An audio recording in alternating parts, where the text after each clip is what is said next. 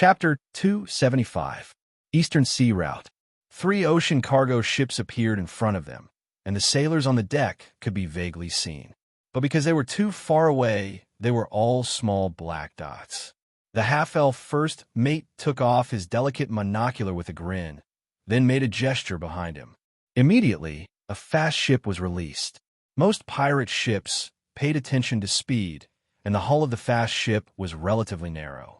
This kind of ship could not carry anything, but it was quite useful for intercepting cargo ships. "Get close." The half-elf first mate's expression was a little excited, and he said in a deep voice, "Gunners, get ready. Catch up with the fast oars. Others, get ready to board the ship." Since he got the information about Eastern Sea Route, the half-elf first mate had been preparing to rob them. Not to mention the other goods on the ship, the craftsmen from the east were very important. These were all the manpower needed by His Excellency Throat Cutter. The half-elf first mate had been recruiting in Port Tylon, the City of Wealth, and Shipwreck Bay for a long time, but he still could not find first-class craftsmen. He heard that the woman, Adele Isabella, had gone to complete another task given by His Excellency Throat Cutter. As the half-elf first mate who had always wanted to be Soren's #1 fighter, he naturally hoped that his ability to complete the task could be better than the red-haired female pirate. In order to successfully take down the other party, he mobilized the elites of Port Tylon, Shipwreck Bay, and Snake Island at the same time this time. Soren took away some of the elite pirates, but there were still some left. "Want to run?" The ocean cargo ship in front obviously noticed that something was wrong, and it seemed to want to go around and escape. The half-elf first mate showed a playful smile and said in a deep voice, "Where can you run to on this sea? This south coast is the territory of His Excellency Throat Cutter. It's useless even if you run to the ends of the earth. Men, raise the black flag. Prepare for battle." A black flag was hung up, and the pirates shouted excitedly. The cargo ship in the distance was obviously a little flustered, but they began to arrange calmly. This made the half-elf first mate a little surprised. After all, their numbers were much higher than the other party. But it didn't matter. Recently, Soren's men had greatly expanded, and more pirates wanted to join. There were nearly 1,000 people near Shipwreck Bay. A small number of casualties were within the acceptable range. After all, the world was different, and most pirates were low-level professionals. Otherwise, according to the standards of Soren's previous life, a pirate king like him was equivalent to a pirate's nest owner who ruled over a region, with thousands or even tens of thousands of people under his command. One of the most representative figures was Zheng Chenggong of the Ming Dynasty. He monopolized a part of the ocean trade routes and used the wealth of ocean trade to support an army. Gloria? Soren could not help but fall in a deep thought. As a former legendary rogue, he naturally knew how dangerous a wizard tower was, not to mention that it might be a wizard tower left behind by the Arcane Empire. Judging from the position of the wizard tower, Soren suspected that it was the work of an arcanist who built 2 wizard towers at the same time. One was built in the material plane, while the other was built in the shadow plane. These 2 adept towers resonated with each other, and then acted as a passageway to open up the space between the planes, which then opened up a dimensional passageway to develop a dimensional demiplane. Their final form. It was the legendary floating fortress at the core of the Twin Towers. The 2 wizard towers would rise at the same time and connect to each other. Soren had explored many ruins, and this kind of twin tower masterpiece was common in the ruins of the Arcane Empire. Because the great arcanists were very afraid of death and were very careful, they were afraid that someone would use the shadow plane as a springboard to find their weakness, so they simply built a wizard tower in the shadow plane. After all, they were quite rich. Soren's judgment was based on evidence. Because the location of the 2 wizard towers was similar, and there was a strange energy field in the material plane, it seemed that after the collapse of the wizard tower on the surface, there was still a part of the ruins underground. This was the sign of preparing to build a floating city. The wizard towers built in the current era would not develop a large underground space. Only the Arcane Empire liked to build a huge underground community under the wizard tower. If it was really a wizard tower from the Arcane Empire, then Soren had to be very careful. There was no other reason. In the era of the Arcane Empire, the standard combat guards of the Sorcerer Tower were not steel golems, but the legendary, magical construct puppet. In fact, Soren preferred to call them Magic Reaver. The technology of golems was passed down all the way from ancient times. This kind of technology had peaks and valleys, such as the Nesser era, the Silver Age, the Arcane Empire, and so on. There were also many valleys, such as the current golem technology. Soren had fought against some very difficult golems in the underwater ruins, so it could be said that he was quite afraid of this. It was simple to understand. It was like having someone take a sword and dismantle a Gundam. Just thinking about that scene was enough to make one drunk. Gloria? Soren looked at Vivian in front of him and gently nodded. If you can invite her over, it will be a lot easier. I just don't know if she is willing to come to such a remote place. Vivian heard the words and rolled her eyes at Soren. Her voice was a little cheerful. Sister Gloria will definitely be willing to come over, because my brother is here and I am here too.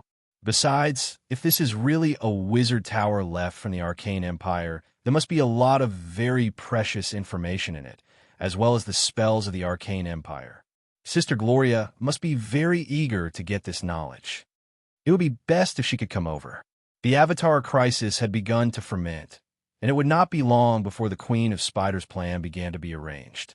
She was one of the first gods to come to the material plane, and soon the drows would gradually appear in the eyes of the world.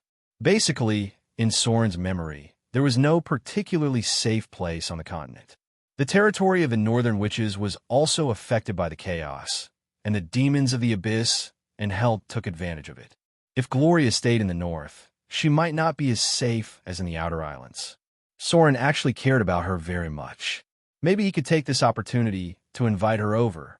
After all, he couldn't directly say that the world was going to change, that the world was going to collapse, and that the gods were all falling down to fight, causing the mountains and rivers to collapse, the sky to collapse, and the earth to sink. The demon army was killing everywhere, and the devils were sowing discord. In the end, the whole world was almost broken into pieces.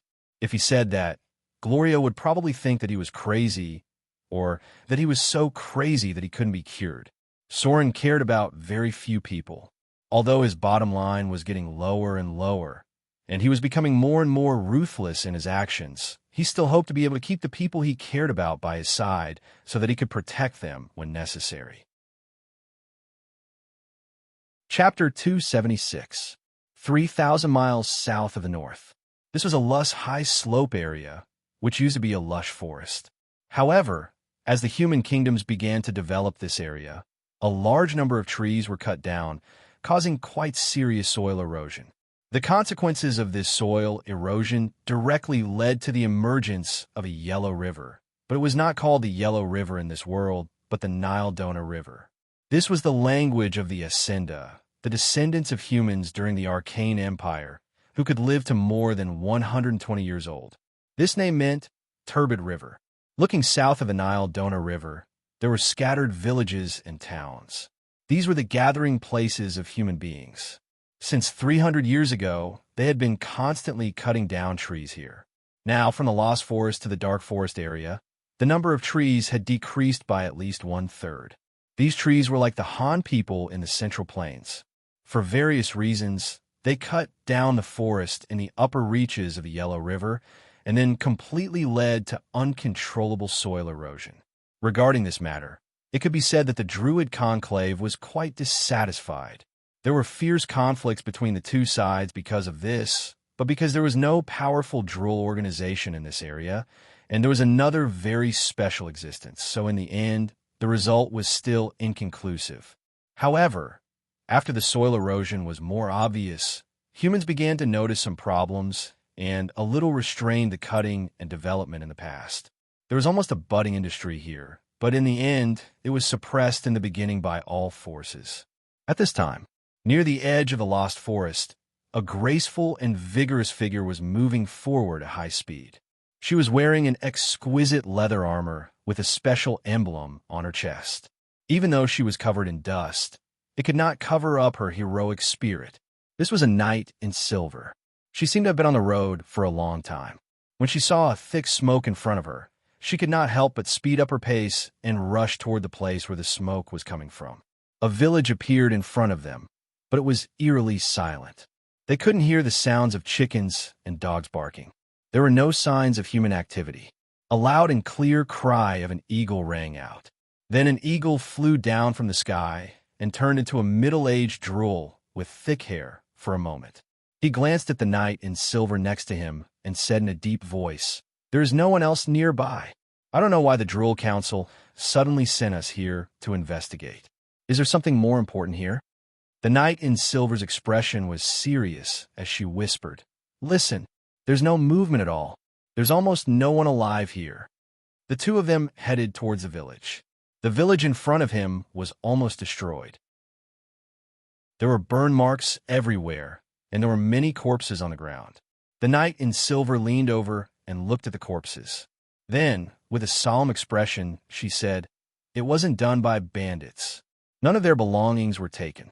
It seems like the cause of their deaths is a little strange. Over there." The middle-aged drool closed his eyes and sensed for a moment.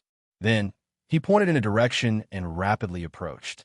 The knight in silver quickly followed. As they passed through the burned ruins of the house, everything in front of them made their faces pale. This was because they saw many corpses. There were men and women, young and old, as well as women and children. There were many traces of burning firewood nearby. In the center, there was a corpse that was almost burnt to a crisp. There were many messy footprints on the ground. It seemed that many things had happened before everything happened. Fallen? The middle-aged drool looked around, turned around, looked at the knight in silver, and asked, "Were other evil existences?" The knight in silver's expression was serious. She picked up a small piece of dark red skin from the ground and looked at it. Then she said, "It's the devil. Let's go. We must report to the council immediately. A devil has appeared here." Damn it. How did the devil of the purgatory of Bator come out? Eastern Sea Route. The half-elf first mate stuck out his tongue and licked the blood on his arm. He had just been stabbed by a sneak attack, but the injury was not serious. As a pirate, he was used to being injured. Next to him, his men were bandaging him. Some fierce pirates were kicking the surrendered captives, mainly some crew members who had no fighting power. "How are the casualties?" The half-elf first mate asked his men to tie a knot directly on the bandage. Then he stood up and said, "How many died? How many were injured? Have all the enemies been cleaned up?" A rather shrewd-looking pirate ran over, bowed his head, and said, "Your Excellency, 32 died, and about 50 or 60 were injured.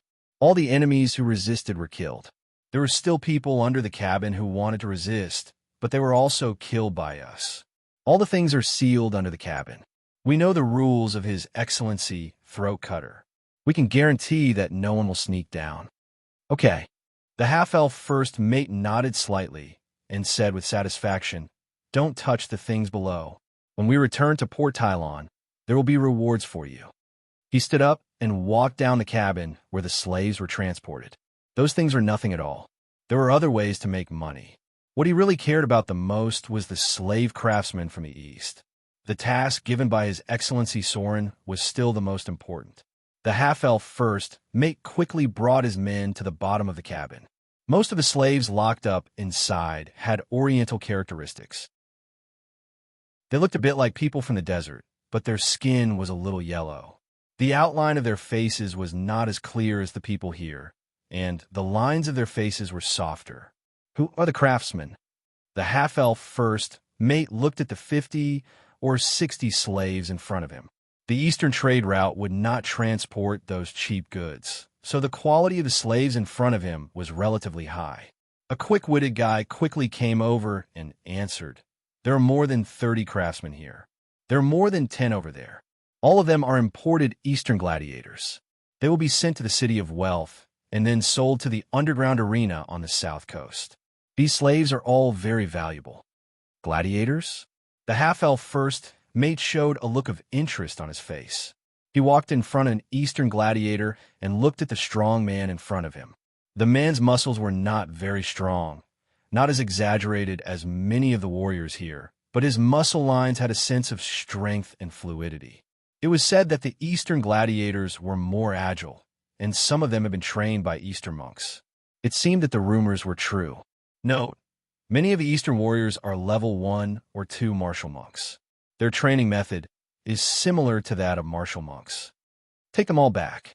The half-elf first mate glanced at the shackles on the other party's hands and said, "These people look a little useful. His Excellency Throat Cutter is in need of manpower. Maybe there will be a chance to use them." Huh? He glanced at the innermost part of the cabin, then walked over carefully and asked, "What's in the cage over there? Why is there no sound at all? Is it empty?" Someone immediately brought a torch over. As the light shone, the creature in the cage appeared in front of them. Many people couldn't help but exclaim in surprise. Then, someone suddenly realized something and said, Is this an Eastern werbeast?" What appeared in front of them was a little girl. She was a very, very small girl, at most 6 or 7 years old. She was wearing a floral dress, and her face was a little messy. However, one could see her big eyes and fair skin. That wasn't the most amazing thing about her. What was even more amazing was her ears. They were furry like a cat's ears, and there was a small cat's tail sticking out of her butt. A werbeast? The half-elf first mate couldn't help but look at her in surprise, then murmured, "It seems to be the legendary Catwoman. I thought this kind of werbeast was extinct. I didn't expect to find one in the East." Whoosh! Facing a group of ferocious-looking pirates, the little girl in front of them seemed a little afraid. However, the courage in her heart made her bare her teeth at them, revealing an obvious pair of small canine teeth, as if she was wild and untamed. Werbeasts began to decline significantly after the Arcane Empire and were now very rare. The specific reason for their appearance was unknown. Anyway, legend said that it was related to something taboo. After all, the great arcanists had always wanted to get their hands on the realm of the gods, including the part of creating life. The half-elf first mate looked at her curiously, then ordered, "Don't hurt her. This Catwoman looks quite rare. Bring her back and give her to the young mistress as a gift." The young mistress he mentioned. Of course, he was referring to Vivian. But in fact, he was mainly referring to Vivian because only she would occasionally order them around. Now, among Soren's core subordinates, who didn't know that Vivian was the apple of Soren's eye. Not to mention, Vivian's strength was somewhat unfathomable to them. The half-elf first mate walked out quickly. There were already a few people waiting outside. One of them, a middle-aged man with a pair of single-rimmed glasses, looked a little gentlemanly and didn't look like a pirate. Instead, he looked more like a merchant's shopkeeper. The goods on the 3 ships have been counted. There are a total of 26 boxes of porcelain, 21 boxes of tea bricks, about 12 boxes of other spices, and some rare silk fabrics. The total value is probably more than 50,000 Kindler coins. If we can sell them to the local nobles, the value is estimated to increase by 50%. Hearing these words, the half-elf first mate couldn't help but stare blankly. Then he murmured, "So much, so valuable." He felt that something was a little wrong, because the value of the goods on the 3 ships seemed to be quite high, and they were the most expensive and valuable goods on the Eastern Sea route.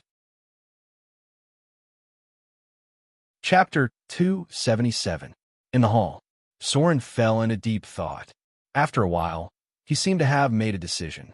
He raised his hand and called in a few words, then walked towards the place where the slaves were held. The Drow's enslavement skills were quite brilliant. Not only did they use a variety of punishments, but they also used powerful psychological cues. Many ordinary creatures would gradually become more obedient once they accepted the change of their status as slaves. After further training, they would become qualified and docile slaves. The slave's consciousness of resistance was actually not too strong because most creatures had a servile nature. It was better to be alive than dead. The inferior natives that were captured last time were basically working. Their status in the tribe was similar to that of slaves because the basic structure of the native tribe was chiefs, priests, nobles, warriors, inferior people, and slaves. However, these natives would slack off from time to time, and they didn't work that hard. They needed to be whipped by the pirates in charge of supervising them to be obedient. Soren walked around a little, then went to the place where the shadow crack appeared. At this time, he also took out the information prompt that he had read once. You've entered the shadow plane. You've completed your first official interplanar travel. You've obtained part of the information of interplanar travel. Your dexterity has reached 25 points. You've successfully entered the shadow plane. You've obtained part of the information of the legendary skill, Shadow Realm. This was the information prompt that he got when he entered the shadow plane. Soren was not too unfamiliar with the legendary skill, Shadow Realm, so it was not surprising that he got the information prompt of this legendary skill, because this legendary skill was composed of 3 parts. In other words, this information prompt needed to appear a total of 3 times, and it had a very high requirement. After successfully meeting the requirement, Soren could master the legendary skill, Shadow Realm. Back then, he had received the first message even earlier than now, because someone had opened the shadow portal for him at that time. For now, it would take some time to get the 3rd information prompt. Soren had to at least raise the total profession level of the rogue to above 15 before he could get the 2nd information prompt of Shadow Realm. As for the 3rd information prompt, the requirement was even higher. Soren's life form must have a certain connection with the shadow plane. Any kind of domain ability was quite difficult. Naturally, it was quite difficult to master. There was another notification. That was the first notification that appeared. It was a passive, supernatural ability. Stats were one of the most important foundational abilities in a player's body. Normally, once a player reached 20 points, they would enter the realm of transcendence. Among all the stats, Constitution was the easiest to break through. When a player reached 20 points, they would be able to obtain their first passive ability, which was the regeneration effect that Soren had chosen at the beginning. As for the later special abilities, they would need to have at least 25 attribute points. Coincidentally, Soren's dexterity had increased to 25 points after obtaining Minor Divinity. Thus, he mastered a passive ability. Epic Dexterity Gifted Ability. Your dexterity has exceeded the limits of mortals. Be it your sense of balance or coordination, they're all at a level that mortals can't reach no matter how hard they try. I'm afraid that only characters from Legends and Legends, as well as the incarnations of gods that descended to the mortal world, would be able to compete with you in terms of agility. From now on, your agility has completely surpassed the realm of mortals. You'll gain an epic +1 point in all agility-related tests. At the same time, your basic evasion will be permanently +2. Note, legendary evasion is a prerequisite skill. This was an important passive ability for rogues, not only because of the epic +1 point, but also because of the permanent +2 evasion bonus. Basically, many powerful legendary abilities in the future required the corresponding epic attribute as a prerequisite. For example, epic constitution was the basic condition for many powerful abilities of warriors. As a qualified legendary profession, at least one attribute must be increased to more than 25 points. Half a day passed quickly. At night, Soren and Vivian both came to the place where the shadow cracks first appeared. Although he intended to invite Gloria over, Soren was still going to go in and check it out first. After all, as long as he didn't get close to the wizard tower, it was relatively easy for him to deal with the creatures in the shadow plane with his current ability. Not to mention that the creatures in the shadow plane were cross-plane enemies. Although it was quite difficult to deal with them, there was an innate reward of about 20% slaughter EXP. But for cross-plane enemies, compared to the monsters in the material plane of the same level, there was basically a 10% to 20% slaughter EXP reward. That was why many people liked to run into the abyss of hell. Time passed little by little. Soren waited until early morning, but he didn't see the shadow cracks appear. At this time, Vivian, who was sitting next to Soren, was a little sleepy, and her little head was leaning on Soren's leg. It seems that it may not appear today. Soren reached out and stroked the little girl's hair and said softly, "Vivian, why don't you go back and rest first, and I'll wake you up when it appears." The shadow cracks didn't appear regularly. There were many factors that could affect its appearance, and even its location could change.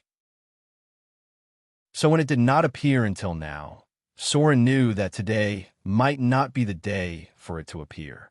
Anything that could cross planes required a little patience.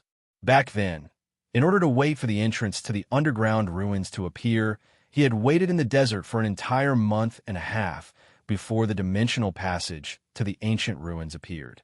The final reward was naturally quite rich. Vivian gently shook her head and then shrank into Soren's arms. Since she didn't want to go back and rest, Soren couldn't force her to go back. He took off the cloak from his back and covered the little girl's body, and then silently watched the shadow in front of him. The night passed just like that. Soren waited until the sun rose, but the shadow cracks still didn't appear. He wasn't too worried about it. During the day, he was still busy giving orders to his subordinates to supervise the slaves' work, and the whole camp was built little by little. Then when night fell, he went to the location where the shadow cracks appeared and waited quite quietly for the night. Time passed like that for 2 days. On the third day, when Soren came to keep watch, a crack gradually appeared in front of his eyes, and he could see another gray world through it. Chapter 278. It appeared. Soren waited for 3 whole days, and finally, the shadow fisher appeared. He turned around and glanced at Vivian behind him. Today, she was wearing a black princess dress with a beautiful bow on her head. After noticing Soren's gaze, the little girl smiled sweetly and said, "Big brother, I'm so happy to see you. Don't worry. I've read a lot of information about the shadow plane. I'm sure there won't be any danger. Besides, Sister Gloria used to tell me a lot about planes and half-planes. Maybe she knows more than you." The shadow plane. Soren was most familiar with this plane, even more so than the prime material plane. It was a transitional plane connecting the material plane with other planes. Strictly speaking, it was a large semi-material plane, a spatial world between matter and energy. From the shadow plane, one could reach most planes, so there were a lot of unpredictable dangers in this plane. Especially at the edge of the overlapping planes, one could be directly sucked into space turbulence. That was why Soren was very careful every time he entered the shadow plane. There were a lot of dangerous areas and powerful creatures here. The most common one was the shadow dragon. There weren't many types of dragons in the shadow plane, but the shadow dragon was the most numerous. Strictly speaking, though, Soren did remember where the nests of many shadow dragons were, but he couldn't beat them at all. Even if he had Vivian with him, it would still be a little difficult because he remembered that the shadow dragons were all mature and above. The world began to turn gray. As Soren's figure passed through the shadow fissure, his whole body was dyed with a gray hue. The shadow plane didn't reject other colors, but any color here would have a gray shadow. This change came from the structure of the plane. No one could resist it unless they used a spell. It was one of the rules of the plane. For example, the sky and sun of the shadow plane. Sometimes it would rain, snow, and hail, but the color would always be gray. No matter how bright the sun was, it could only ever be a bright gray color. That was why it looked like dusk. This was the paradise of shadow creatures. Be careful. Soren turned around and looked at Vivian, who was looking around. The little girl seemed to be very interested in this plane that was completely different from her original world. She even curiously reached out to pull out the weeds on the ground. The color of the plants was grayish-green, and there was no difference between them and the material plane. There were many unknown secrets about the existence and characteristics of the shadow plane, and some were even unknown to the gods. Therefore, there were still many inexplicable things about this place. For example, the buildings here might be extremely similar to those in the material plane, and it might not necessarily be the current material plane. It was possible that the shadow plane retained the buildings of the material plane thousands of years ago. Projection. The incomprehensible projection interfered with matter and was then replicated in the shadow plane. This kind of projection could not be understood with common sense, and not everything could be projected. So far, no one had been able to figure out this secret. Most of the things that could be projected into the shadow plane seemed to be random, but there was an energy limit to this projection. For example, a castle from hundreds of years ago in a material plane could be projected into the shadow plane, but a wizard tower built in a material plane could not be projected into the shadow plane. This was because most of the castles were ordinary buildings, but wizard towers were covered with a considerable amount of energy. Soren had traveled back and forth in the shadow plane so many times, and the only thing he knew was that most of the buildings projected from the shadow plane were things that had existed in the material plane for a long time. If it was just a house built this year, it was basically impossible to project into the shadow plane. However, if the house had existed in the world for hundreds of years, it could be projected into the shadow plane. Therefore, there were many cities and towns in the shadow plane. The places where these projections appeared could be quite ancient, and there were some shadow creatures living there. The projected buildings were not much different from those in the material plane. They would gradually disappear with time, so there were very few things that had existed in the shadow plane for a long time. A wizard tower appeared in front of him. Looking at it from afar, he could feel the majesty of it. It was different from the current wizard towers. During the Arcane Empire, wizard towers pursued height. The great arcanists often liked to build wizard towers to overlook the earth. The overall structure of a wizard tower was a bit like a lightning rod. Today's wizard towers were generally relatively short, and they rarely exceeded 300 meters in height. Therefore, it was easier to identify wizard towers from any period. Be careful!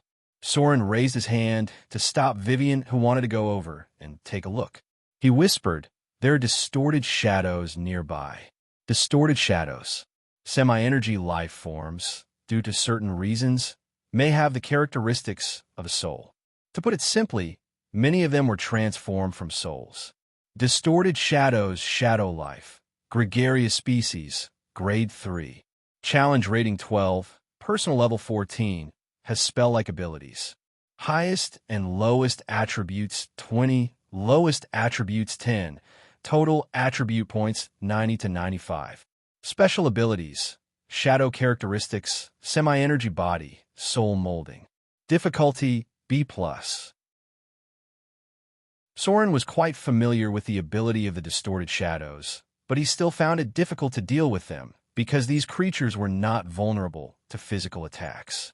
Semi-energy life forms were born with more than 20% concealment ability. If they were half-energy life forms, they could also reduce physical damage by 50%. It was very troublesome to deal with them with ordinary weapons. Although Soren had the legendary curved sword Icing Death, he basically did not have the ability to kill a distorted shadow in one hit. Moreover, these shadow creatures like to live in groups. Therefore, their difficulty was B+, and they were a very difficult enemy to deal with. Sizzle.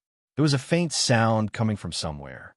Soren quickly took a step forward and protected Vivian's small body behind him. At the same time, he carefully looked around. There were not many life forms in the shadow plane. Strictly speaking, there were not many living creatures with flesh and blood. Therefore, the animals living here were quite rare. Sometimes it was so barren that even the shadow dragons had to go to the material plane to eat a big meal. The life forms here were full of destructive and aggressive. They were a combination of chaos, hatred, and bloodlust.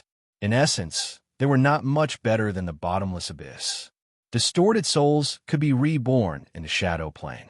This was the origin of many half-energy life forms. There were also a lot of undead here. Creak.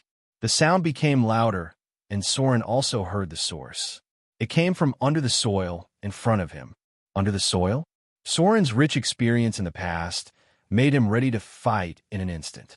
At the same time, he said to Vivian beside him, "Be careful. There are undead ahead. They smell the living on us." Undead. Supernatural monsters. There is only one kind of undead in the shadow plane, and it seemed to be a difficult monster to deal with. Skeleton undead. When Soren saw a monster crawling out of a tomb-like mound in front of him, his face gradually became serious. Because the skeleton undead in front of him was a little different. Its height was more than 2 meters. Although its bones had been twisted and mutated into sharp bone blades, it could still be seen that it was a tall and dangerous creature when it was alive. The next level of this undead was the skeleton demon, a quasi-legendary undead with a challenge rating of 12 and a monster level of 20. There was no priest.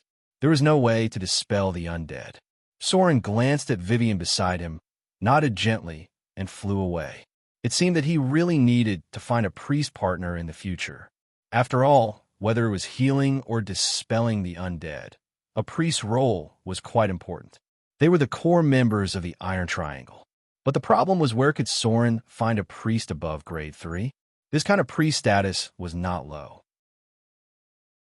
Just look at the pivotal position of the Nagasiren priestess in the coastal area, and you would know how high the status of a high-grade priest was. Dang, dang, dang. Soren's curved sword in his hand made a burst of metallic sound on the body of the skeleton undead. At this level, the undead were not simple skeletons.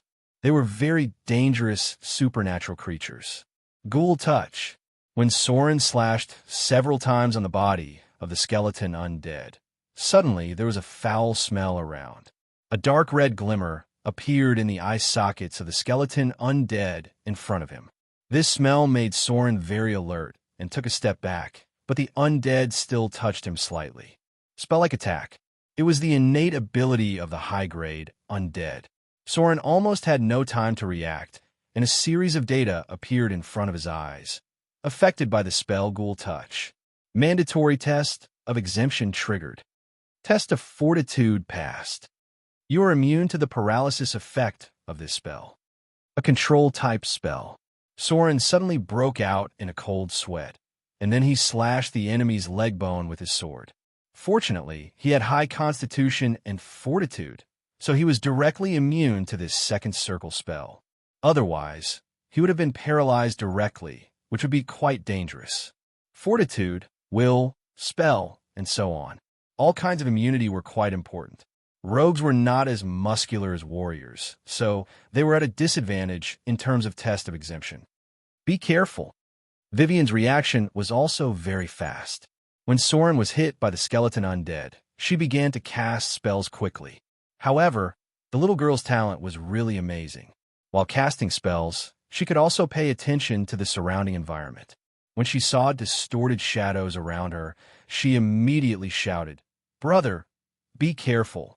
There are a lot of distorted shadows around you." Chapter 279.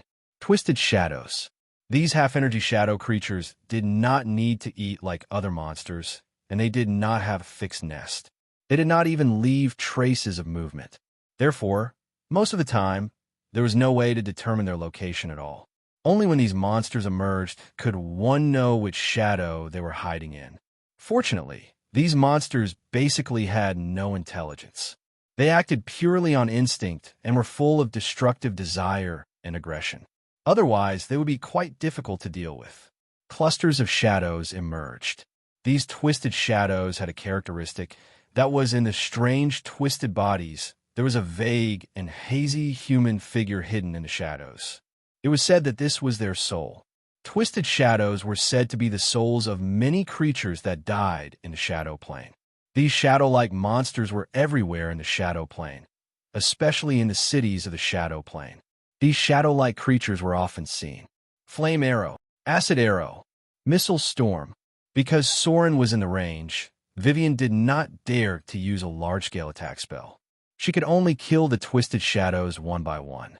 At the same time, she used acid arrow to aim at the skeletal undead. Acid was very corrosive to bones. Although acid arrow was only a spell below grade 3, it was very lethal to many creatures. Stoneskin shield. Haste. Soren did not dare to be careless in this situation. He directly activated the elemental stone and, at the same time, activated a piece of equipment that he obtained from the legendary naval battle. It could temporarily activate the haste effect, but it could only be used twice, and the duration was relatively short. High-grade rare items were too rare. There were not many of them on the south coast. The best equipment Soren had was the 2 items given to him by Princess Royal of Arendelle. It seemed that after dealing with the outer islands, he would have to take time to go to the desert area.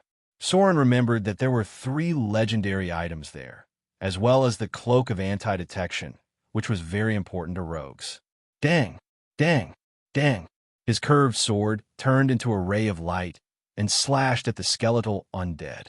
Soren jumped more than 10 meters and slashed at the twisted shadow at the same time. The blade seemed to have cut into tough rubber. Soren furrowed his brows as he slashed at the shadow. At the same time, he retreated. However, the shadow had already pounced on him. Even though the shadow's arm only brushed past Soren's shoulder, he couldn't help but tremble. A row of data popped up. You've been attacked by distorted shadows. Distorted Shadows has dealt 1 bruise to you. You've been affected by shadow erosion. Received an additional 14 damage from shadow corrosion. Shadow Strike. Soren countered the attack with a backhand slash. Twisted Shadow's corrosive attack was similar to Shadow Strike. Both attacks use shadow energy to corrode the opponent. The Distorted Shadows didn't have high HP. After being hit by Soren a few times, one of them finally died. Soren received a total of 3,250 slaughter EXP. Shadow-type monsters gave 20% slaughter EXP. Hailstorm. As soon as Soren put some distance between them, Vivian took the opportunity to cast a spell. The little girl quickly chanted the spell, and then a whistling wind and sharp hail appeared within a 40-foot radius. This was a level 4 spell. It wasn't a very common spell, but it was perfect for the current situation. It just so happened that Soren was out of the spell's range. Compared to the explosive impact of Fireball, Hailstorm was able to slightly affect the enemy's movement while killing them. Sword Form, Spinning Strike. Sword Form, Beheading. Soren took the opportunity to kill 2 distorted shadows around him. After enduring the shadow energy's corrosive attack, he finally got rid of the trouble around him. The next part of the battle became a lot easier. Vivian's Hailstorm caused a lot of cold damage. Soren turned around and began to harvest the distorted shadows' heads. He received nearly 20,000 slaughter EXP in one breath. However, the skeletal undead died in the hands of Vivian in the end. Its cervical vertebra was directly melted by the acid arrow. Otherwise, it would have given about 5,000 slaughter EXP. He simply cleaned up the battlefield. The skeletal undead didn't give anything. Instead, the distorted shadows dropped 3 gray crystal fragments. These were materials for alchemy, a kind of crystal that contained soul energy and elemental energy. Only a few special creatures would appear. This crystal could be directly used to exchange equipment in the hands of high-grade wizards. Soren carefully put it away. He had been too busy recently to learn alchemy. Vivian focused on learning spells and basically didn't dabble in alchemy. The brother and sister probably had less than 50 alchemy points combined. The two rested for a while and then moved forward again.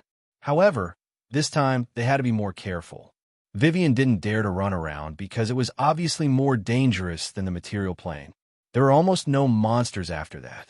Soren led Vivian forward for about 300 meters. A broken building appeared in front of them. They were already close to the periphery of the wizard tower. There were many broken buildings nearby. It seemed that there used to be a group of people living around the wizard tower. Be careful. Soren turned around and looked at the little girl. He then said, "Let's see what's here.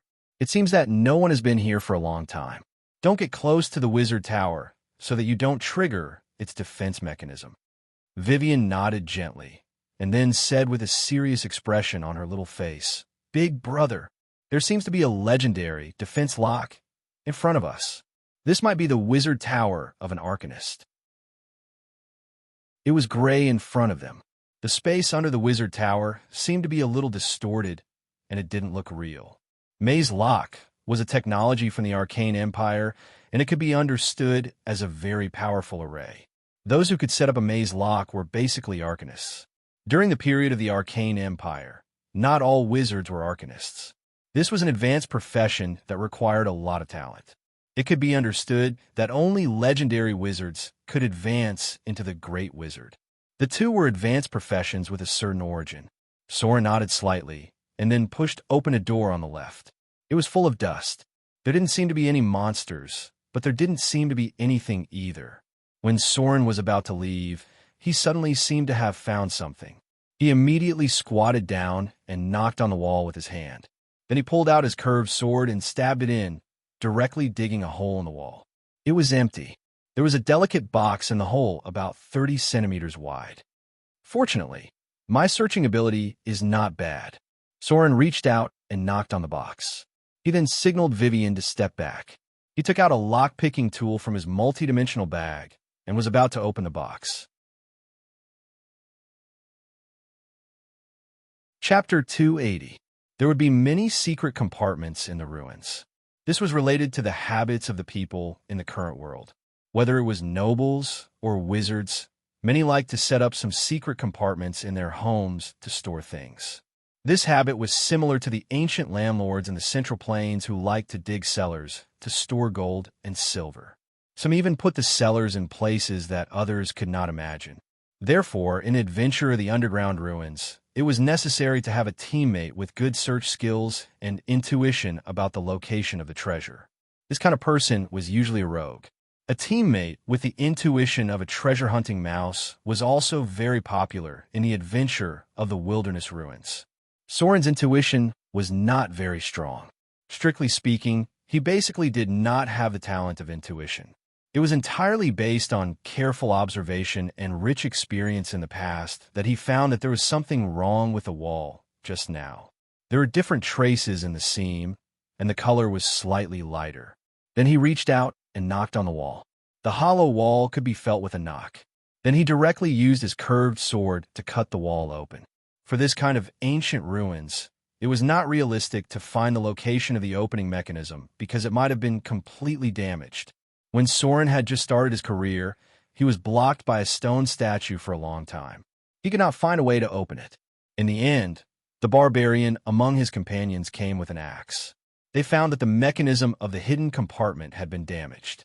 If they did not open it by force, they would not be able to find the mechanism outside for a lifetime.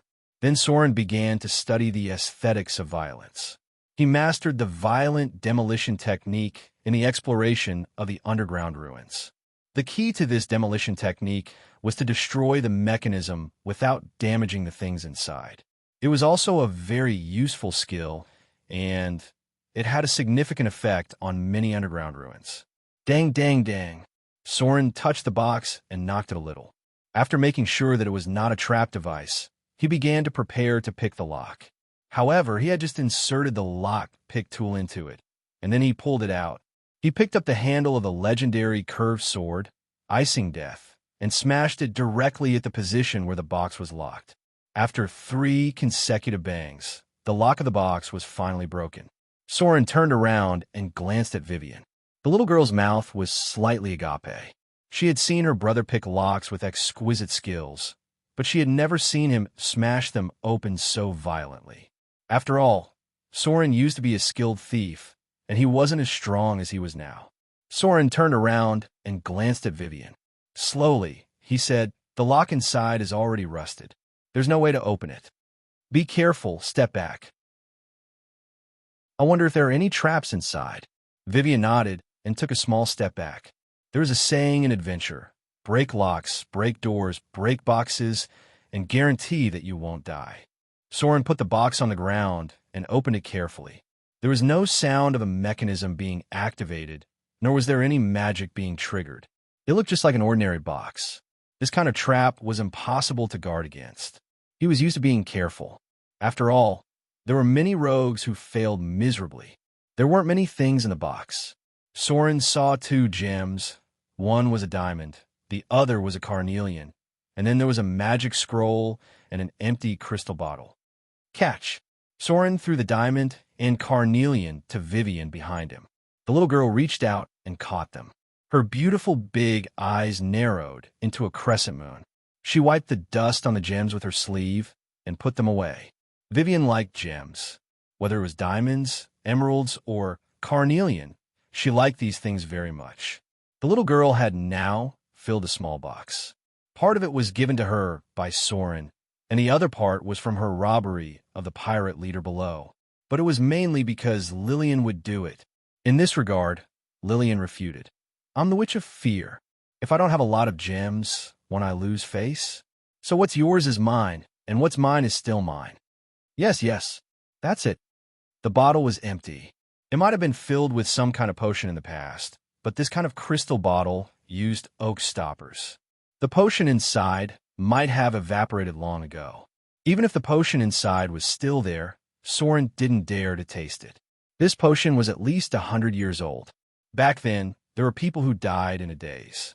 They dared to taste the potion that sank in the ruins 1,000 years ago. As a result, they died instantly from the poison. One of Soren's rules was to not eat anything in the underground ruins, including water. The spell scroll was still intact, which surprised Soren a little. This was because the material of the spell scroll must be very good to be able to be preserved for such a long time. He carefully opened the spell scroll, afraid that it would be damaged by too much force. But it seemed that Soren worried too much. This scroll was made of an unknown leather, and it felt quite tough to the touch. This might be a high-level spell scroll. Thinking of this, Soren's face couldn't help but reveal a trace of surprise and expectation. The value of a high-level spell scroll was quite astonishing. If he could get his hands on one, then this trip would be worth it. However, when he saw the mark engraved on the spell scroll, Soren couldn't help but reveal a trace of disappointment. There were engravings on the spell scroll, which represented the circle of the spell recorded. This was a third circle spell scroll. Because there were 3 intersecting engravings on the top corner, no one would deliberately make a mistake. So this spell scroll should only be a third circle spell. A third circle spell. It didn't seem to have much value. Soren had already bought a batch of spell scrolls from the City of Wealth. Among them, the proportion of third circle spells was not small. Maybe the scroll in front of him was one of the scrolls that he bought. But when Soren looked at the spell scroll in front of him, he suddenly felt a little confused because he couldn't understand the symbols on it. This seemed to be a spell scroll from the time of the Arcane Empire, and it used some kind of spell code that was more difficult to understand. This kind of scroll was like an anti-theft code. You could activate it to use it, but it was very difficult to copy it. It didn't seem simple. This was the first thought that came to Soren's mind, because there was no need to use a spell code for a third circle spell, unless it was a very special and powerful spell, or someone's unique spell. Spells were not static.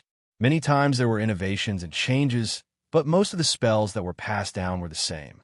Unique spells were rarely passed down, and some of them were even lost. For example, the spell Mordenkainen's Sword that was very commonly used by wizards. This 7th circle spell was originally a unique spell, and later it gradually spread to the hands of other wizards. Couldn't understand it? No problem. Soren could take it back and study it slowly. Besides, Vivian was right beside him. Just because he couldn't understand it didn't mean that Vivian couldn't understand it. Soren carefully picked up the spell scroll, then handed it to the little girl next to him, and said in a deep voice, "Vivian, see if you can understand the symbols on it. This seems to be a special spell scroll." "Huh?" The little girl heard him and took it. Then she frowned and looked at it. Then she whispered, "Brother, it's full of spell code. I can't understand a lot of it, but I know the name of this spell. Melf. Melf's Minute Meteor. This seems to be a third circle spell. It actually uses meteor as its name. It seems to be very powerful. Melf's Minute Meteor." When Soren heard the name of this spell, his whole body couldn't help but tremble. Then there was a hint of surprise on his face, and he murmured, No wonder. It's actually this spell. No wonder it needs to be recorded in secret. Third Circle God, Slaying Spell. The legendary Melf's Minute Meteor. The reason why Soren was so impressed by this third circle spell was very simple. It was because someone used it to successfully slay a god. He killed the first demigod lich that appeared during the Avatar Crisis. He was also the first demigod lich to be killed in a cross-level challenge at that time. Melf's Minute Meteor became famous because of this. It almost became the #1 cross-level challenge spell among the low-level spells. It was also the only low-level spell that could break the force field of the divine law. Melf's Minute Meteor Evocation, Alteration. The caster creates miniature meteors in his hand. This energy creation is regarded as a +5 rare weapon. It can cause 3+ spell power explosive damage to the target, as well as an additional 3 points of fire damage. The number of miniature meteors created is equal to casting level +1. Before all the miniature meteors are consumed, no other weapons can be used to fight. A spell that didn't look very impressive. In terms of damage, it was not comparable to the Fireball spell at all. This was because the Fireball spell of a high-grade caster could reach nearly 100 points of spell damage. But there was a very special thing about Melf's Minute Meteor. It was a magic creation and was regarded as a +5 rare weapon. Even the demigod Lich was not immune to the explosive damage caused by it. In terms of damage penetration, even the icing death in Soren's hand was not as good as Melf's Minute Meteor, so it was also called Dragon Slaying Meteor. Because it could break the dragon's dragon scale protection, the effect was similar to a grenade explosion. Wherever it hit the dragon, there would be a small dent there. Finally, another reason why it was sought after by countless people at that time was that it was really cool when it was cast. The caster's hands would be wrapped in flames, and then 2 small meteors would be formed in the palm of the caster's hand. When attacking, the caster would throw the meteors. The meteors that were shot out would roar out and explode violently after they touched the target. At the same time, the caster's hands would automatically generate new meteors until the number of meteors that could be created by the spell reached the limit. One could imagine the scene of the adepts hurling meteors down from above. It was really cool. Unfortunately, this spell was not so easy to learn.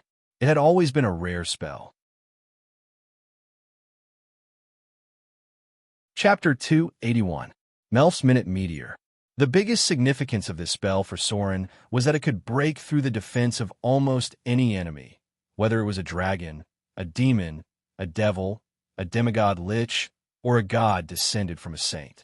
Melf's Minute Meteor could break through the protective force field on their bodies and cause a certain amount of damage to these enemies. Perhaps the damage was not high because these enemies had quite a terrifying damage reduction, and some could even reach more than 90%. However, as long as it could cause damage, it meant that the enemy could be killed. The last thing that was needed was a tactical arrangement. In the past, many guilds joined forces to slay the gods, and they used this grade 3 spell to open the way. Pure-blooded dragons were immune to most physical attacks that did not have armor-piercing properties. High-grade demons and devils were immune to ordinary weapon attacks. In theory, demigod-level liches could be immune to at most +3 rare weapon attacks, and the gods who descended in the form of saints could be strengthened by the power of the law. Only rare items of +5 or above could break through their protective field. After all, legendary items were too rare. There were even fewer weapons that could reach the legendary level. These weapons were all famous equipment, and most of them were in the hands of powerful storyline natives. Therefore, the ability of Melf's Minute Meteor to break through the defense had a strategic position, and the damage reduction of this spell was very little, and it could cause full damage to many enemies. Therefore, it was also known as the easiest god-slaying element to obtain. For Soren, getting the scroll of Melf's Minute Meteor was a complete surprise, because this spell could cause full damage to the spirits. In theory, it could break through the defensive force field of a demigod spirit and eventually kill some demigod spirits that were difficult to deal with. In addition, it belonged to a spell that was close to being lost. It was born before the Arcane Empire, and it was still in the hands of a few wizards. Soren carefully put away the scroll, then he looked at Vivian in front of him and motioned the little girl to go out with him. The nearby buildings were connected together, but they had already been damaged quite badly. There was basically no breath of life here. Soren walked around a little, and after finding no other hidden compartments, he approached the wizard tower. It was very troublesome to search the entire ruins carefully. Soren didn't have so much time now, so he could only explore the situation here first. It was unknown when. There was a trace of gray mist rising nearby. When Soren walked to the periphery of the settlement, he could not help but tremble, because he saw a round ball. No. It shouldn't be called a sphere, but a cover. It looked like a glass cover, and inside it was a wide shelf. There was a skeleton on the shelf, but it didn't look like a human. It had sharp fangs, thick bones, horns on its head, feet like a cow, and a pair of bone wings extending from both sides of its spine. Soren recognized what it was. because he had seen this kind of skeleton several times in the past, but it was all in the abyss of hell. In front of him was a demon skeleton, and it was a high-tier demon that was hard to deal with. If Soren remembered correctly, it was one of the hardest demons to deal with, the Baylor. Challenge rating 16, creature level 21 and above. Large otherworld creature, chaotic, transdimensional, evil. It was a creature on the same level as a dragon. The Baylor that Soren was familiar with was one of the strongest Baylors. Who is the owner of this wizard tower? Soren couldn't help but stop, and at the same time reached out to stop the curious Vivian. He whispered, "It's the skeleton of a Baylor, and it looks like it's been dead for a long time. The owner of this wizard tower should be a very powerful legendary arcanist. This Baylor was obviously captured or summoned by him, and then forcibly imprisoned inside. He hadn't even gotten close to the wizard tower, and he already saw this thing." Soren's heart sank, and he felt that everything in front of him was beyond his ability to deal with. A legendary wizard, a very terrifying existence, a legendary arcanist, an existence that was comparable to the gods. If someone told Soren that there was an army of golems in this wizard tower, he would probably believe it. This was because the battle that made the legendary sword saint famous, the Battle of Golems, was because someone accidentally activated the defense mechanism of a high-grade wizard tower. At that time, there were more than 10 diamond golems, more than 100 steel golems, more than 100 puppet golems, as well as hundreds of clay golems, stone golems, and iron golems. Let's stop here. Soren stood in front of the skeleton of the Baylor for a long time, and then said in a low voice, "Vivian, let's stop here. I have a bad feeling that the danger here is beyond our expectations. It's best to wait for Gloria to come. After all, she knows more about the wizard tower than we do. Maybe she can enter without activating the defense mechanism." They couldn't just barge in. Neither Soren nor Vivian could be sure that there was a defense lock here. To put it simply, they didn't know enough to tell if there was something like an 8 trigrams formation in front of them. If they rushed in recklessly, they might be hit by a disintegrate spell or be teleported into another dimension. The simplest way to understand the defense lock was that it was a fantasy version of the 8 trigrams formation. If you couldn't find a way out of the formation, you could only force your way out. "Brother, look over there." Vivian nodded her head lightly. Although there was another voice in her head that was clamoring that a mere Magus tower was nothing, and that she could destroy it in a matter of minutes, the little girl still forcibly suppressed the arrogant troublemaker who did not know the immensity of heaven and earth. Vivian's intuition told her that there was danger ahead. She would never allow Lillian to rush in recklessly. The little girl looked around, and as the fog in front of her faded a little, she seemed to have seen something. "Brother, the plants over there are strange." "Plants?" Soren heard her and looked over. His eyesight was not as good as Vivian's. It was not a matter of vision, but the difference in strength between the two. Soren still used the eyes of a mortal to see things, but Vivian used the vision of a saint to see things. The power of divinity could see through some of the fog. However, Soren now also had a weak divinity. He gradually saw through the fog in front of him and saw some strange plants. They were very familiar, because these plants were very similar to the mutated man-eating plants he saw in the material plane. They didn't grow randomly like in the material plane. Instead, they were more like fixed in certain areas. If the picture of their growth and distribution was like something, Soren felt that it was like a man-made garden, where the owner planted them in different places in the garden. In front of him was like the front yard of a mansion.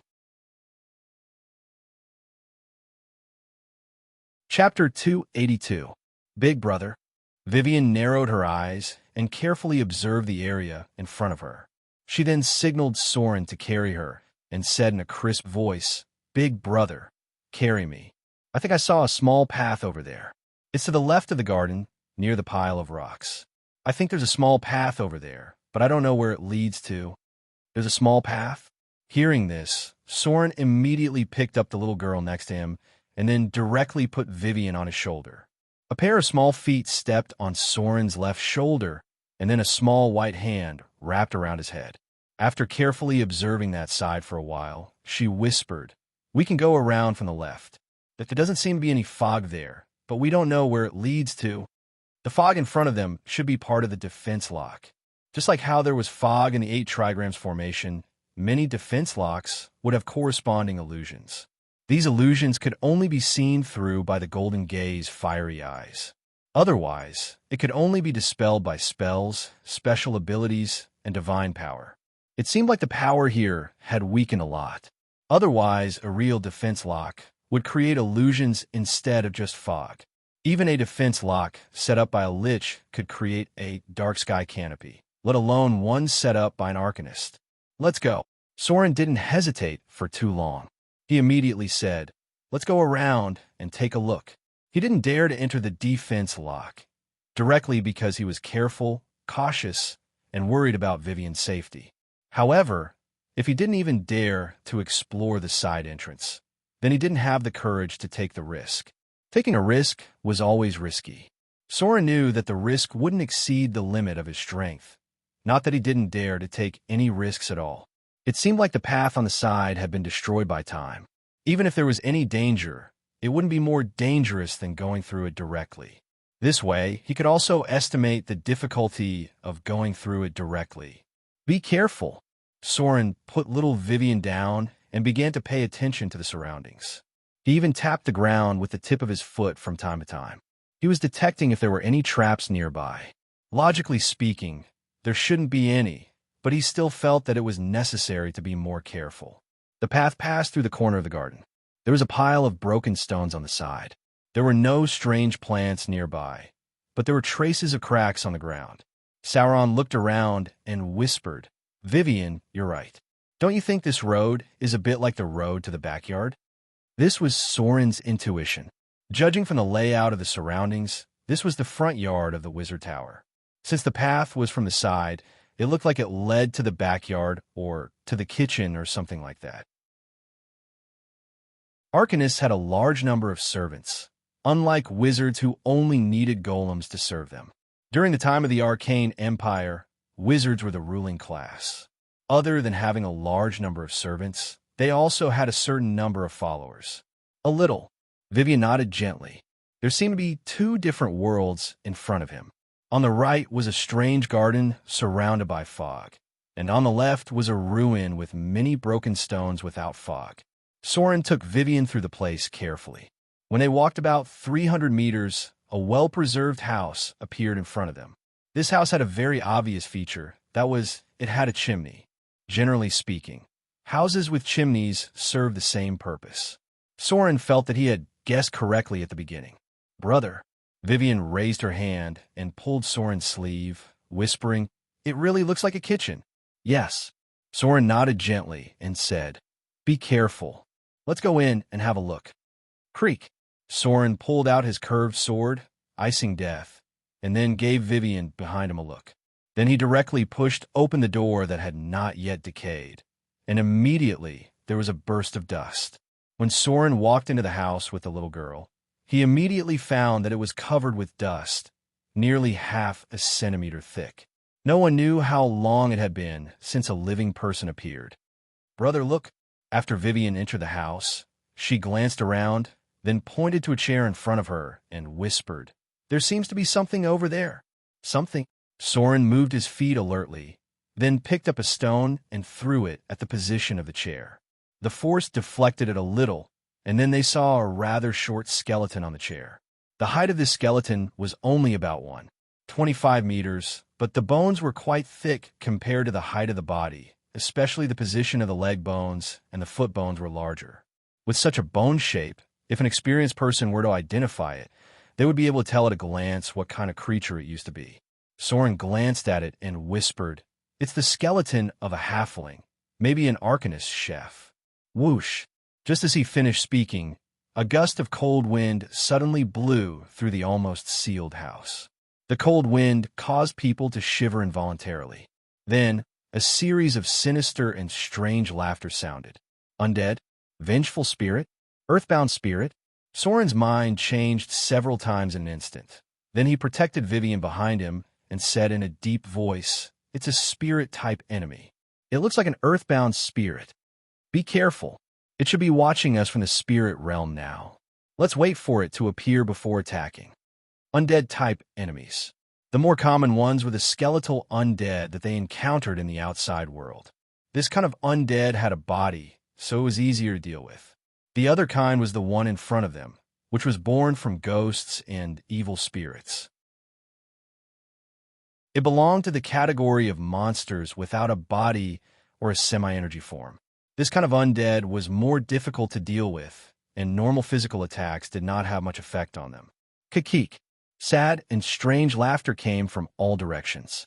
Soren's expression did not change, but Vivian seemed to be a little unhappy. She snorted and said, "I hate you undead the most.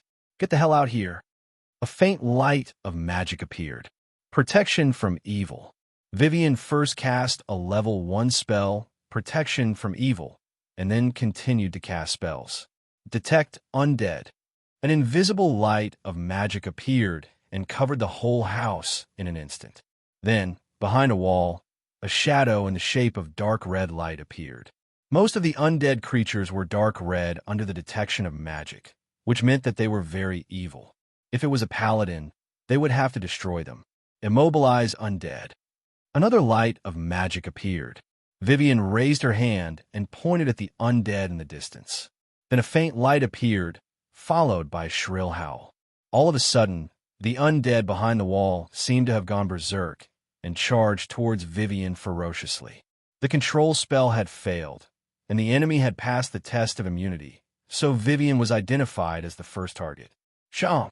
The curved sword in Soren's hand was instantly unsheathed, and then he slashed at the half-illusory earthbound spirit. Shadow Strike.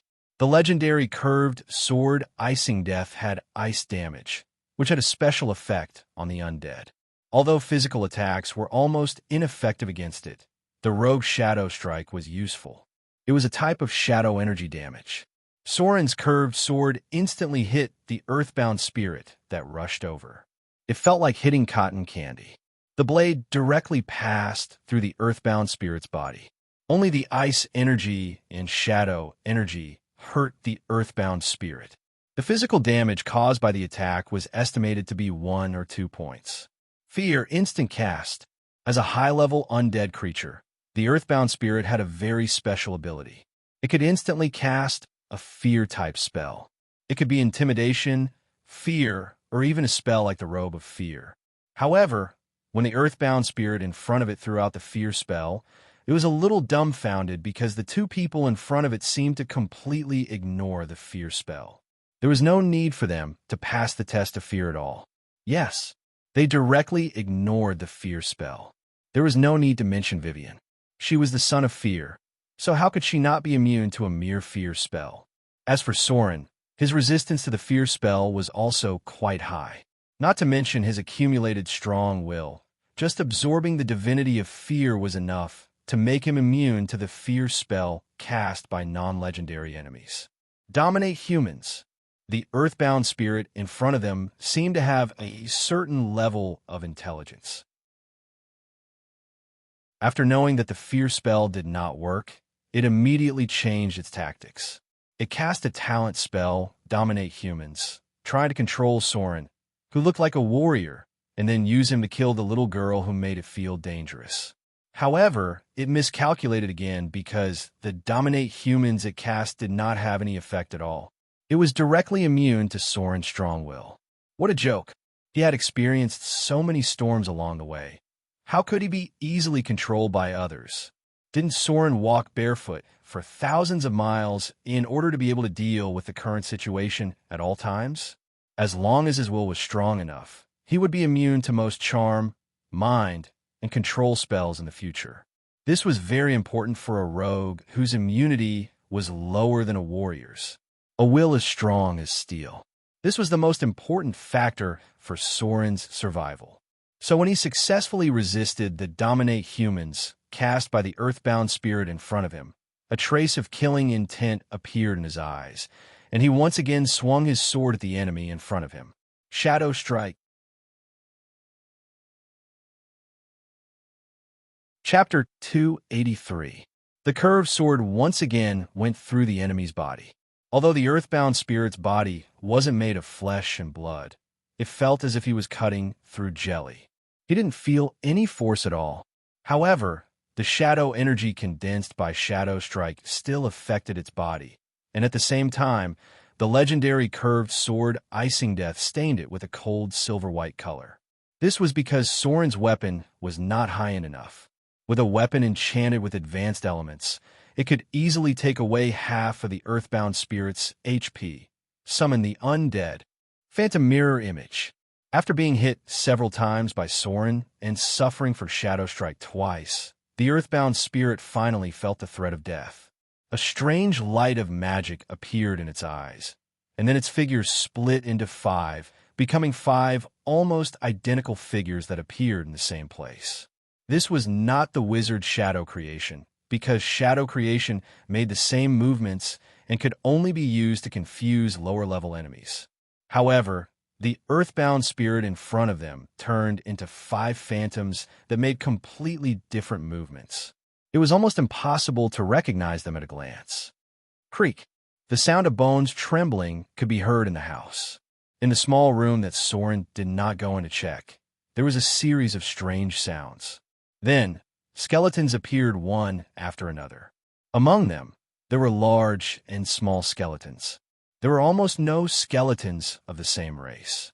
After they woke up, their pupils emitted the light of the undead, and then they rushed out to Soren and the others in front of them. "Brother, get out of the way!" Vivian's voice sounded behind Soren. When he heard the little girl's voice, Soren immediately jumped back without hesitation, and at the same time lifted the table with his foot to block in front of him, because he felt a burning breath behind him. When Soren lifted the table in front of him, Vivian also raised her hand and cast a fireball. Boom! There was a violent explosion. The whole house shook as if it was going to collapse. Fireball was not to be underestimated. After all, it was also a grade 3 spell.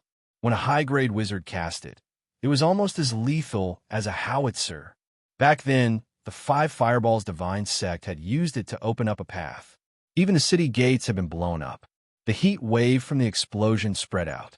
A crater appeared on the ground, and the flames ignited the other things in the room.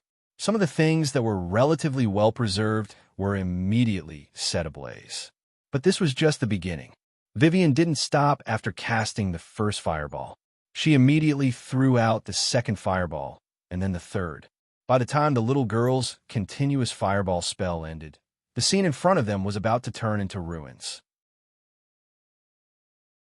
The undead summoned by the earthbound spirit were all dead, and there were only 2 illusions left, both of which were about to dissipate. Harvested. Soren's eyes lit up. He was ready to take advantage of this opportunity to kill the enemy and gain some slaughter EXP. However, Vivian reached out to stop him. "Brother," the little girl shouted and said hurriedly, "Don't kill it. I'll imprison its soul. It seems like it still retains a certain amount of intelligence. Perhaps there's a way to get some information about the Adept Tower from it."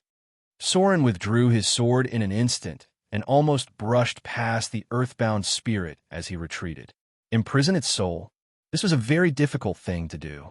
Although there were many supernatural powers in this world, and there were many powerful gods and so on, the realm of the soul was still a very mysterious and unknown thing in this world. Any spell related to the soul was at least a level 5 spell, and any spell related to the soul was at least a level 7 spell.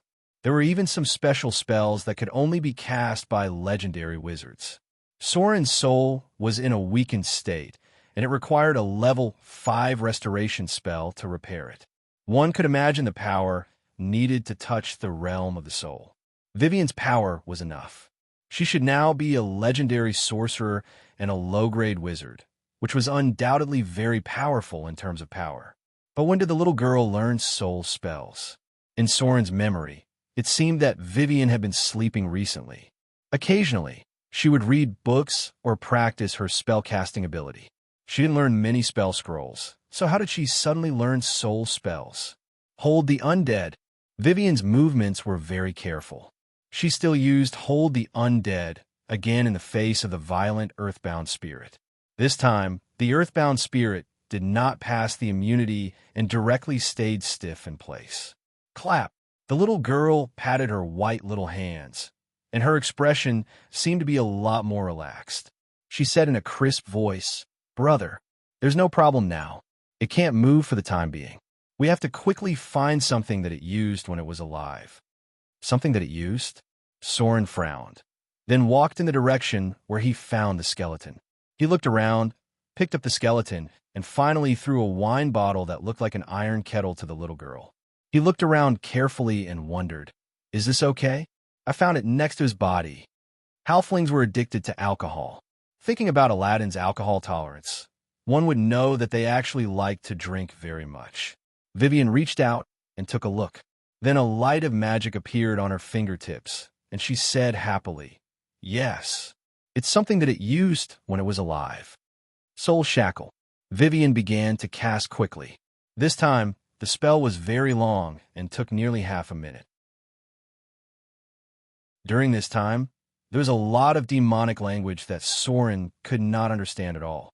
However, he could still see the effect of the spell. He saw a soul mark appear on the wine bottle, and then Vivian raised her hand and pointed. Some kind of demonic power began to work, turning the earthbound spirit in front of them into a soul form, and then sucked it into the wine bottle in front of them. "Okay." Vivian patted her little hands and said in a crisp voice, "It's a pity that I don't know Soul Shackle. Otherwise, I could just use a gem to imprison it." "Brother, we can interrogate him now." The little girl picked up the jug and snapped her fingers. Then, a translucent soul shadow appeared in the room. It was a halfling with a long beard. He seemed to be in a daze and didn't seem to have much consciousness. When he was summoned by Vivian, he began to be in a daze. After a while, he suddenly said, "Master, I was wrong. Master, don't punish me. Please, don't punish me. What happened? Where did Master go? Run. Everyone run."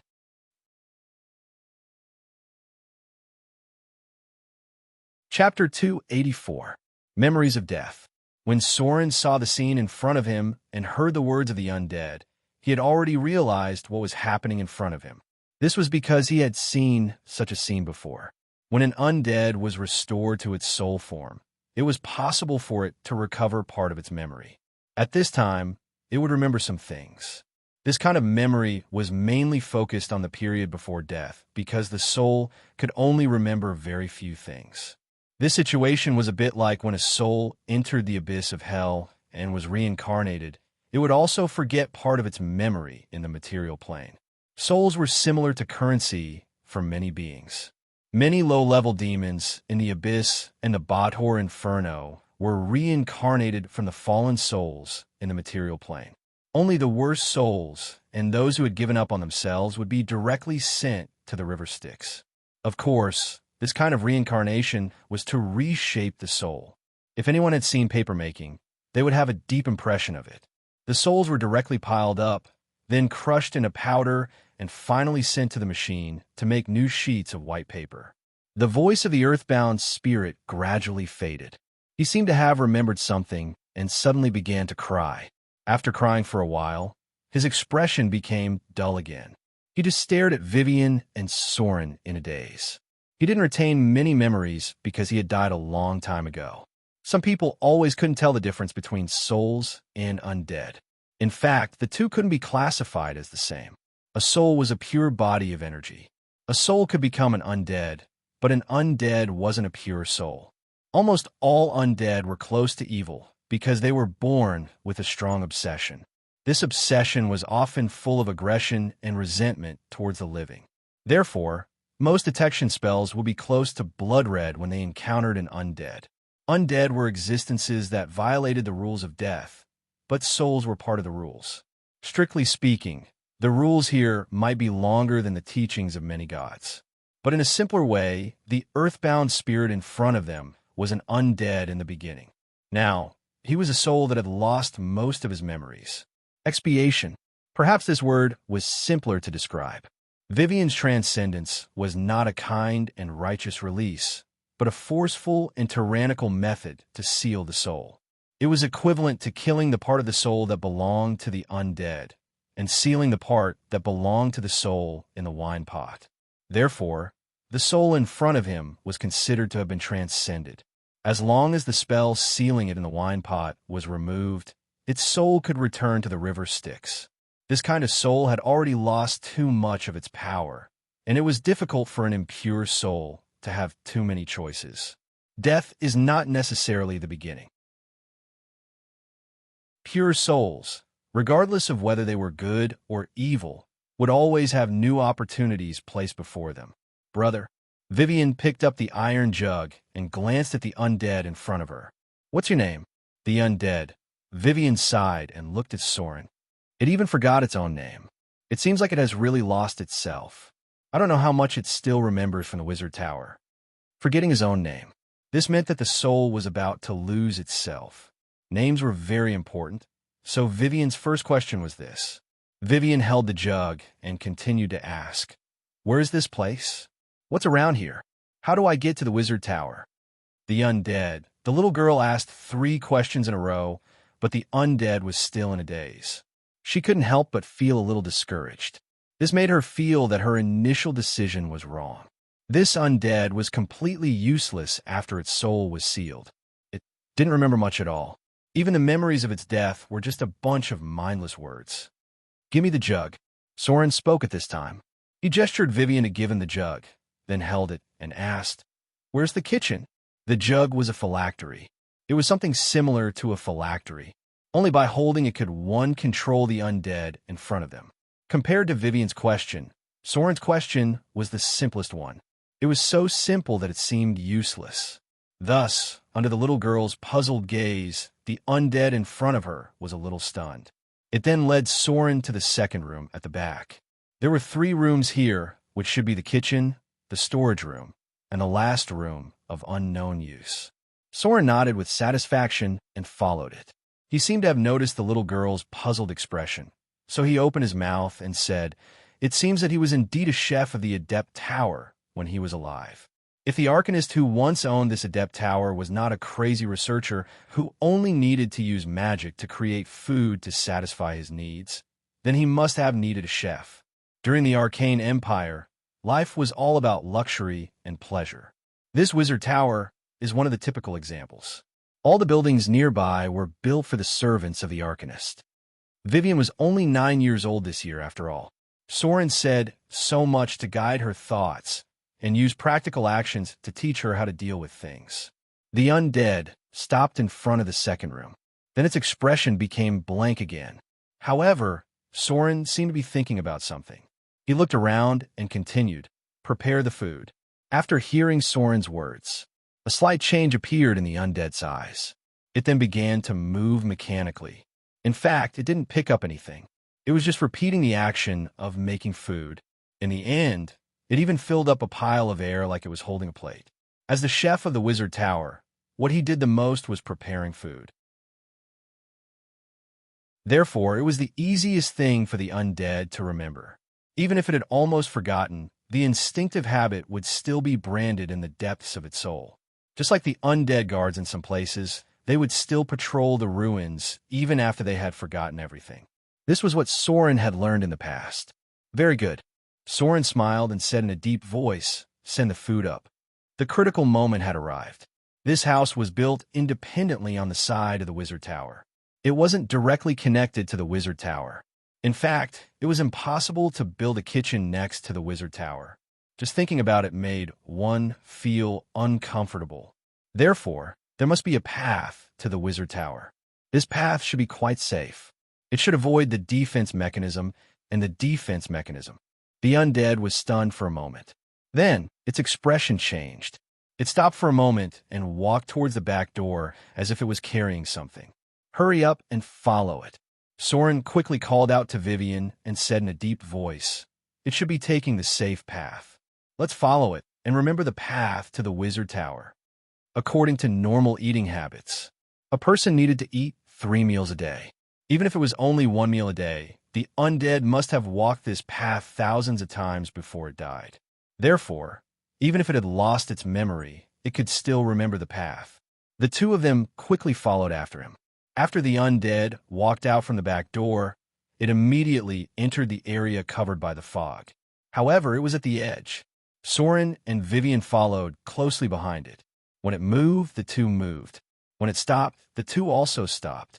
At the same time, Soren used his eidetic memory to memorize the path and the surrounding environment. He was also prepared to fight at any time. However, they didn't encounter any battle. The two followed the undead for about 200 meters in the fog. Then, they seemed to have passed through a corridor. Everything in front of them opened up.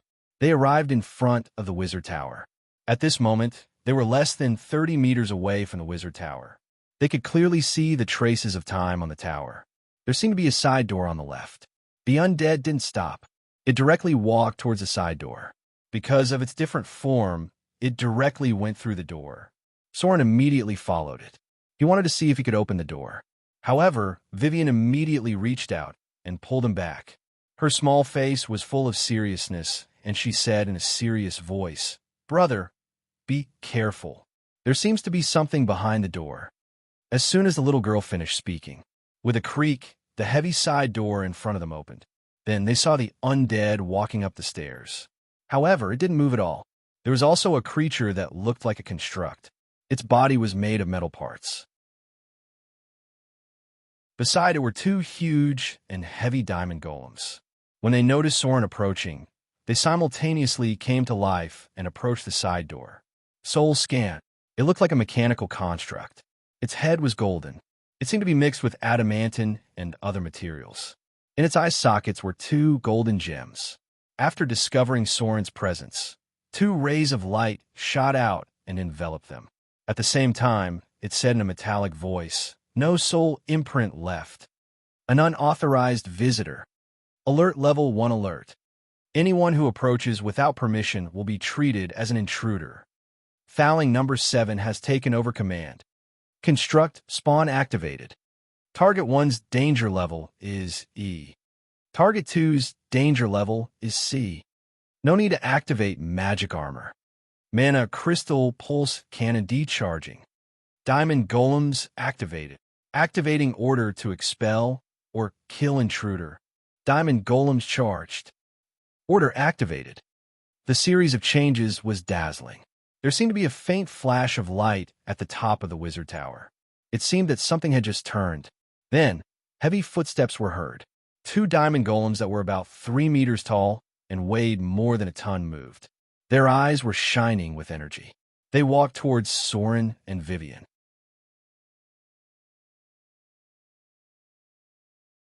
Chapter 285. Shit. The corner of Soren's eyes twitched, and he pulled Vivian back almost immediately. At the same time, he handed the jug to her and said in a deep voice, "Summon that soul back. Let's retreat and leave this place first." Diamond golem, and there were two of them at once. It seemed like the defense mechanism of this place was beyond Soren's expectations. Under normal circumstances, the diamond golem was regarded as the top fighter of the wizard tower, but here, it was the first tool to be used. One had to know that any diamond golem was a legendary construct, and it was also one of the most difficult golem to deal with. How difficult was it to deal with? Looking at the statistics in Soren's memory, he knew a thing or two. Diamond golem, grade 5, challenge rating 16, rune level 21, has spell-like abilities. Highest and lowest attributes 25, lowest attributes 10, total attributes 90 to 100.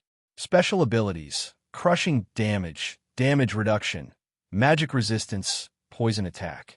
Resistance statistics, 100 points of strong acid resistance, 100 points of cold resistance, 100 points of lightning resistance, 125 points of fire resistance, 90 points of crush resistance, 90 points of pierce resistance, 90 points of slashing resistance, 90 points of range resistance. Magic resistance 100. Damage immunity. Immune to normal weapon attacks. Immune to +1 rare weapon attacks. Immune to +2 rare weapon attacks. Immune to poison attacks. Immune to backstab attacks. Difficulty, A++. Diamond Golem. Under normal circumstances, it was the most difficult golem to deal with. It had around 90 points of physical resistance and was immune to most physical attacks below 90 points. At the same time, it had more than 100 points of resistance to cold, acid, lightning, fire, and also 100 points of magic resistance. To put it simply, any elemental damage below 100 points or spell damage below 100 points would have no effect on them at all. They couldn't break through their defense at all. This was close to the highest level of golem. Only legendary wizards could create them, and they were very expensive because the core material to create them was diamond golem. It was also commonly known as diamond golem, the original body of a diamond. That's right. This was a golem that used diamond golem as its core material, and only the richest legendary wizards could create them. Damn it. That was why Soren ran away as soon as he saw them. With his current strength, even if he used all his strength, he would only be able to barely break through their defense. One could imagine the scene of him using a sword to cut a diamond. Then, one could understand how powerless he was right now. This was an existence that made many rogues helpless in the past. They could only rely on the special terrain to find ways to exhaust them to death. But now, there was certainly no way to use the terrain because the surroundings were quite empty, and it seemed that there was more than one enemy. Soren turned around and ran with Vivian. The little girl held the wine jug and chanted a sentence in the demonic language. Then, she saw that the sluggish soul in the room disappeared, and a faint magic light appeared on the wine jug. Heavy footsteps could be heard coming from behind them. 2 diamond golems that weighed more than a ton stepped out. Soren didn't even need to look at them to know that their strength was over 25 points. Conservatively speaking, 3 of their attributes were over 20 points. Don't think that all puppet golems are heavy and slow. When you see the diamond golem, you will discover that it is running faster than you. Haste! Vivian obviously realized this as well. She raised her hand and cast a haste spell, then continued to cast another spell. Grease! A greasy liquid suddenly covered the ground. Although this did not have any obvious effect, it still slightly affected their sense of balance at first, and then it was useless at all. Let's go. Soren picked up Vivian's petite body and then said in a deep voice, "Stone to mud is effective on them." They couldn't fight the diamond golems head-on. With their current strength, they had little chance of winning. After all, in Gloria's wizard tower, there was only a batch of steel golems. In terms of strength, the steel golems were not even enough to carry the shoes of the diamond golems. Any diamond golem in front of them could break all the steel golems made by Gloria into pieces of iron. To deal with this kind of puppet golem that was close to the top, they could only use tricks. Go! The speed of the diamond golems was a little slower because the ground under their feet suddenly turned into a mud pit, and then their legs went down a little first, but they soon climbed out. Soren had already rushed out a short distance. When a fog appeared in front of him, he suddenly stopped and closed his eyes to think for a moment, then rushed directly into it. 1 step, 2 steps, 3 steps. Soren's brain was like a high-speed supercomputer. What he saw in front of him was not just fog, gravel, and enemies, but pictures like pictures. The picture was the scene when the Revenant took them through the edge of the maze at the beginning. Everything that he saw was like a high-speed camera imprinted in Soren's brain. With the help of eidetic memory, encyclopedic knowledge, and sage, all of it was extracted at this moment. This was a very thrilling moment. Although it looked very normal, it was just Soren walking through the fog and running outside little by little. But in fact, if he took a wrong step, there was a possibility that he would trigger the defense mechanism of the maze and then be directly trapped in the formation. Then, the 2 diamond golems would catch up with them. As for whether they could win in the end, and what they would face after barely defeating the 2 diamond golems, these were all things that Soren could not predict. But fortunately, none of this happened. Soren's temporary memory was extracted at the crucial moment. Even if he only walked once, he completely remembered the route, and then successfully passed through the edge of the maze without triggering any defense mechanism. The sound of heavy footsteps was getting further away. When Soren returned to the original position of the house, a faint light flashed in the eyes of the 2 diamond golems, and then they turned around and returned to the side door. The target had been expelled. Their range of defense was around the side door, and fouling 7 did not give them the order to chase after the target. Everything gradually calmed down. Soren hugged Vivian's petite body, took a breath, and then put her down. He turned around and looked at the wizard tower behind him, then reached out his hand and patted the little girl's head and slowly said, "Let's go. Let's leave this place. This is not a place that we can explore yet."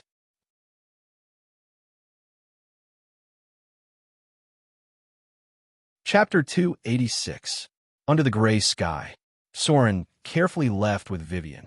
In his mind, he had already listed the wizard tower in front of him as the most difficult challenge. The difficulty of this challenge would not be any easier than the saints who had descended to the mortal world. If the monsters on the first floor of the wizard tower could already encounter the diamond golem, Soren would not be surprised if he encountered the mana armor or construct spawn after entering the tower. Because the difficulty of this wizard tower was above level 25, some things were completely beyond Soren's expectations. Even he had never seen such a difficult wizard tower before. Unsurprisingly, it should exist for the construction of the floating city, because only the floating city required a large amount of thaling to maintain the operation of the floating city. A normal wizard tower only needed 1 thaling. Thaling was a special life form, a bit like the interstellar era's artificial intelligence.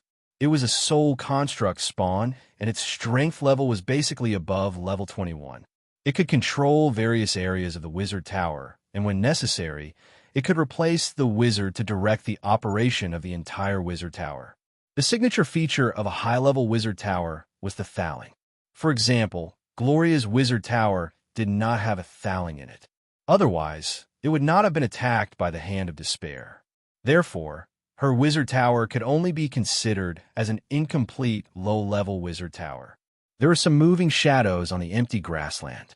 These shadows were not very aggressive, and they were souls that had just been transferred to the shadow plane. Among them, there might be some aborigines that died under Soren's hands. The destination of souls was full of randomness. Although most of them entered the Styx's reincarnation, there were still many souls that passed through the plane barrier and entered other dimensions, including the creatures of the 4 major elemental planes. Many of them were formed by souls that entered the material plane. However, in that case, almost all of their memories were lost, and in the end, only their elemental consciousness was left. Don't worry about them. Soren looked up at the sky, secretly calculated the time, and then said, "Let's find an exit, or else we'll be trapped here for a day." Interplanar teleportation required coordinates. Vivian was at a disadvantage in this aspect, because she had only learned magic for a short time. The two of them began to search for the shadow crevices. Occasionally, they would encounter some ghosts that were attracted to them, but Soren would kill them with a single slash. These newly born shadow beings were very weak and gave very little slaughter EXP. One of them only gave Soren 120 slaughter EXP. They walked around the place they came from and suddenly heard something. Soren immediately went into stealth mode and signaled Vivian to cast an invisibility spell on himself. Thump, thump, thump, thump. He couldn't tell what the sound was, but it gradually became the sound of wings flapping in the wind. From the sound, it seemed that the creatures approaching were very large, and there were many of them. Otherwise, the sound wouldn't be so obvious. Soren led Vivian to a secluded corner, and the two of them looked up at the sky at the same time. Shadows began to appear above their heads, and they gradually approached the wizard tower. "It's a shadow raven." Soren frowned and looked at it with a serious expression. He then explained to Vivian in his arms, "It's one of the species that lives in the shadow plane. It has a certain level of intelligence, almost as smart as a chimpanzee. It's very difficult to deal with.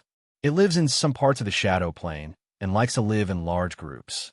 Sometimes, they even dare to fight with a shadow dragon." Shadow raven. What appeared in front of them was a huge bird that was 8 meters long with a wingspan of 6 meters. From the outside, it didn't look much like a raven. It was a special kind of mutated life form. The origin of its appearance was unknown, but it was definitely related to the Arcane Empire. There were many taboo experiments that eventually led to the appearance of many mutated species. Shadow ravens had sharp beaks and claws. They lived in flocks in the shadow plane and were the top predators here. They were level 16 mutated creatures. A flock of shadow ravens dared to challenge an adult shadow dragon. The scene in front of them was a bit strange. The shadow ravens circled around the wizard tower, but they didn't dare to get close to the magic lock. They circled around again and again, making unpleasant croaking sounds, and then flew back to where they came from. This scene made Soren a bit confused, but he still remembered it. The shadow ravens wouldn't come here for no reason. There must be something here that attracted them. In addition, he further confirmed his guess. There must be some kind of anti-air defense mechanism near the wizard tower. Maybe it was the mana crystal pulse cannon. That was why the shadow ravens flew around the wizard tower but didn't dare to get close. Brother, Vivian stretched out her white little hand and patted Soren, whispering, I think I've seen that thing in a book. It said that it can be tamed into a flying mount. But they look so ugly. It's not cool to sit on them. Taming ravens? It seemed like something that could be done. It was similar to taming wyverns, but it was too time-consuming. Unless there was some kind of special inheritance, taming these creatures was not worth the cost. In the Orc Kingdom near the northwest, even if there were tens of millions of people, the number of wyverns that could be tamed was less than 300. These mounts could eat 3 sheep in a day. The cost of keeping them in captivity was quite shocking. Soren hadn't thought about this yet. To him, the most important thing was to build 2 fleets. The 2 of them waited for a while. After the flock of shadow ravens flew away, they continued to look for the shadow rift. Soren spent almost an hour to find the location of the shadow rift. Many of these rifts weren't fixed, unless a wizard built a stable teleportation circle. The 2 of them quickly returned to the material plane. Before leaving, Soren took a deep look at the wizard tower, then turned around and walked into the shadow rift. Vivian also looked at the wizard tower for a while, then clenched her little fist as if she had secretly made up her mind. In her mind, for the first time, Lillian was very honest and didn't act wildly. She also didn't clamor about how she could tear down the wizard tower in minutes. Perhaps she also realized that the difficulty of this wizard tower was higher than dealing with the demigod vampire. Note, Lillian likes to clamor about killing the demigod vampire. The scene in front of them gradually changed. Everything began to be colorful. After returning to the material plane, Soren squinted his eyes for a while to adapt to the changes in the surrounding colors. The sky in the shadow plane was gray. After staying in there for a while, it was visually shocking to see things outside. At this time, the sky was still dark. It was estimated that it was about 4 o'clock in the morning. Soren gave a few instructions to his confidants, then took Vivian's little hand and went back. Brother. The little girl was very obedient and followed behind.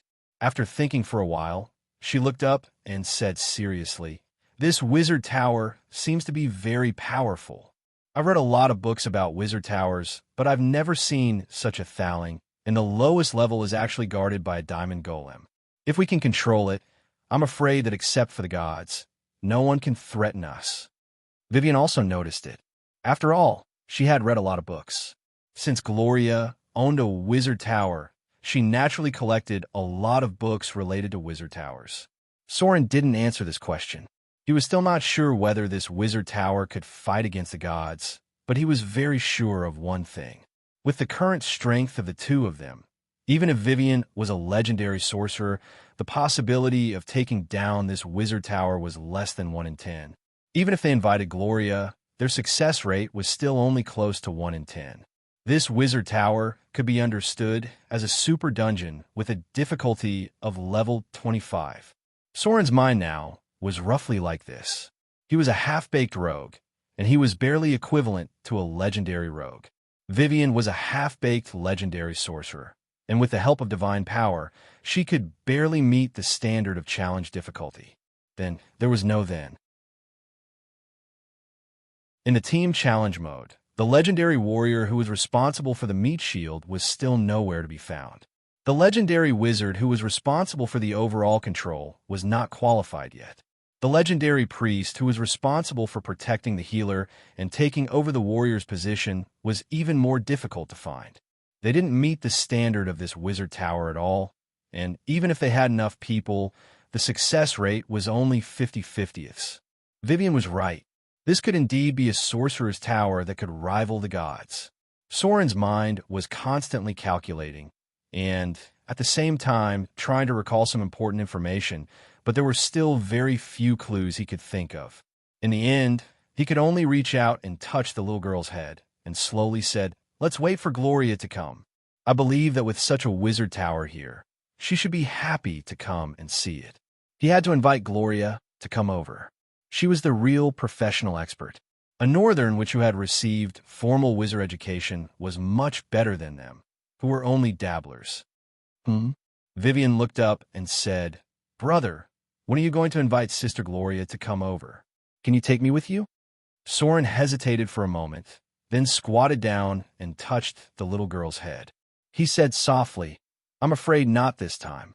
I'm going to go directly by sea in 2 days from the route of Shipwreck Bay to the north. After I leave, I need someone to guard this place. Maybe you need to stay here to deter those guys. Vivian, can you do this well?" The little girl's face showed a hint of excitement and joy. Then she nodded vigorously and said, "Yes. Brother, don't worry. With me here, they will definitely be obedient." She was very happy, because she could finally help her brother like an adult, although she was only 9 years old this year.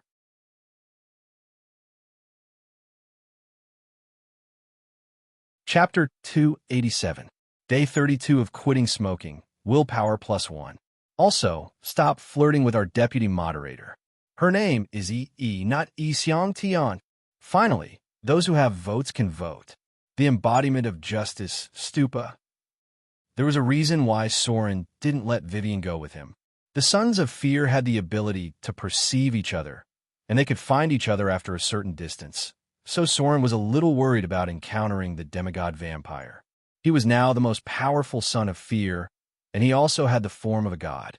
If they met him, there was almost no chance of winning. From this point of view, it was safest for Vivian to stay in the Outer Islands.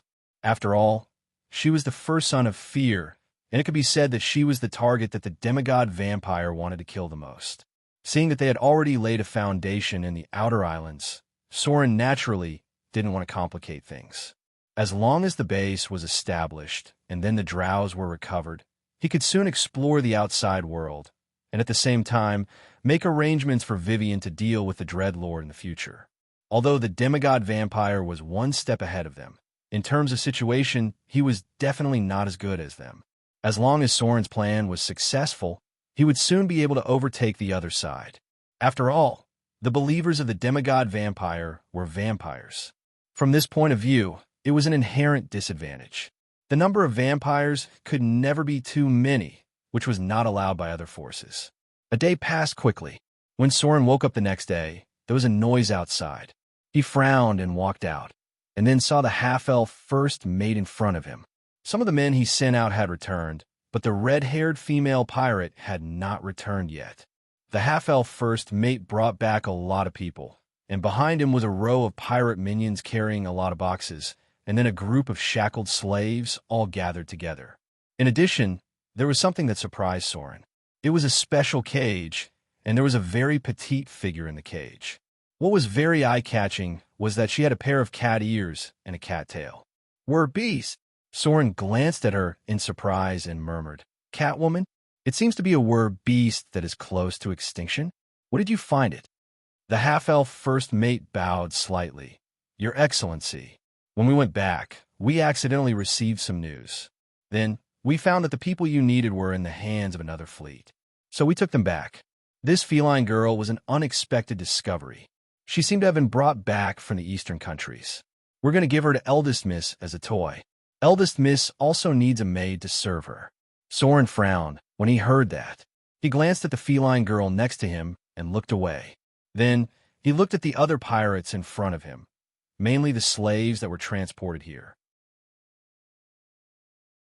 As an adventurer who had traveled across half of the world, Soren could tell at a glance that the slaves were of Eastern descent. Furthermore, from their facial features and hands, he could tell that many of them were Eastern craftsmen. Soren nodded and asked, "How's the harvest?" The half-elf first mate hesitated for a moment and then whispered, "We captured a group of slaves and seized 3 large ocean-going ships. The loot that can be quickly sold is about 24,000 kindler. Other valuable goods that are more difficult to sell, such as porcelain, tea, silk, and so on, are all stored in the warehouse on Snake Island. According to the manager's estimation, all the goods plus the 3 ocean-going ships should be worth about 120,000 kindler." Soren's face showed a trace of surprise. Then his expression became serious. He was surprised by the profit of this robbery. The return was a bit too high. Soren put his hands behind his back and turned a few times. Then he pondered for a moment and looked up. "Is it the Pirate King Ashrod's goods?" The half-elf first mate's forehead had a trace of cold sweat. Then he carefully said, "Yes." "Who gave you the information?" Soren frowned slightly and asked. The half-elf seemed to tremble, and his voice was a little nervous. "It's the Amazon women. They secretly sent someone to tell me that the craftsmen you need are on those ships." Soren closed his eyes and paused for a moment, then raised his hand and patted the half-elf first mate on the shoulder and said in a deep voice, "You did a good job this time, although the behavior was a bit reckless. But to be able to bring back so much profit, I must give you some rewards. From now on, the 3 ocean-going cargo ships will be under your command, and then I will allocate some manpower to you. From today onwards, you will be in charge of the trade between Port Tylon and the outer islands. Don't let me down." The half-elf first mate's face showed a hint of excitement. He knew very well that he made the right bet. Originally, he commanded 2 warships, and now he had 3 more cargo ships. It could be said that his current status and subordinates had completely surpassed the red-haired female pirate. But he hesitated for a moment and still said with some worry, "Your Excellency, we robbed the Pirate King Ashrod's cargo ships. Will they retaliate against us?" Soren nodded faintly and said slowly, "Possibly. But when we dealt with the Swamp King, he also robbed us of the spoils on the Devil Island. This account will be settled with him sooner or later. Now it's just a little interest. You robbed his goods this time, and it's possible that he will retaliate against us. Tell the others to be careful during this period of time. When the time is right, we will destroy them in one fell swoop." The half-elf first mate nodded with a dignified expression, and there was a trace of ambition and excitement in his eyes. If he could destroy the Pirate King Ashrod, Soren would dominate the south coast. His status would naturally rise, and he would be under one person and above thousands of people. The people below quickly retreated. Soren sat at the table and pondered for a moment, then called in a person and gave a few instructions. The half-elf first mate had returned, but there was no news of Adele Isabella. It seemed that the development of the guano stone was not very smooth. This time, Soren may need to go in person, but he also happened to be going to the north. Maybe he could find a wizard who knew alchemy and could process the guano stone into high-quality fertilizer. In addition, this time, his subordinates robbed the Pirate King Ashrod's cargo ship. He was afraid that the Pirate King would not let it go easily, and he might even attack him. However, if he wanted to deal with a large number of people, he would definitely not be able to hide it from the Sea Temple. So Soren thought that the possibility of Ashrod sending people to assassinate him was the highest. He had to make some preparations in advance. No one would have expected that Soren would be so careful and prepared in advance because his subordinates robbed the Pirate King.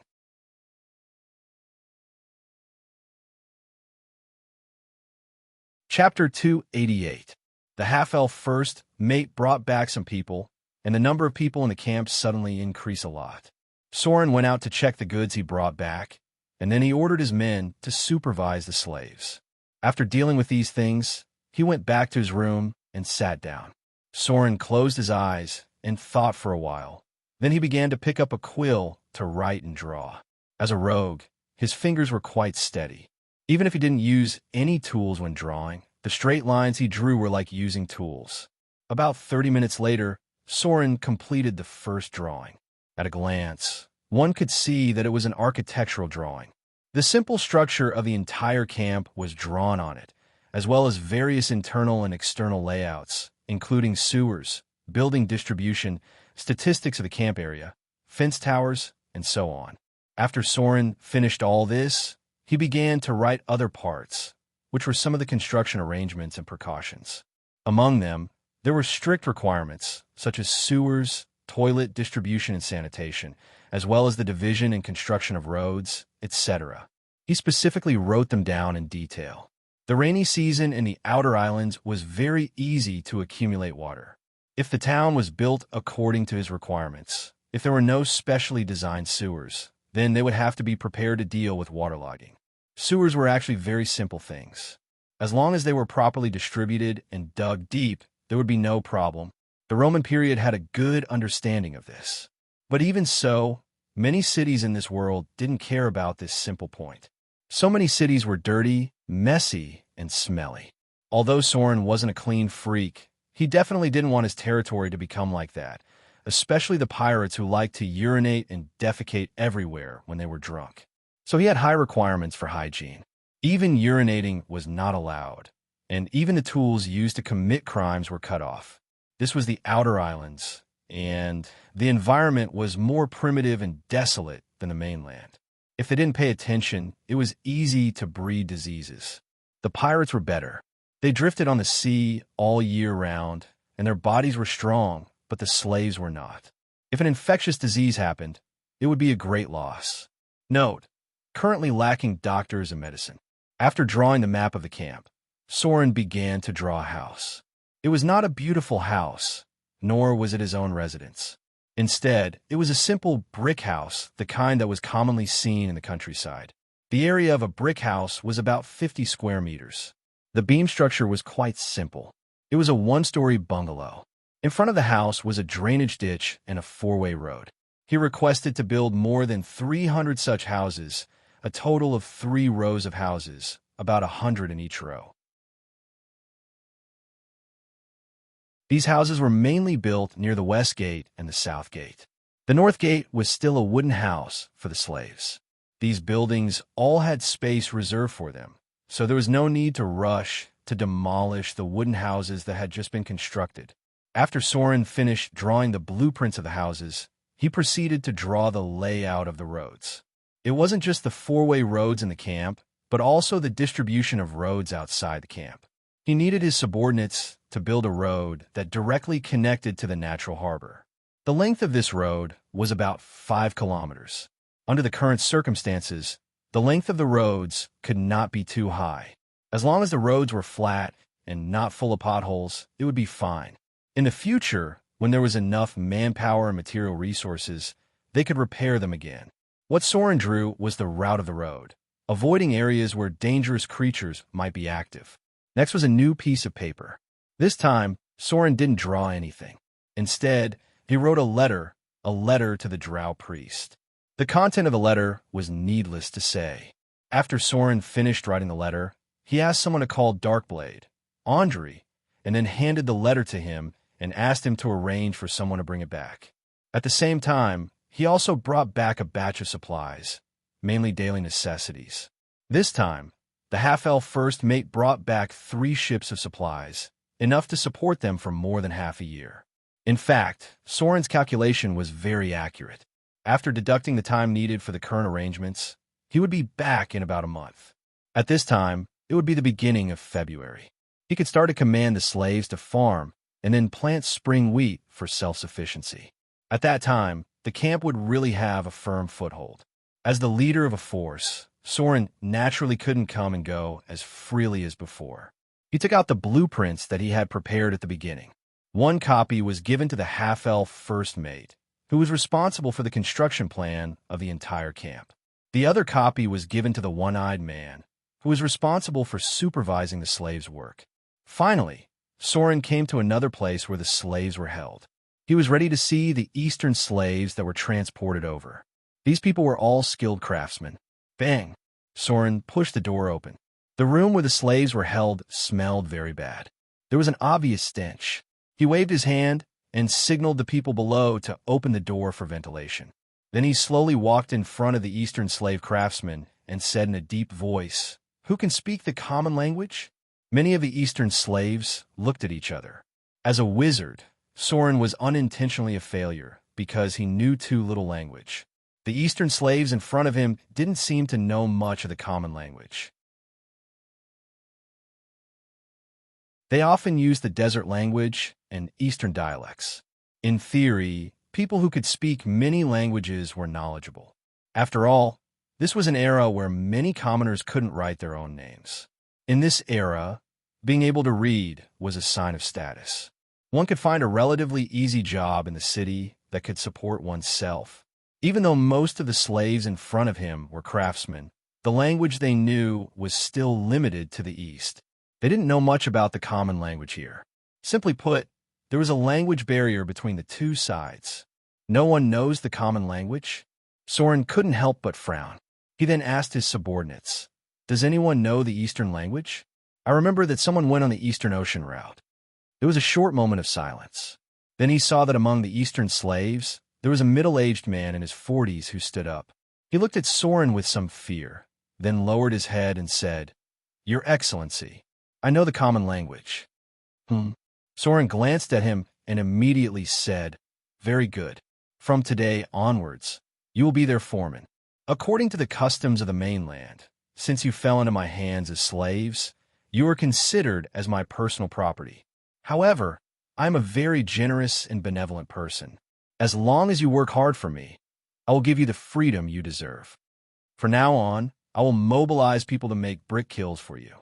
Your next task is to make bricks, the more the better. Once you have burned 1,000,000 bricks, I will grant freedom to some of you." Soren paused for a moment.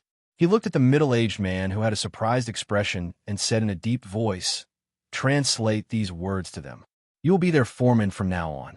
I will allocate a group of people for you. If I don't see satisfactory progress when I come back, your head will be hung on the flagpole outside." The middle-aged man was pleasantly surprised when he heard this.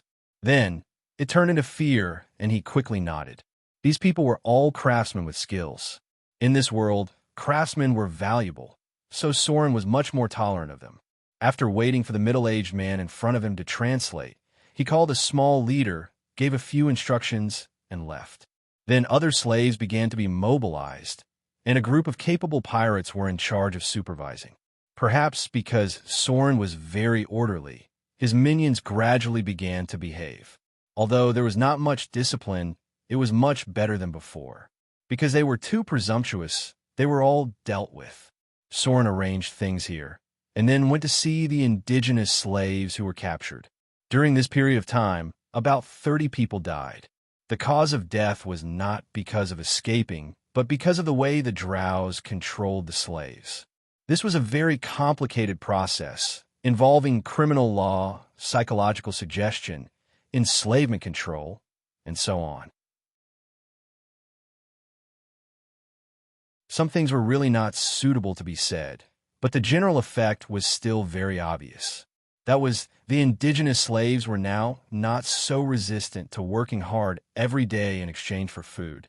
They did not work hard, but they did not slack off because they knew the terrible punishment for slacking off. A day passed quickly. Soren gave a lot of orders and made a lot of arrangements on this day. Anyone who saw the plan, even the pirate leaders, could feel that Soren was not just building an overseas base. However, they did not have any dissatisfaction. On the contrary, they were a little excited. After all, not everyone liked the wandering life of a pirate. With a foundation and a guarantee, at least they could leave something for their children and families in the future. Even if they were alone, they would not always like to live a life of uncertainty. Recently, some people in the camp had been discussing that His Excellency Throat Cutter's arrangement seemed to be preparing to develop the outer islands. If they could really develop here, if they had any injuries in the future, they might be rewarded by His Excellency Throat Cutter. In this way, even if they were old and weak in the future, they would have a foundation to support themselves. Maybe they could even be a small landlord or something. Many pirates were forced to enter this industry. Although there were many vicious and bloodthirsty people among them, there were also many people who longed for a stable life. Soren was quietly changing everything. Perhaps this change was not very obvious, but everything seemed to be in order. One day, this change would amaze the whole world, because a new force was rising.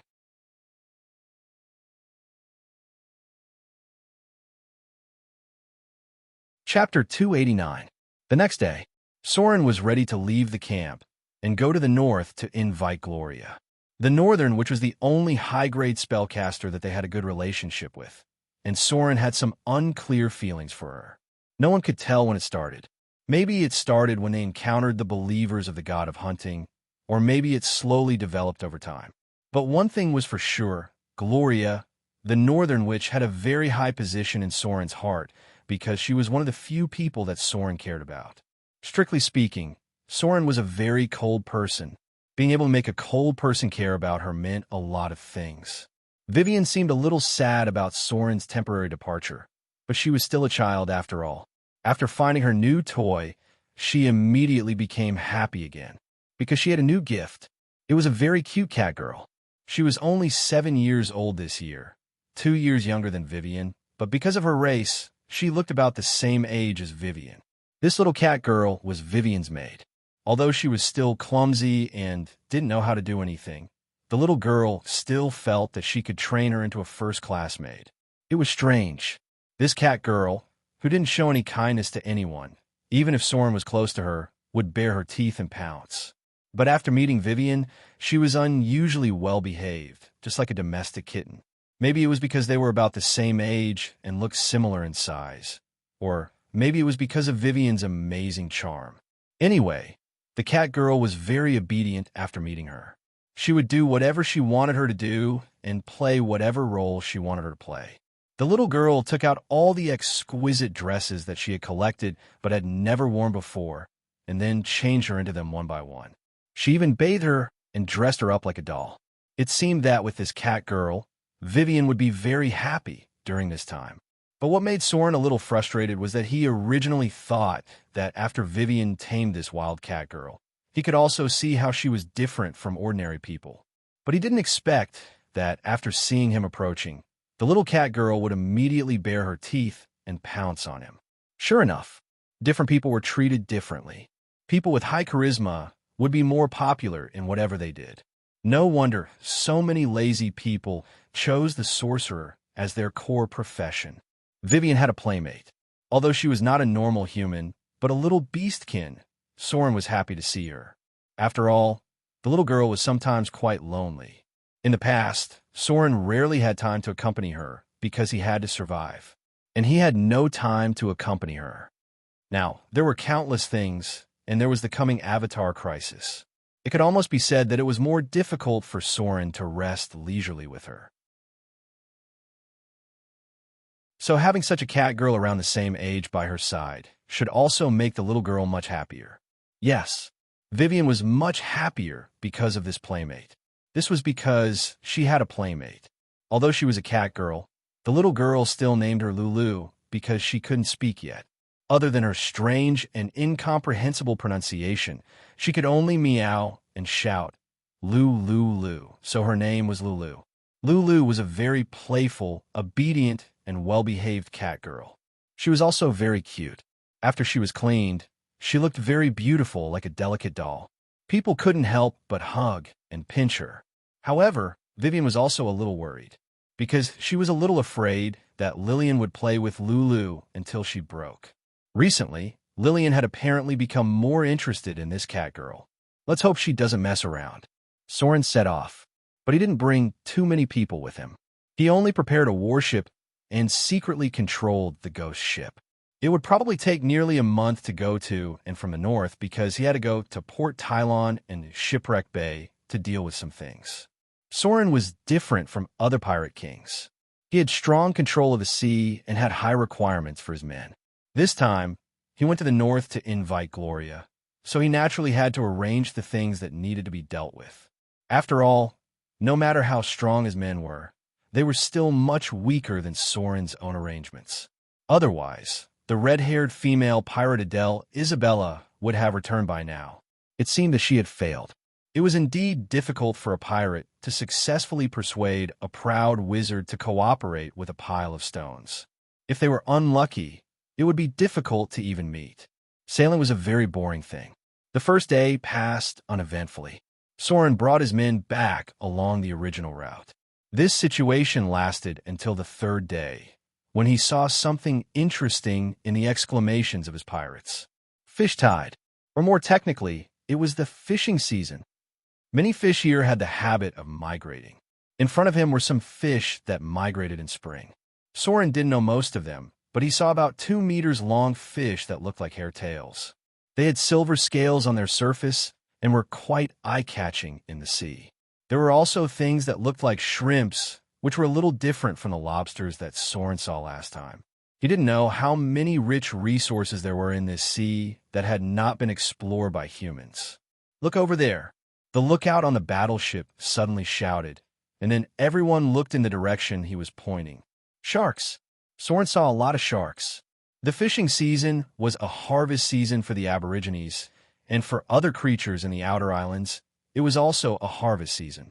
However, the sharkmen that appeared in the distance didn't seem to be fishing, but more like driving the fish in a certain direction. There were quite a lot of sharkmen. With Soren's eyesight, there were at least a few hundred of them. Among them, there were about 30 to 50 sharkmen that he had tamed. These sharkmen were active in the fishing season. From time to time, they would make strange cries or blow some kind of special conch shell. They quickly found Soren and the others. However, after a sharkman riding a sharkman came closer to observe, he avoided Soren's warship. The sharkmen were still busy, and the two sides passed each other peacefully. Soren silently watched all of this. His expression was deep in thought, as if he had thought of something. P.S. I like to write a relatively realistic world. Is this a quirk?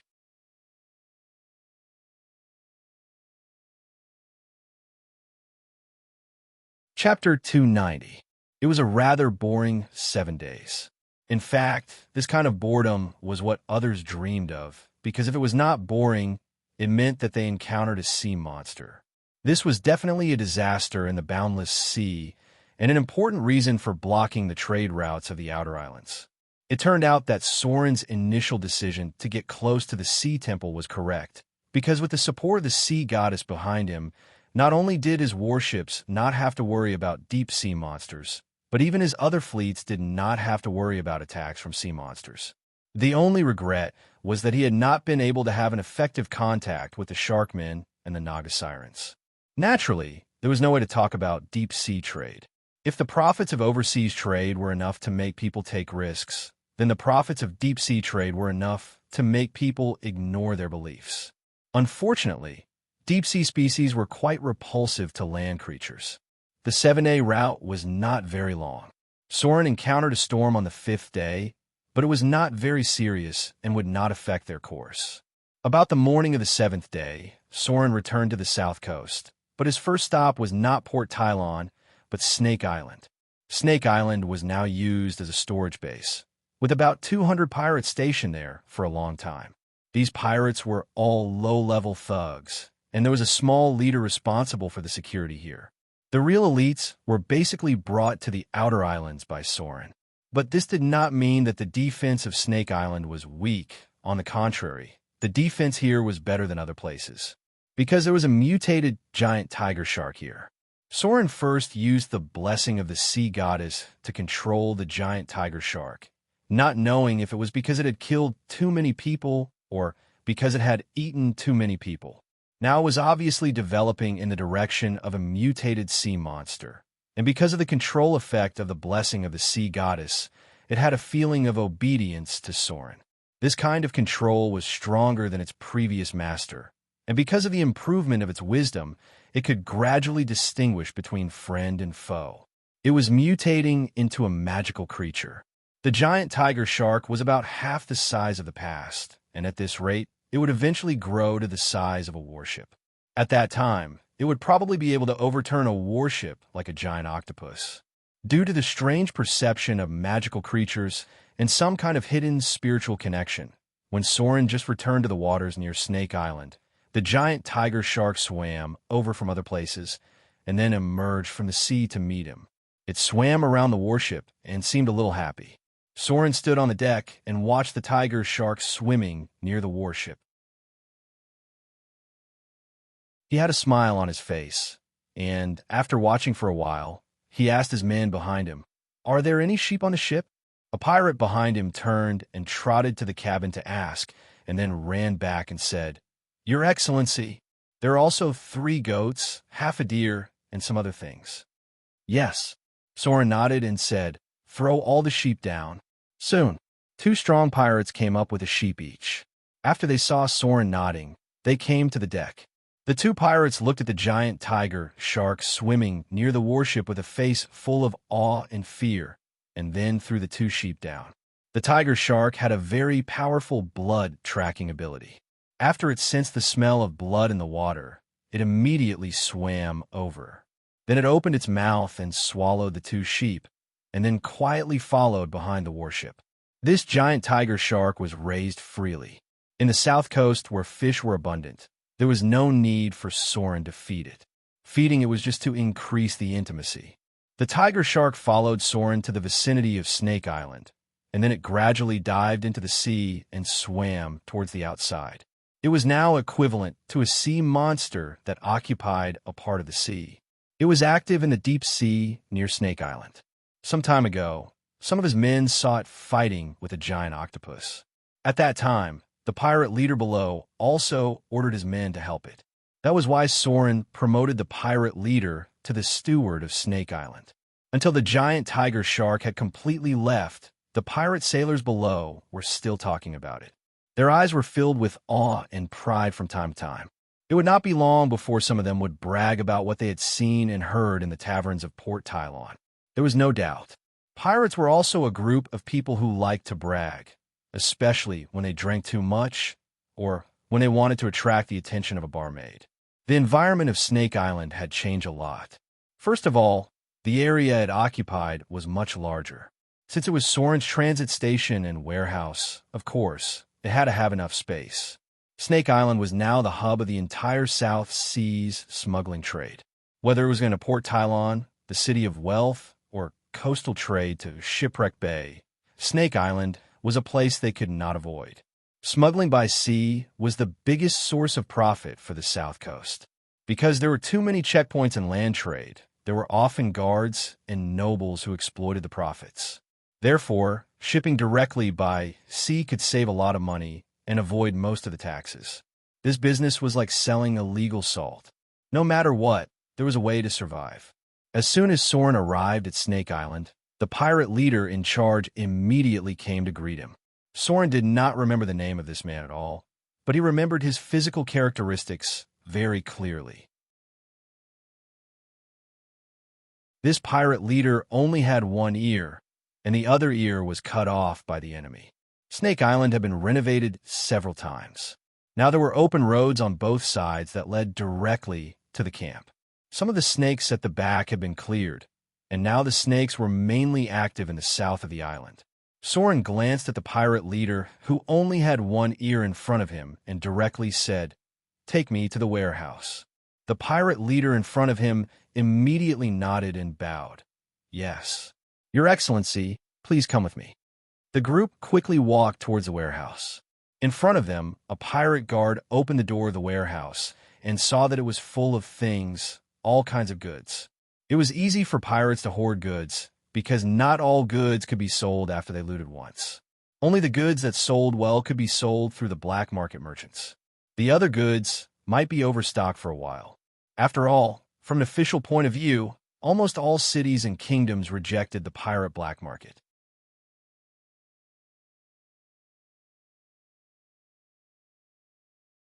Chapter 291. Where's the goods from the east? Soren turned around and asked the people around him. Immediately, someone led him to the back. Soon, a pile of carefully placed goods appeared in front of him. Without even looking, one could tell that it was filled with porcelain. It was a very precious commodity. On the continent, exquisite porcelain was sometimes more popular than silver. At the same time, because porcelain was easily broken, it was easy to have accidents during transportation. Therefore, the price of exquisite porcelain had always been high. Although there were some porcelain crafts on the continent, only porcelain from the East was the best. Only authentic porcelain from the East could be sold at a relatively high price. It was just like how wine tasters like to pursue the origin of the wine. Why are there so many broken? Soren glanced at it and frowned. He said in a deep voice, "Almost all the boxes here are broken." Hearing Soren's words, the pirate leader behind him immediately broke out in cold sweat. He braced himself and said, "The idiot below was careless and fell when he was transporting it. I've already hung him up and gave him 20 lashes. If you're not satisfied, I'll punish them later." "Forget it." Soren waved his hand and said slowly, "Since they've already been punished, forget it." He looked at the porcelain in front of him and then turned to the box next to it containing spices, tea leaves, and silk. The goods from the East were quite valuable. He came here not only to sell them, but also to bring some gifts for Gloria. In the past, she helped Soren and Vivian a lot. In the past, he didn't have the ability to express his gratitude to her. However, Soren was now one of the pirate kings of the South Coast. This time, he invited her to go overseas empty-handed. Courtesy demands reciprocity. In essence, Soren still had a lot of traditions from the past. Gloria probably wouldn't need the other gifts, but the spices, tea leaves, and silk from the East were definitely useful to her. This was because wizards liked spices and tea leaves. Many things that had the effect of calming one's mind were helpful for wizards to learn and understand spells. As for silk, it was needless to say. In this era, where the overall level of civilization was close to the Middle Ages, silk was something that most women couldn't refuse. "Take all of these and transport them out." Soren glanced at them and picked out the best ones. Then, he ordered his men to move them out. This batch of goods was quite high-end. Soren opened the 2 boxes and looked through them. He found a mermaid symbol in the corner of the box. Of course, this was not a mermaid. In fact, it looked more like a mermaid from the East. This thing was called a mermaid in the East. It was completely different from the fishmen in the West. This symbol represented a very powerful force in the Eastern world. It controlled nearly 60% of the trade in the Eastern world. Whether it was goods transported through the desert on land or by sea, most of them had to be purchased from the cities under their control. This organization was quite strange. Soren had interacted with them before, and there were many experts among them. In addition, these Easterners were not afraid of the drows at all. They were also one of the few humans who would trade directly with the underground drows, even if this kind of trade was relatively hidden and not many. Soren quickly picked out the gift. He didn't stay on Snake Island for long. After preparing the gift for Gloria, Soren took his men to Port Tylon. Now that he was back, he had to meet the Naga Siren priest. Otherwise, she might be dissatisfied. If he didn't come to see her, she might think that Soren was arrogant. After all, she was the presiding priest of the South Coast. In Port Tylon and the cities close to the mainland, the influence of the Naga Siren priest was still very strong. Soren still needed the power of the Sea Temple. It didn't take too much time to go to Port Tylon. In the afternoon, Soren arrived at Port Tylon with his men. The approach of the battleship did not alarm too many people, but there were still some leaders of the Chamber of Commerce who learned of Soren's return. Some of them were ready to come and meet him, just like how Soren wanted to meet the Naga Siren priest. As soon as Soren arrived at the port of Port Tylon, he ordered others to send his gift to the Sea Temple. Then he was ready to stay here for one night, and then set off for Shipwreck Bay. When it was time to send a gift, he still had to send one. Even if Soren forced the Naga Siren priest to give in and bow her head at the beginning, now that things were over, if there was a chance to ease the relationship, he still had to win her over a little. If Soren wanted to gain a foothold on the South Coast, he must hold on to the golden thigh of the sea goddess. As long as he held on to the golden thigh of the sea goddess, even if it was a big thing, the Sea Temple would share some of the pressure for him. Soren was willing to serve the sea goddess. Wasn't it because he wanted to enjoy the shade under a big tree? Of course. It was not enough to just hold on to a big tree. Soren's ultimate goal was to make himself a big tree. As soon as the pirate who sent the gift left, the head of the Chamber of Commerce in Port Tylon came over and brought gifts one by one. These guys had a lot of eyes and ears. Pirates always like to leak information, so it was not surprising that they knew about Soren's return. For the arrival of these guys, Soren knew clearly in his heart, because what they wanted was nothing more than the black market smuggling trade and a new route to the outer islands. These things could not be given to them. The reason why Soren did not attack merchant ships and was able to support so many of his men was because he had a firm grasp on the smuggling trade. The profit in it was quite amazing. Soren now had more than 2,000 pirates and Chamber of Commerce sailors under his command. These people ate and drank gold and silver from the smuggling trade. The protection fee at sea was not enough to support these people. As for the other route to the outer islands, Soren could not share it with them.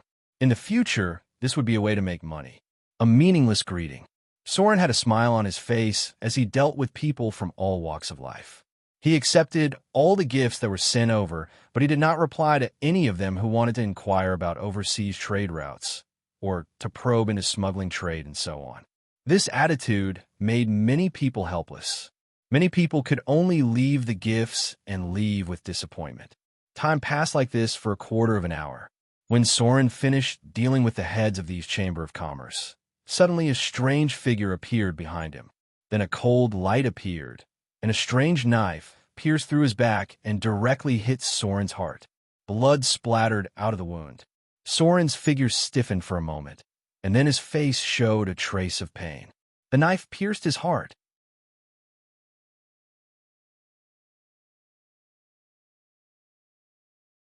Chapter 292. No one knew when the assassin appeared. Even Soren didn't notice it. The enemy's strength was a little beyond his estimation. It wasn't until the moment before the enemy stabbed him that Soren realized that someone had ambushed him. His powerful dodging ability and amazing physical fitness made him want to avoid the attack from behind, but it was too late.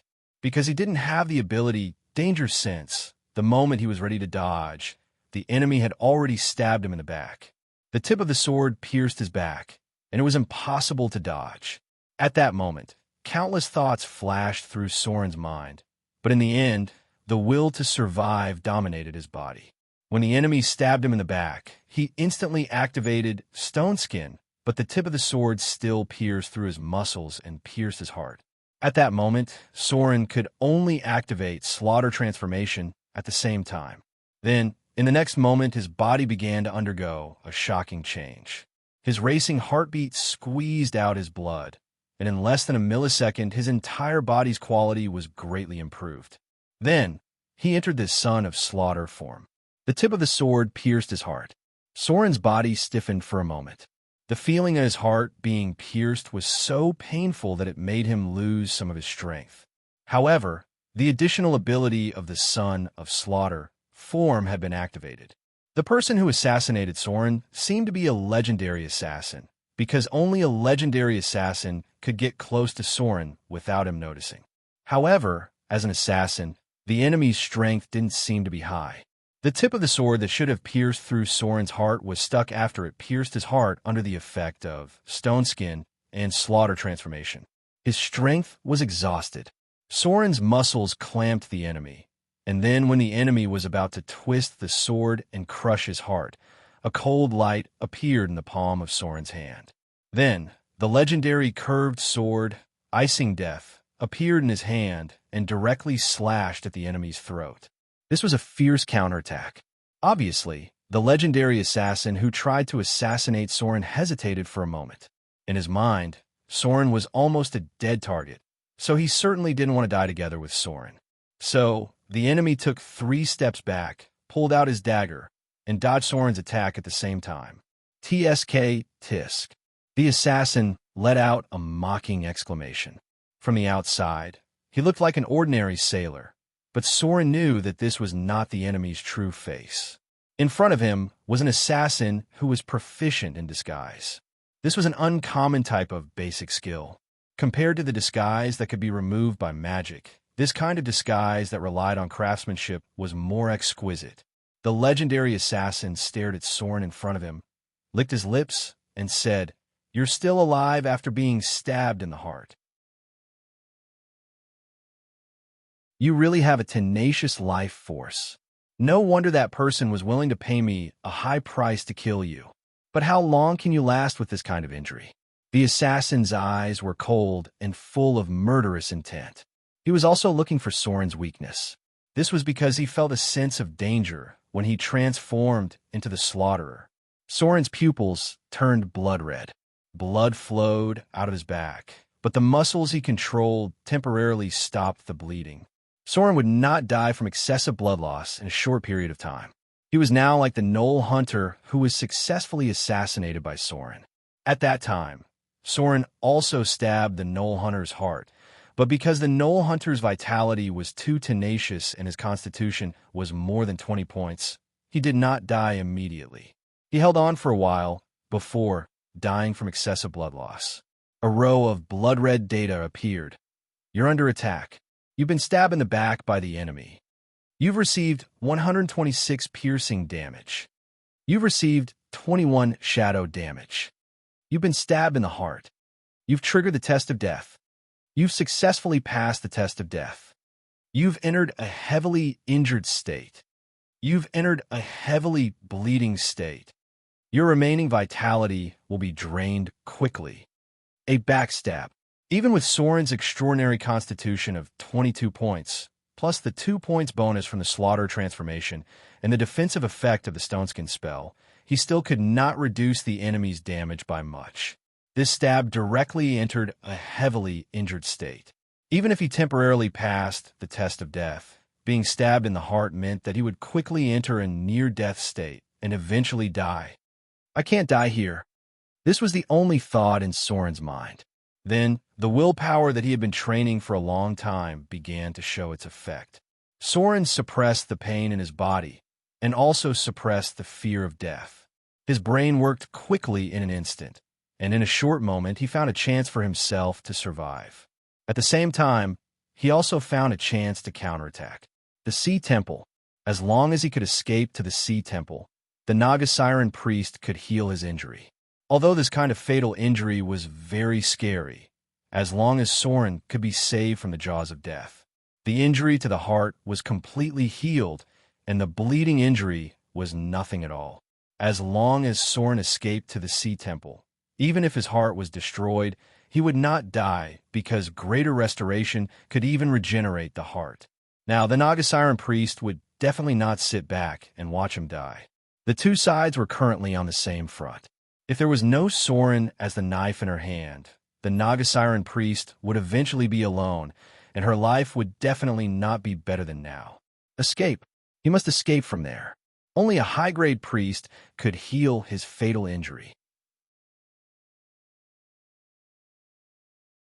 But where would he get the chance to escape? How could the enemy in front of him let him escape? He had such a heavy injury on his body. The chance of escaping from the enemy's hands was quite low, not to mention that there was still a long way to go from here to the Sea Temple. Fear. Instant cast, summon shadow, evade sight, shadow jump. Soren launched several abilities in a row in an instant. First, it was an instant cast of fear brought by a weak divinity. Then he summoned a shadow, and then his whole person disappeared into the shadow. But this time, Soren was not trying to fight back against the enemy, but to escape from the enemy's attack. His figure appeared from a shadow in the distance, and then he instantly drank a bottle of expensive healing potion and fled in the direction of the Sea Temple. The Nagasiren priest had given him a high-grade healing potion, which could temporarily prolong Soren's death.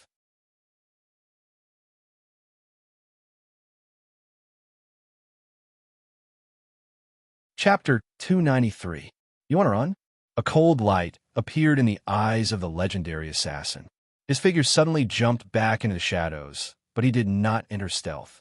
Instead, his body directly blended into the shadows, then disappeared in the next moment, and then appeared about 30 meters ahead. This strange assassin's silhouette appeared in the shadows, but he did not stay in the same place for too long. In just a moment, he disappeared again and then appeared in the shadows very close to Soren. Shadow Leap. This was a special ability that legendary rogues could master. It was similar to the effect of Shadow Leap, but they did not need to enter stealth. As long as they were in the shadows, legendary rogues could perform space jumps across planes. The effect was similar to the wizard's blink spell. This special ability belonged to the category of supernatural ability. It had a certain distance of space jumps, but there was no limit to the number of times it could be used. Under normal circumstances, legendary rogues could perform a shadow leap of up to 100 meters a day. This supernatural ability was similar to the short-distance blink spell. It could be divided into 10 meters and then used 10 times. And there was no need to enter stealth as long as the body was in the shadows. Until now, Soren's pirates finally reacted, but they were of no use in this legendary battle. By the time they were ready to rush over to help Soren, the two of them had already used their supernatural abilities to rush hundreds of meters away. The injury on Soren's back was very serious. The violent movement accelerated his blood loss. Even if he had a strong regenerative ability, he could not regenerate his heart. At this moment, a stream of blood gushed out from his back, almost dyeing his whole back red. The enemy was still gradually closing the distance. Perhaps because of the approaching death, Soren's perception ability was also pushed to the limit. He could feel that the enemy was just a dozen meters behind him and was still catching up with him little by little. Because the enemy seemed to have some legendary item in his hand that could buff him in an instant, similar to instant escape and haste. In this case, Soren's chances of escaping were quite low, so he made a decision in an instant and rushed directly to the place where there were many people in the distance. Thump thump. After Soren's figure passed by, the crowd was in chaos for a moment, and then people and horses were thrown off their feet. The carriage in the middle of the road suddenly seemed to have gone mad, and the horses pulling the carriage neighed and rushed forward. There was a knife mark on the horse's buttocks. When Soren passed through the horse, he made a cut with his knife. Then the whole street was in chaos. Several people were sent flying by the galloping horses. No one knew if they were dead or alive after they landed on the ground, but the panicked crowd had achieved the effect Soren wanted. Soren's figure was temporarily blocked by the rushing carriages and the fleeing crowd.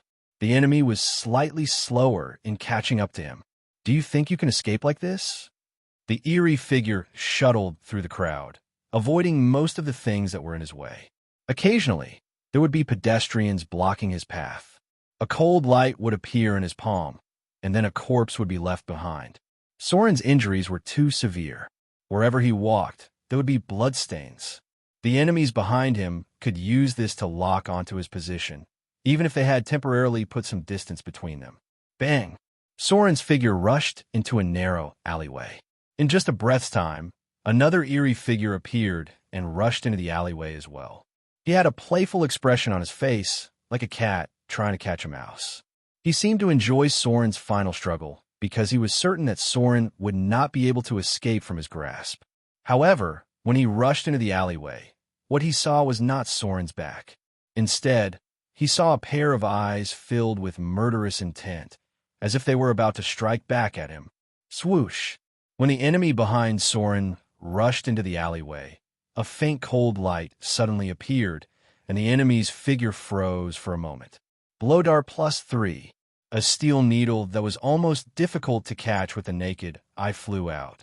Before the legendary assassin in front of him could react, he was hit on the spot by Soren's sudden attack. Life and death were decided in this moment. The legendary tier assassin only felt a slight pain in his body, and then he could no longer feel anything. Even though he knew that he had fallen into Soren's trap, he did not care at all. He was still prepared to kill Soren first. In his opinion, a steel needle was not enough to kill him. However, he had only taken a few steps when his body began to feel that something was wrong. His speed had obviously slowed down, and his body was quite stiff when he moved. In the end, he almost staggered and fell to the ground. Damn it! The legendary tier assassin's face showed a trace of despair and panic because he found that his body was getting stiffer and stiffer. What the hell is this? It's actually so powerful. He was hit. Soren's figure turned around in an instant, and then a cold light appeared in his palm, directly striking the enemy in front of him. As a former legendary thief, Soren knew the weaknesses of rogues too well. Although rogues had all kinds of mysterious means and various special skills, there was still one thing that could not be changed. One thing that could never be changed was that they did not have as many terrible spells as wizards, and they did not have as strong resistance as warriors. Even now that Soren had accumulated 22 constitution, it was difficult for him to compare with a warrior of the same level in terms of fortitude. Therefore, if even he could not pass the +3 fortitude skill, the enemy in front of him would at most have less than a 50% chance of passing the +3 fortitude skill. Half and half. Life and death depended on whether the enemy's constitution was strong enough. In the past, when many quasi-legendary tier and legendary tier professions were exploring the Outer Islands, they failed miserably because of these blow darts. From the beginning, Soren planned to fight back. He wanted to bet on whether he could use the blow darts to knock down the enemy in front of him. Plop! The legendary tier assassin in front of Soren suddenly stiffened and almost fell to the ground. Such an opportunity was absolutely impossible for Soren to miss. So when the enemy in front of him lost his balance, the curved sword in his hand also drew a cold light. Sword form beheading. Blood spurted out, and a head fell to the ground, its eyes wide open. Soren's figure gasped for breath for a moment, then shook slightly as if he was a little unstable.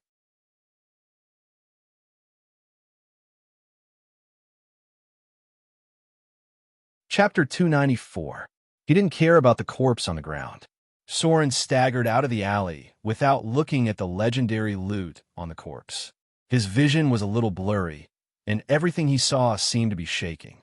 There seemed to be some data flashing in front of his eyes, but due to excessive blood loss, his brain began to become unclear. Soren felt more and more difficult to breathe, and the strength in his body was gradually draining away. If it weren't for a strong will supporting his body, he would have fallen down long ago. A row of data appeared. Health points reduced to less than 90%. You've entered a state of near death. In a state of continuous bleeding. You will die in 30 seconds. You passed the test of death in a state of near death. You've acquired part of the special ability, Death's Toughness. Soren's vision became more and more blurry. His vitality was gradually draining away, but he was not willing to die like this. Because he couldn't die yet, and he shouldn't die in the hands of such an enemy. In the Avatar Crisis, there were many legends and gods. He had experienced so many life and death killings along the way. He had even fought with the great divine power twice. Now, how could he be so easily killed by a legendary professional? He had already reached a higher level than before. As long as he was given a little time, Soren believed that he could be countless times stronger than he was at his peak in the past. Piercing his heart was depriving him of his vitality. Even the weak divinity couldn't heal Soren's injury, because this kind of injury was fatal for many high-grade demons. Unless the divinity was strong enough to ignore the body, the heart was still a fatal weakness of flesh and blood. Soren's vitality was on the verge of death. His strength was getting weaker and weaker, and his spirit was getting more and more tired. It seemed that he could fall down at any time, but he was still moving forward slowly. Everything he had experienced in the past, his will that was tempered by walking barefoot for thousands of miles, and his worry and reluctance for Vivian made him not fall down easily. Then, he heard a person's voice. As if the last of his potential had been squeezed out, Soren suddenly opened his eyes. His pupils were glowing with a blood-red light, and the person who appeared in front of him seemed to be a woman. Soren could no longer see the man's face clearly, but he could feel the man's nervousness. Anyone would be shocked to see a man covered in blood walking out of an alley. The woman seemed to be an Amazon warrior. When she saw Soren, she was very alert and was ready to pull out her weapon. But at this time, Soren suddenly sped up and rushed toward her. Sorry. Soren seemed to have exhausted the last of his strength. After squeezing out all his potential, he gently said sorry, then pointed his finger at the Amazon woman who happened to appear nearby. Vampiric touch. As Soren's finger touched the woman's body, a strong vitality was transferred from the Amazon woman's body to Soren's body. The wound on his back seemed to have healed a lot, and even the pierced heart seemed to have healed a little. This was the effect of spell control. Soren was trying his best to control the vitality absorbed by the spell to transfer to the position of his heart, using it to heal the vital part of his heart that was pierced by the enemy. Soren's breathing gradually became stronger, and everything in front of him became clearer. A trace of blood even appeared on his originally pale face. He was close to death, but because of this spell, he was forcibly pulled back to a seriously injured state. Even his pierced heart was still bleeding. Vampiric touch, minor divinity. When activating this talent, you can condense negative energy to erode the enemy's vitality and temporarily transfer it to yourself. After activating this ability, any enemy directly touched by you will lose divinity plus spell power, *3 HP that you have. A maximum of 60 HP will be absorbed. These HP will be transferred to your body and heal your injuries. If the amount of HP exceeds your HP, the HP will be retained for 1 hour, increasing your maximum HP. The effect of this spell cannot be stacked. The target may die directly because of the exhaustion of vitality. This ability will increase with the level of divinity. Once per day, bang, a cold corpse fell to the ground. As Soren's injuries gradually healed, the Amazon woman in front of him became weaker and weaker. Finally, her whole face seemed to have lost its luster, and her skin became pale and dim. Finally, she completely stopped breathing. Vampiric touch was a necromancy spell, and it was also one of the few spells that wizards could use to heal themselves. This spell could kill the enemy. If the vitality absorbed exceeded the limit of the enemy, then the target would be completely sucked dry and die. Soren had strengthened his divinity to minor divinity. With his current divinity, casting this spell could almost achieve the maximum effect, and the Amazon woman in front of him didn't seem to have more than 60 HP. So she died. Soren said sorry before reaching out to touch her, because he knew that it was difficult for people who had their vitality absorbed by him to survive. But he didn't regret it. Although this seemed to be the first time he took away an irrelevant life in order to let himself live. There was no time to think about it. The wound in Soren's heart had not completely healed. As long as it didn't heal, his vitality would continue to drain. Soren didn't look at the corpse on the ground and directly rushed in the direction of the sea temple. There was still time. After using the spell Vampiric Touch to drain the woman's vitality, Soren could at least hold on for a while. I can't die. I can't die. I can't die here. There was only one thought left in Soren's mind. That was, he couldn't die so easily because the Avatar crisis hadn't come yet, and Vivian's fate hadn't changed.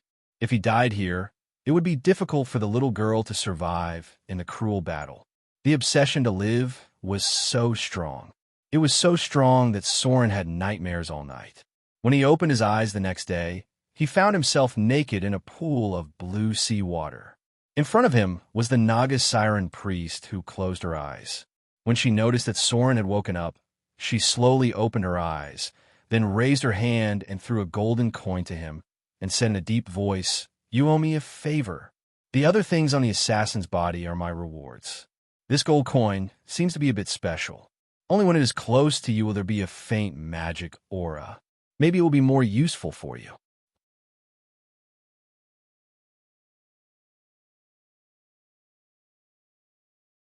Chapter 295. Snap. Soren reached out and caught the gold coin. He didn't know if it was his illusion, but he seemed to feel a slight electric current. Then it seemed that there was nothing, and the gold coin in his hand became almost the same weight as the other kindlers. Soren stood up in the blue pool. He looked at his naked body, then reached out and stroked his back. He could feel the new muscles where his heart was. Without the countless guilds in the past, there were fewer and fewer high-grade priests that could be trained.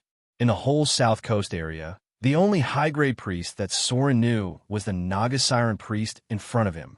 He didn't know what to do during the Avatar crisis. Without a high-grade priest, the casualties would be terrible. If it was in the past, he wouldn't be so embarrassed with such an injury. The priest in the team would immediately cast a restoration spell, and he would be able to fight again. But now, he was forced to use Vampiric Touch to extend his life, and finally, he was lucky enough to reach the Sea Temple. In the past, even when Soren was alone, he could meet some priests that were trained in other guilds from time to time. After all, priests were the core of the lineup, and they were absolutely indispensable. In this way, if he was injured, he could spend more money to save him. But now, he couldn't even find a priest. It was quite difficult to meet a second-grade priest outside. "I owe you a favor." Soren stood up slowly. His things were placed on the side of the hall, and it seemed that no one had touched them. However, the legendary assassin's things seemed to have been taken away by the Naga Siren priest. Soren couldn't say anything about it. After all, it was a restoration spell that saved his life. Soren was actually feeling very bad now. For the first time, he urgently found that he needed to find a priest who could cast high-grade divine spells as a teammate. Because if he didn't have such a priest by his side, it was almost impossible for him not to be injured if he encountered a powerful enemy. If he was still injured like today, even if he relied on fortitude to resist the test of death, he would still die in the hands of the enemy in the end. This time, against a legendary enemy. Soren had relied entirely on luck. He had relied on the fact that the blow darts of the Aborigines had a very high degree of immunity. In the past, it had also caused some legendary professions to fail miserably. Only then did he seize the opportunity to kill the enemy. It could be said that if it weren't for the blow dart +3, Soren's chances of survival would have been quite low. After all, the enemy was a pure legendary level rogue. The disadvantages of having a part-time job were now apparent. Soren was a level 10 rogue, but he didn't even notice when the enemy had sneaked up behind him. This was the difference between pure classes and subclasses. Subclasses didn't have any obvious shortcomings, but they also couldn't develop to the limit in a certain field. Once they encountered a pure class enemy, they would be left far behind. Soren's rogue level was only half of the opponent's, and his wizard level was not enough to play a supporting role, which was why he was so passive this time. Soren got up and put on his clothes, then bowed slightly to the priest in front of the hall before leaving. Then, he left the Sea Temple. After Soren's figure had completely left, another hazy figure appeared. It seemed to be some kind of strange sea creature. "Your Excellency." The hazy sea creature looked out of the hall and said in a hoarse voice, "Is this the new pirate king who killed the Swamp King? Didn't he make things difficult for you some time ago? Why don't you take the opportunity to kill him? It's just right to control his pirates, so our power will be strengthened." The Naga Siren priest frowned, then looked at the other party coldly and said slowly, "The real value is him, not the group of trash under him. Besides, if he dies, who will help me deal with Astrid? You?" Speaking of this, the Naga Siren priest's face showed a hint of sarcasm and said, "Go back. You're all good at fighting for power, but none of you really dare to fight with Astrid. In my opinion, only he can kill that damn Astrid. Pirate King Astrid. At least before getting rid of this thorn, she couldn't let Soren die like this." Moreover, on the corpse of a legendary assassin, the Naga Siren priest also saw a letter of entrustment. The contents of the letter were needless to say. After reading it, the Naga Siren priest was mad. She couldn't let Soren die like this. At the same time, she strengthened her determination to support Soren. However, this letter couldn't be shown to Soren yet. It was a very useful tool. When she was ready to kill Astrid in the future, the Naga Siren priest believed that as long as she showed this assassination letter to Soren, he would never let go of Astrid. Soren left the Sea Temple.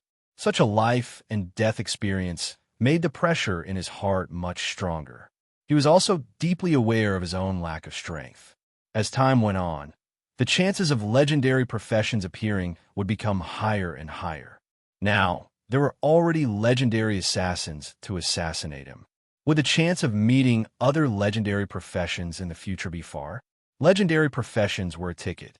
Without this ticket, he would not be qualified to control his own destiny in the future. Soren felt that he had too many things to do, but there was not enough time at all. It seemed that after dealing with the recent matters and laying the foundation of the base in the Outer Islands, it was necessary for him to go to the Underdark. This was the place Soren was most familiar with. It should also be the easiest place to reach the legendary level in the material plane. He had to go and meet those drows again. Because only in the dangerous Underdark, there were so many monsters that Soren could harvest enough slaughter EXP to reach the legendary level as soon as possible. Until Soren returned to his warship. He had time to check the data that appeared. Killing the legendary assassin gave him more than 27,000 slaughter EXP. Sure enough, it was a legendary enemy. The slaughter EXP was much higher than other enemies. Soren now accumulated about 5,000 slaughter EXP to level up as a wizard. Legendary was a watershed. Basically, killing a legendary creature would give more than 10 or 20,000 slaughter EXP. In the entire material plane, if there was a place where legendary creatures gathered the most, then the Underdark would definitely be at the top. Because there were beholders, mind flayers, drows, and all kinds of quite dangerous creatures. Because of Soren's understanding of the Underdark, it was slightly easier for him to deal with these creatures than with legendary professions. The warship soon set sail. Although Soren had just walked between life and death, he still calmly ordered to move toward Shipwreck Bay, as if the assassination yesterday did not happen at all. As for what he was thinking deep in his heart, perhaps only he knew.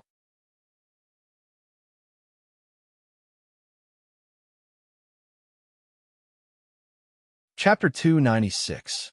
The Frost Kingdom, Arendelle. Princess Anna's pretty figure stood at the top of the castle, looking down at the city in front of her. At this moment, the temperature had begun to warm up, and the ice and snow were showing signs of melting.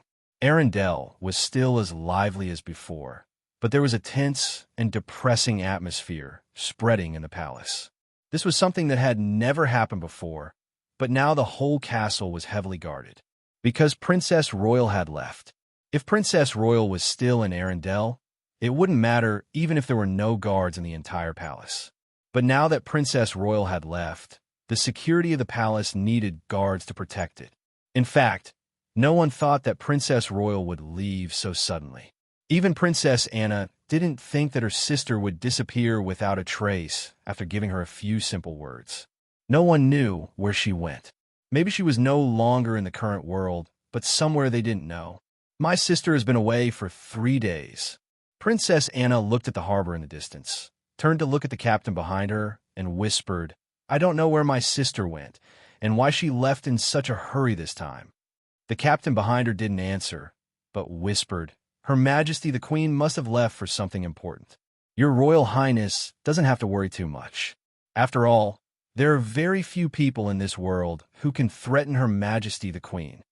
Princess Anna nodded gently and said slowly, "I know. I just miss my sister a little. I used to think that the person I missed the most was him, but after my sister left, I realized that the person I cared about the most in my heart was still my sister. If she was there, I would feel very relaxed, as if I didn't care about anything. No matter what I did wrong, my sister would help me deal with it. But now that she suddenly left, a lot of things are suffocating me. I'm worried that I'll do something wrong and mess up Arendelle." The captain glanced at her and said softly, "Princess Anna has been doing very well. Ta-ta-ta." Just as she finished speaking, the sound of hurried footsteps suddenly came from outside, and then a panting voice said, "Not good, Your Royal Highness." The pirates in Iceland seem to be making some strange movements. The fleets of the southern islands also seem to be up to no good. They seem to be colluding with each other and are approaching our waters. Patter. It sounded like something had fallen to the ground and broken. Then there was a series of hurried footsteps. Soon, several fully armored generals entered the palace. About 15 minutes later, the palace wizards of Arendelle also gathered. The ice witches all came to the palace hall and seemed to be arguing about something. The guards outside would eavesdrop from time to time. Although he didn't understand a lot of things and didn't hear the complete story, he felt that a war was about to break out in Arendelle. It had been 20 years. Ever since Princess Royal was born, Arendelle had never been involved in a war. Now that Princess Royal had just left, the dark clouds of war were approaching. This caused people to feel a trace of unease. Soren stood on the deck and stared at the sea. After a while, he took out a gold coin from his pocket and played with it. This gold coin was about the same weight as an ordinary kindler, but the pattern on it was different. This was because the pattern on it was not the goddess of wealth, but the oldest goddess of luck. As for the mysterious runes on the back of the gold coin, Soren didn't recognize them at all. As a wizard, he was too unprofessional. A lot of things were half-baked, and he didn't have enough time to learn them. But Soren wasn't completely out of ideas. He actually had a simpler way to unlock the secret of this gold coin, but the cost was slightly higher. Pay 7,000 slaughter EXP. Soren actually knew from the beginning that this gold coin seemed to have some kind of sealing power, but he didn't want to give up so much slaughter EXP. But after thinking about it carefully, he decided to pay the slaughter EXP because this should be a legendary special item. When Soren first touched it, he felt an electric current. He didn't know if it had anything to do with the blessing of the goddess of misfortune on him. After all, the goddess of luck and the goddess of misfortune appeared from the corpse of the goddess of luck. A faint light appeared. The gold coin in Soren's palm seemed to have a layer of fog lifted, emitting a strange golden light, and then gradually calming down. Item type: Lucky Gold Coin, number 3, item grade. Grade 3 legendary item. Item description: this is a very special lucky gold coin. It is said that it was originally created by the goddess of luck. It carries the blessing of the goddess of luck and can bring good luck to the owner. There are a total of 12 of these gold coins. It is said that after collecting all 12 gold coins, an even more amazing secret can be found. But it seems that no one has collected all of these lucky gold coins so far. Only 1 or 2 lucky gold coins would appear occasionally, and in the end, they would be obtained by other epic heroes. It seems that these lucky gold coins have a special connection with the legendary Card of Fate. The legendary Great Arcanists seem to have researched the mysterious field of luck as well. Requirements: none. Special effect: Hero's Luck. When holding this gold coin, any owner will receive the ability Hero's Luck. When triggering any test, whether it's attack, dodge, hit, immunity, negotiation, or any other field, the owner of the lucky gold coin will permanently receive 1 point of luck bonus. Note: legend has it that the goddess of luck and the goddess of misfortune are also looking for these gold coins. Give them to the priests of the 2 goddesses first, and you can receive their rewards. Lucky gold coin. This was the data that Soren identified after unsealing it. It seemed to be a legendary item that couldn't increase combat power too much, but it seemed to be quite useful. In the simplest way, this lucky gold coin could provide a special effect of luck +1. This kind of luck bonus could be used in any field, whether it was attack, dodge, immunity, etc. It could give an additional 1 point of luck bonus. It was possible that an enemy that couldn't be hit in battle would suddenly be hit because of a little bit of luck, and an attack that couldn't be avoided would suddenly be dodged by falling down. Who knew about this thing called luck? From a personal point of view, Soren felt that it should be very useful. But he didn't know if the effect of this lucky gold coin could be stacked, because according to the description, there were a total of 12 lucky gold coins. If the effect of this lucky gold coin could be stacked, then after all of them were collected, there would be an additional 12 points of luck bonus. This was a rather frightening thing. It could be said that he was a born protagonist with good luck. When he went out and picked up money, he could do whatever he wanted, and the enemy would coincidentally bump into him. It seemed that since ancient times, only the gods who were in charge of luck could increase someone's luck to such a degree, right? According to the past data conversion, 2 points of strength can provide 1 point of attack bonus, 2 points of agility can provide 1 point of evasion bonus, and 2 points of physique can provide 1 point of tenacity bonus. According to this calculation, all judgments can get 1 point of luck bonus, and the real effect of the conversion is quite amazing. Strength, agility, physique, perception, intelligence, charm. These 6 attributes all affected the judgment effect. If converted in this way, it was equivalent to getting 12 attribute points of judgment bonus as a reward. The effect was amazing when he thought about it carefully. Soren played with the lucky gold coin in his hand and put it away. It seemed that both the goddess of fortune and the goddess of misfortune wanted this thing. He didn't know what the hidden secret was. The next day, Soren came to Shipwreck Bay. There were not as many things here as in Port Tylon. He came mainly for the slave trade. There were too many indigenous slaves in the outer islands. These indigenous people were wild and untamed and did not know how to farm. If they wanted to develop and grow, the slaves on the mainland would be more useful because most of the slaves on the mainland knew how to do deep farming. In other words, fine farming. Recently, the situation on the mainland had become more and more chaotic. Many nobles took advantage of the situation and annexed the land, turning many civilians who originally owned land into the proletariat. Some of them were directly reduced to slaves.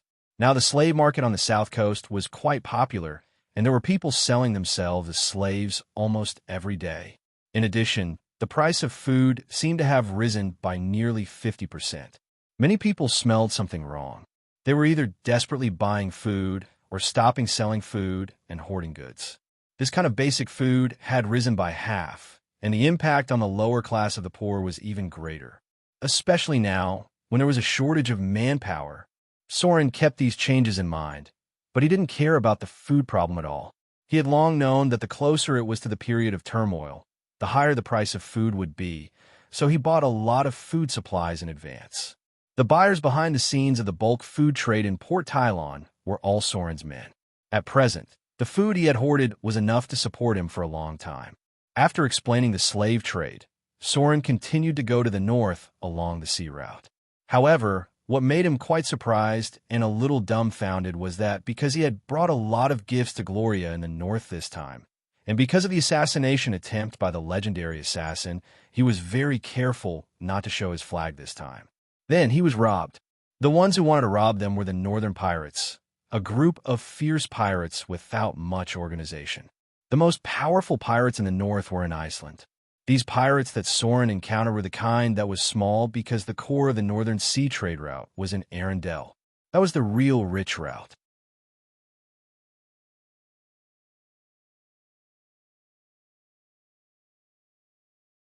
Chapter 297. Northerners. This was a very interesting regional race. Their physical characteristics were a bit like the Siberian race, with a relatively tall physique and quite exuberant hair. Most of the northern men were brave and warlike.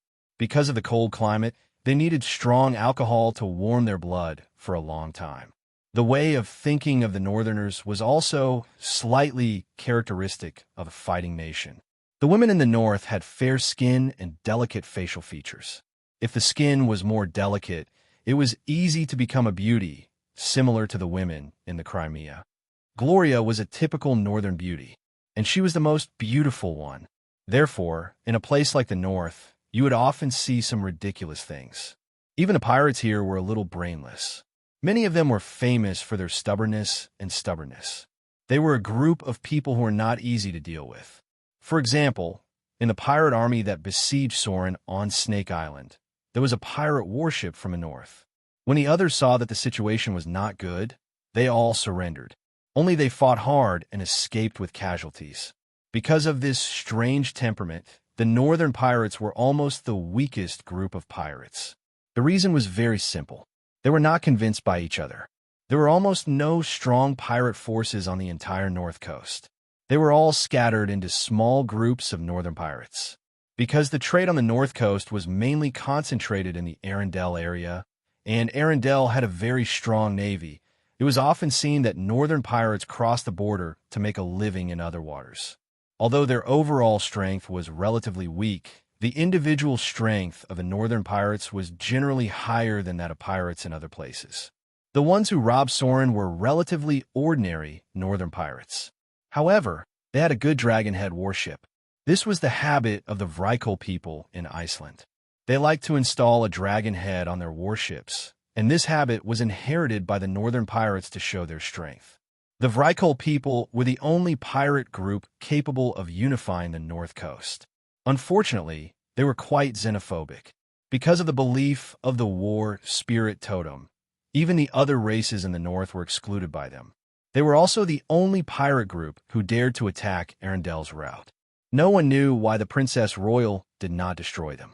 The sound of ghosts wailing and wolves howling came from the front.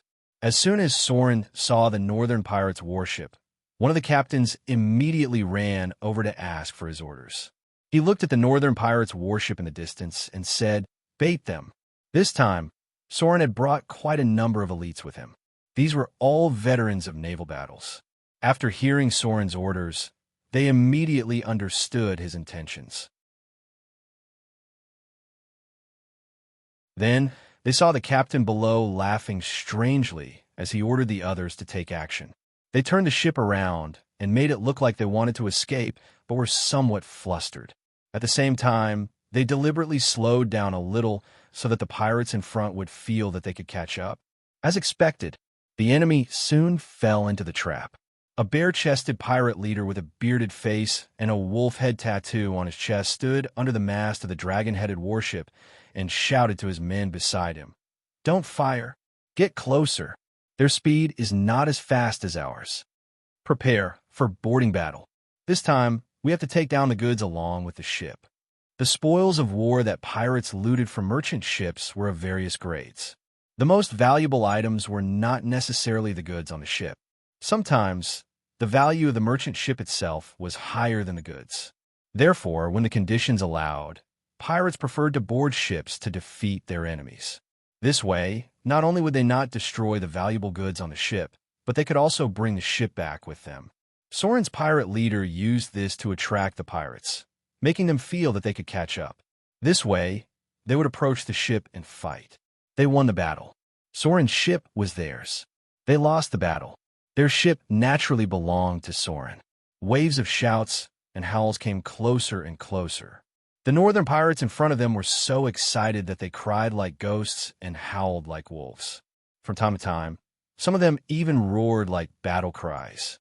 Their faces were full of excitement because they realized that there were not many people on the ship. When both sides could see each other, the northern pirates immediately swung their ropes over. Bang! The hulls of the two ships collided slightly. About 20 northern pirates roared and rushed over. Behind them, about 30 pirates were preparing to board the ship. Clap! Clap! Soren, who had been sitting by the side and watching the show, clapped his hands. Then, a large group of fierce-looking pirates with scars all over their bodies rushed out of the cabin. The pirates' intuition was actually quite sharp. When the group of northern pirates swung their ropes over to Soren's ship, they immediately realized that the ship in front of them was not a merchant ship. This was because the sailors in front of them did not show any signs of fear. They did not even show any signs of nervousness. Among the many scarred sailors in front of them, there were actually some who were excitedly licking their knives. Their expressions were even more ferocious and cruel than the pirates, as if they were lambs that had sent themselves to their doorstep. Kiki, a burly pirate carrying a battle axe that weighed more than 100 pounds, rushed over. He was the ship's field commander. He seemed to have a trace of some other bloodline. He was about 2 meters tall. Howling excitedly, he directly swung his battle axe and split one of the northern pirates in half. Then he roared, "Guys, kill these idiots. You're looking for your own death. Raise the battle flag.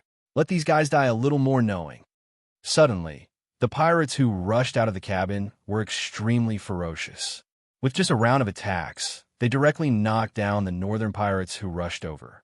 Then, one of the nimble pirates went over to raise the battle flag, while the others rushed over to the opposite pirate ship. The battle was naturally not to repel the enemy's attack, but to take away their warship. A black flag was raised. There seemed to be a commotion on the opposite pirate ship.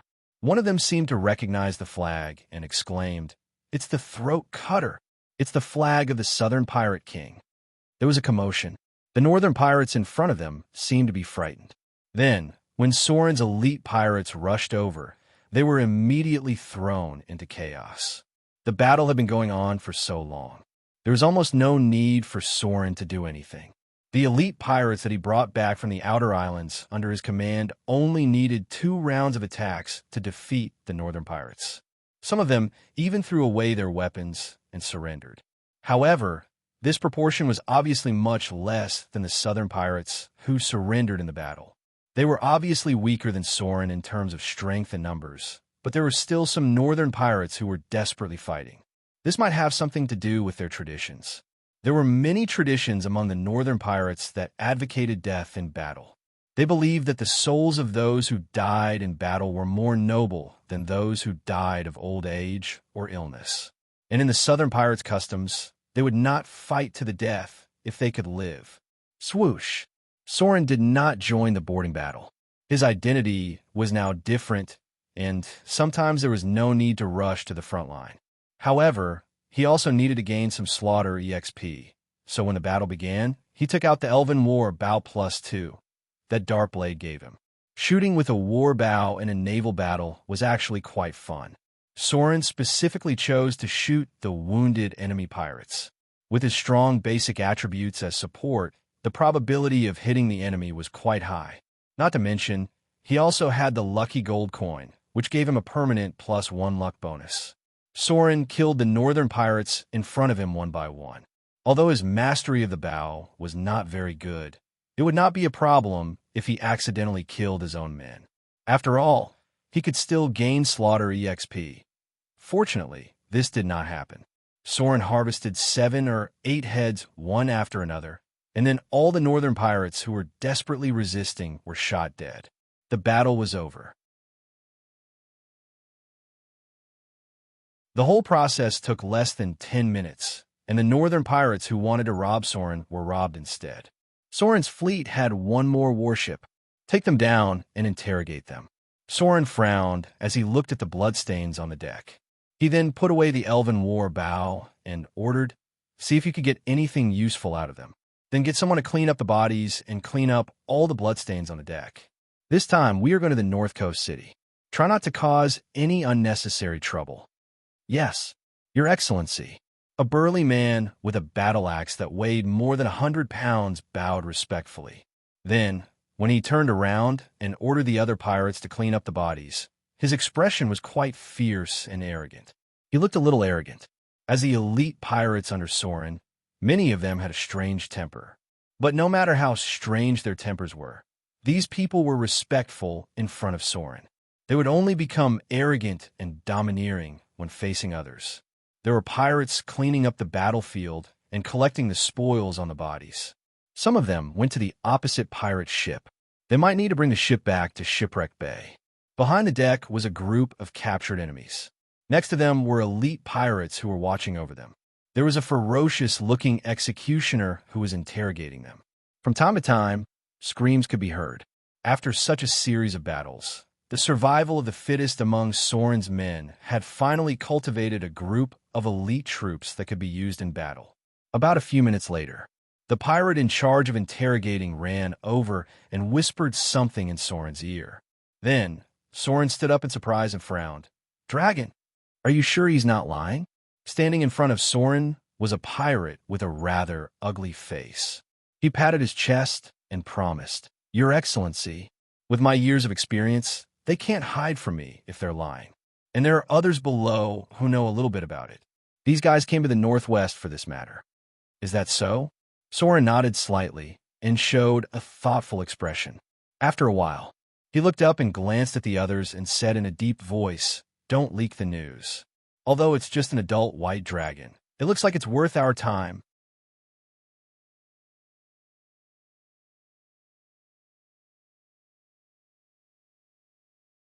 Chapter 298. Slaying a Dragon. Thinking of this, Soren's expression could not help but become a little excited. For any adventurer, slaying a dragon was a very meaningful thing. Not only did it represent a dangerous challenge, but also represented an amazing reward at the same time. Although Soren had encountered a lot of dragons during this period of time, they were basically all subspecies of dragons. This time, he had the opportunity to kill a pure-blood dragon, so he would not miss it no matter what. White dragon. An adult white dragon.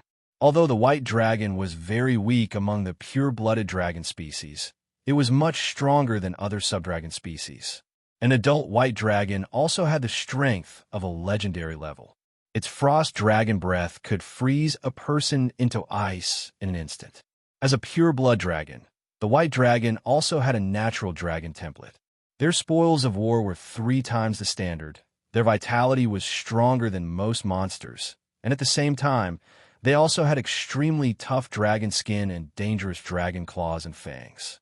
The basic health of an adult white dragon was more than 20 points. Under normal circumstances, their vitality was quite strong. Many people used to think that the white dragon was the weakest among the pure-blood dragons, so they looked down on it. However, when the time came, they realized that even though the white dragon was the weakest among the dragons, it was still much more dangerous than other creatures. The challenge rating of an adult white dragon was 16.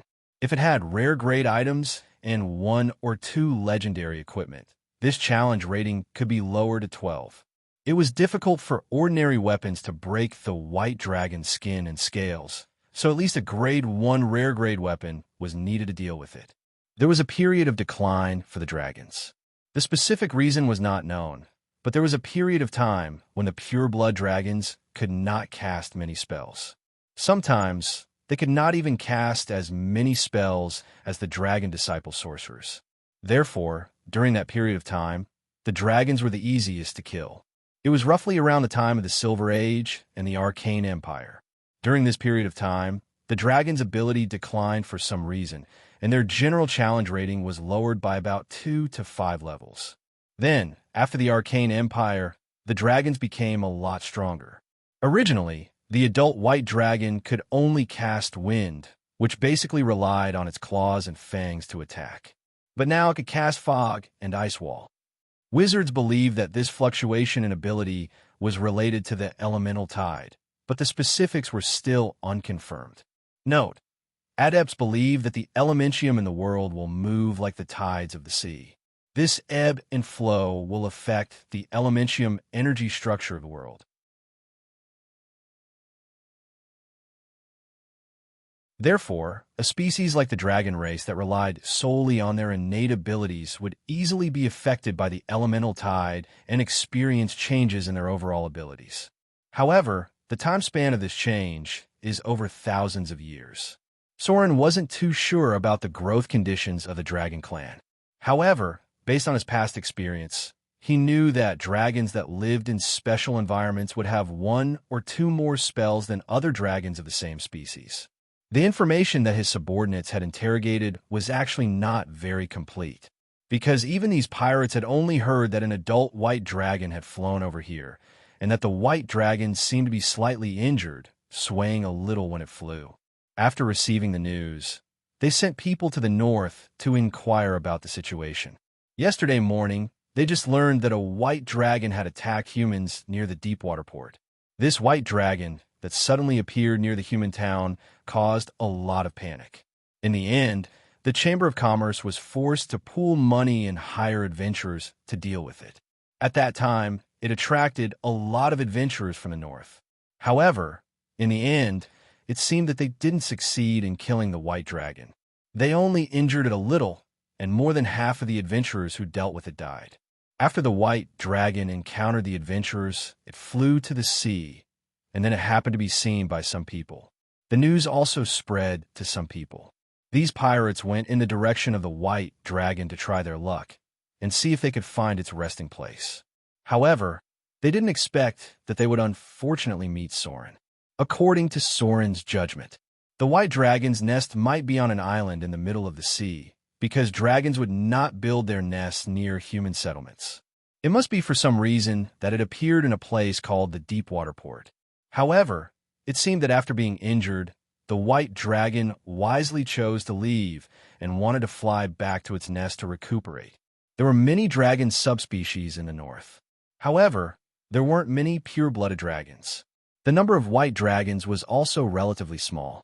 They were mainly distributed in the depths of the glacial mountains and the cold islands in the sea. If its nest was near the deep-water port, it would be difficult for the dragon to abandon its nest and run away according to the dragon's habits. If its nest was in the glacial mountains, then the dragon wouldn't fly to the sea. Therefore, Soren thought that the possibility of its nest being on an island in the north coast was as high as 80%. But the problem now was, there were so many islands in the sea. Where would its nest be? Tap, tap, tap. Soren gently tapped his fingers. After listening to the story, he slowly said, "We only know the direction it flew to, but we don't have the exact location. I'm afraid it's difficult to find its nest in the vast sea. How can this kind of thing take so much effort? No, they must know where the white dragon's nest is. At least they know the approximate location." Soren frowned and stood up. He said in a deep voice, "What about the leader of the northern pirates? Bring their leader here." As Soren's voice fell, the pirates around him couldn't help but look at each other. After a while, seeing Soren's frown getting deeper and deeper, one of them finally mustered up the courage to say, "Your Excellency, their leader has been shot dead by Your Excellency." Dead? Soren was stunned for a moment. Then he rubbed his forehead in annoyance. He didn't have any recollection of it at all. The leader of the northern pirates was too insignificant. Even if someone mentioned him now, Soren couldn't remember when he killed him. He was one of the targets that Soren killed. Torture them. Soren frowned and thought for a moment, then said in a deep voice, "Torture them one by one. I don't believe that they would come here to try their luck just because they saw a dragon fly by without knowing where its nest is." Time couldn't drag on for too long. The dragon race had a strong regenerative ability. If they dragged on for too long and found the white dragon, they would have to face an unharmed giant dragon. The pirates in front of him did not seem to be very strong. They dared to slay the dragon because the white dragon was injured. Therefore, they must be confident that they could find the dragon in a short time and kill it before it recovered from its injuries.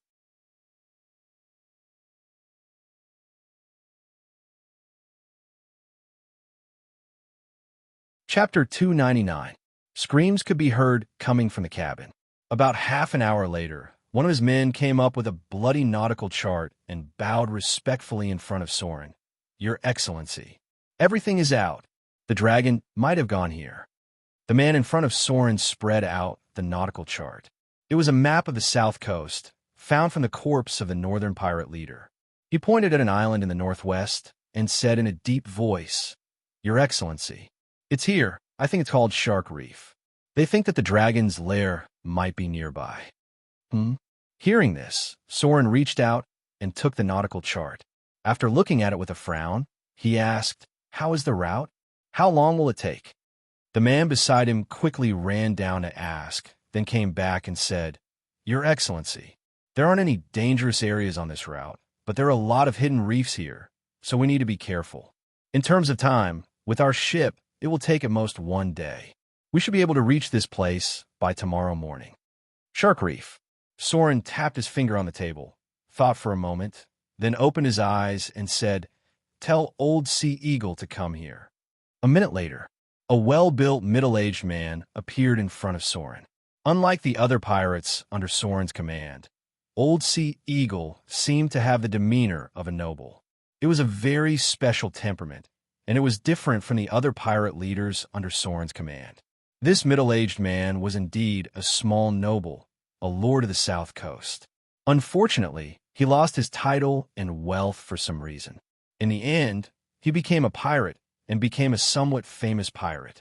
He was a small pirate leader under Soren's command. There were many people like him under Soren's command. After all, most of the pirates in the south coast had to listen to his command. "Give this letter to the master of the wizard tower." Soren raised his head and looked at the middle-aged man in front of him. He took out a quill and quickly wrote a letter. Then he sealed it with wax and handed it to the middle-aged man. He ordered, "Send the gifts on the ship over later. I've already arranged the location and route for you." You can take the test at the estuary and head to Ice River City. After you deliver the gifts, you just have to wait there. If the master of the Sorcerer Tower has anything she wants to ask you, just answer her. There were valuable gifts on this ship. Soren did not plan to use this ship to challenge the White Dragon. After all, it was an adult giant dragon. Giant dragons could easily overturn a ship if they went all out. Therefore, he decided to divide his troops into two groups. He would let his trusted subordinates deliver the gift to Gloria's Wizard Tower, and then he would take part of the elite troops to search for the White Dragon. A pure-blooded adult dragon species should not be given up so easily, not to mention that it was injured. Soren planned to use the Northern Pirates' ship to find it. Even if it was damaged, he would not feel bad. The middle-aged man in front of him nodded gently. Then he put away the letter and respectfully said, "Don't worry. The gifts will be delivered in perfect condition." "Good." Soren looked at him with satisfaction and reminded him, "Don't trespass the Wizard Tower. Just send the message as I said. She should meet you after she knows the news." "Okay, you can go now." Soren had always been a strict person. After he decided to divide his troops, he immediately ordered his subordinates to set sail for the Northern Wizard Tower. He himself went to the dragon-headed warship that captured the pirates. It was not necessarily useful to deal with a giant dragon, because many people could only stare blankly when the dragon flew into the sky. Therefore, he only brought the elite pirates with him. There were only about 20 of them. As for the captured pirates, they were still kept on the ship. If they could be recruited, they would be recruited. If not, they would be sent to do manual labor. Otherwise, Soren would have already harvested their heads. Soren actually had a lot of men under his command, but compared to the other two pirate kings, they were still a little lacking. If he wanted to fight the pirate King Ashrod in the future, he was afraid that he would lack stronger elite pirates.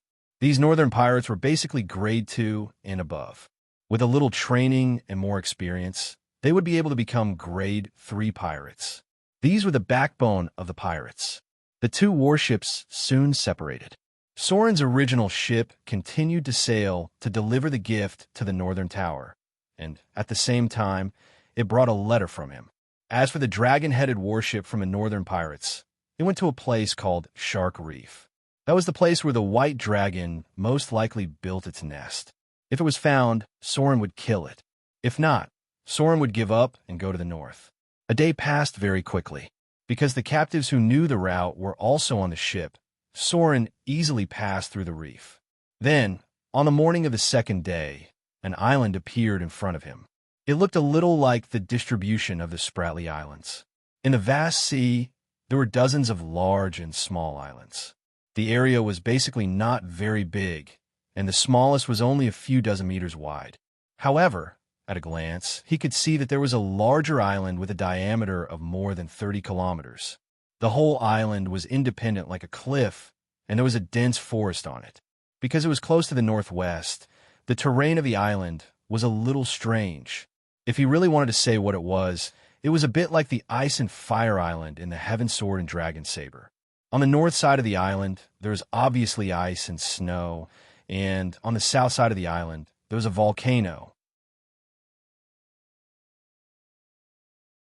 However, it seemed that the volcano had not erupted for a long time. He just did not know if it was an extinct volcano or an active one. This kind of terrain was very attractive to dragons. Many kinds of dragons like to build their nests in such an environment, so the possibility of the white dragon flying here was very high. Doc! Soren picked up the monocular and looked at the island in front of him, then ordered, "Dock at this better place. Let's go to the island and take a look." About an hour later, the Dragonhead warship docked at one side of the island. Soren brought some of his elite subordinates to the beach and left 3 to 5 people on the ship to guard it. As soon as he arrived on the island, Soren felt that the situation here was a little strange. The reason was simple. There were very few animals here, and the whole island was very quiet. There are not many birds in the dense forest. Under normal circumstances, there should be many animals living here, and birds also like to build their nests here. However, it seemed that there was nothing here, which could only mean one thing, and that was that there was a terrifying creature nearby. The most likely was a dragon. Draconic aura was a kind of ability that could cover a large area.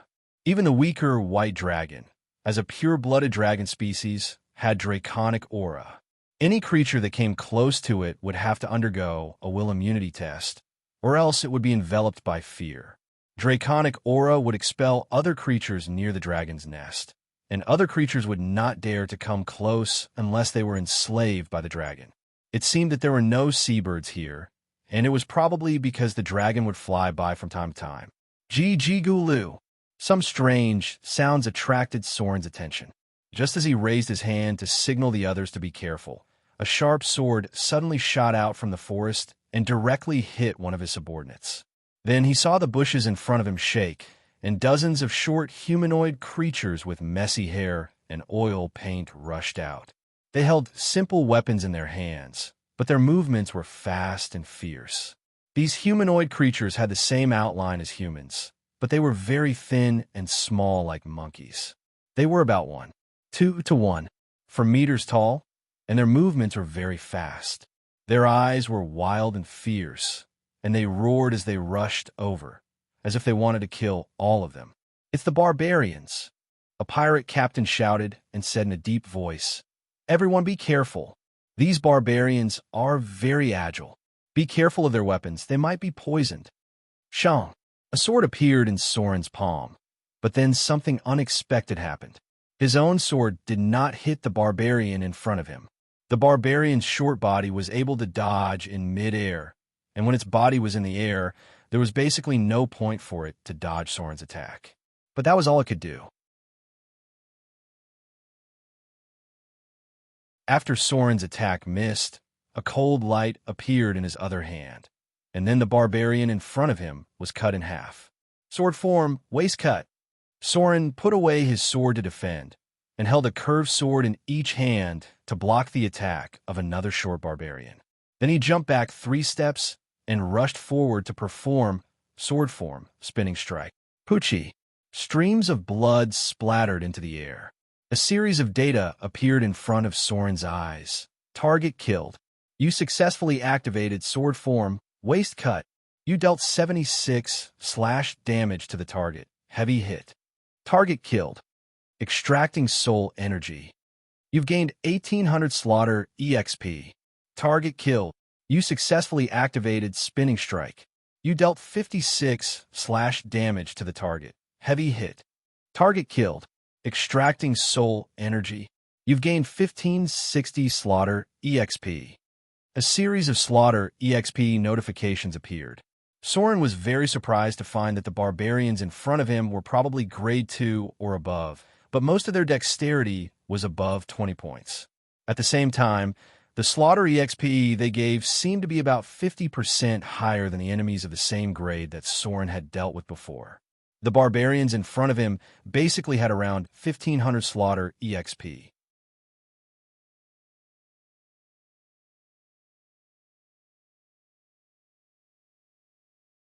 Chapter 300.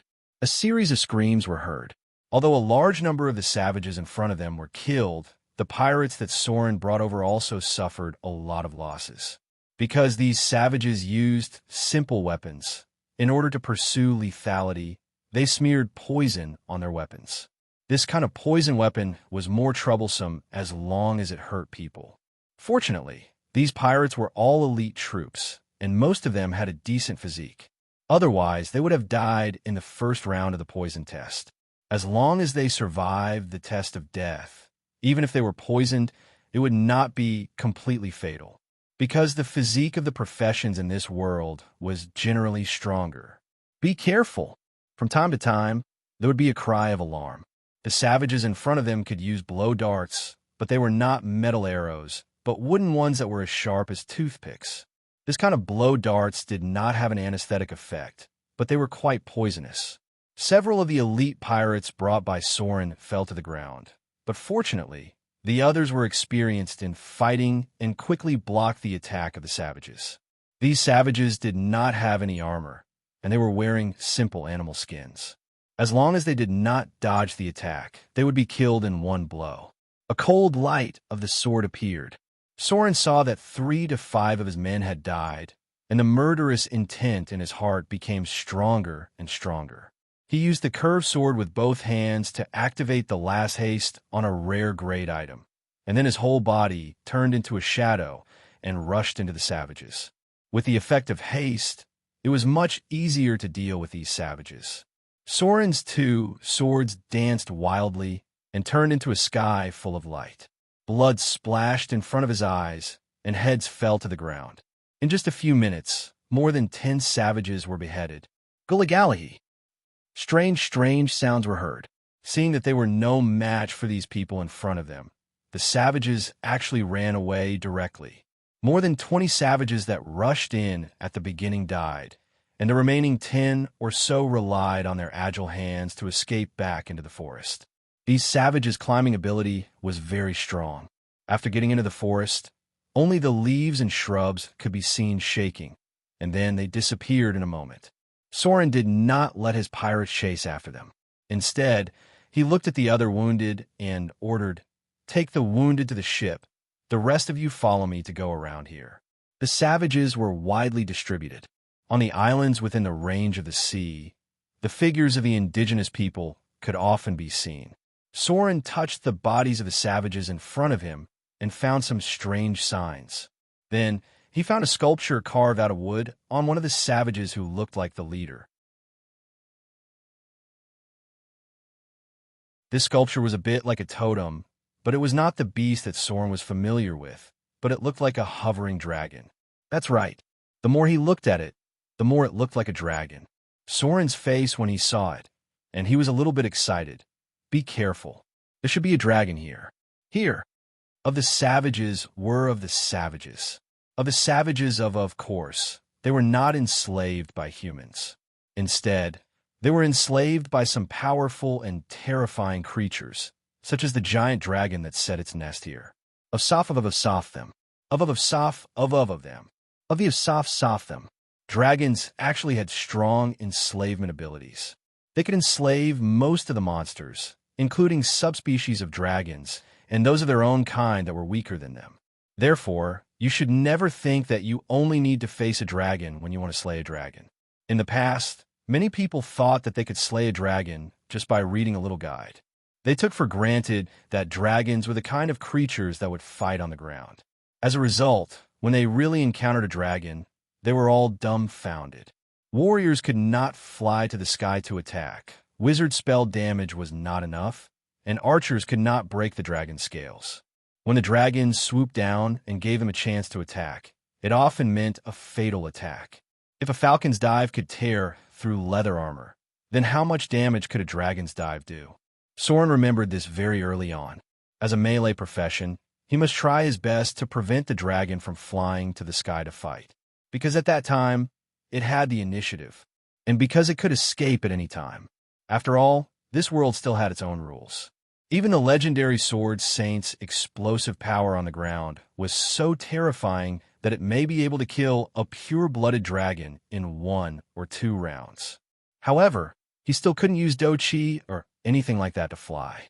Most melee professions were at a disadvantage in the air, unless they increased their strength to the level of a saint. Bring the things here. Soren jumped onto a cliff, looked at the surrounding environment, and then looked at the north side of the island covered with ice and snow. Then he jumped down from above and ordered his men, "Bring all the things I prepared at the beginning." Yes. Soon, his men returned to the ship. About 10 minutes later, someone ran over with a bundle of javelins. These javelins looked a bit like spears, and some of them were connected to chains. There were also heavy javelins made of steel. They looked like short javelins made of pure steel, but they were used as throwing weapons. "Take 2 each." Soren looked at the pirates behind him and ordered in a deep voice, "Leave the rest to me. When the opportunity arises, attack its wings." Dragons were very powerful. Even a white dragon was quite dangerous. The dragon scales and dragon skin on its body had very strong defensive capabilities. Even if you broke the dragon scales, you would still have to face a layer of tough dragon skin. So from ancient times to the present, in the anecdotes of bards, it seemed that the most important thing was to find a weapon that could break the dragon's defense. But in fact, only those who had really slain dragons knew that the most important thing to do was to destroy their ability to fly. There was a saying, to shoot a man, shoot the horse. To catch bandits, capture the king. The dragon's wings were the only place on the dragon's body that was not covered by dragon scales. It was also the place with the largest area of defense and the weakest defense. Although this place was not fatal to the dragon at all, but the strategic significance of attacking this place was quite huge. It was equivalent to destroying half of the dragon's flexibility and also making it unable to use dragon wing flaps, dive attacks, dragon wing sweeps, and so on. The protagonist in the anecdotes of bards could stupidly attack the dragon's fatal point, and then, after a back-and-forth struggle, suddenly seize the opportunity to kill the dragon with more than half of its HP left. But if you played like this, you would definitely die miserably in the end. Heavy weapons were needed to deal with the dragon. The javelins that Soren brought over were quite important props.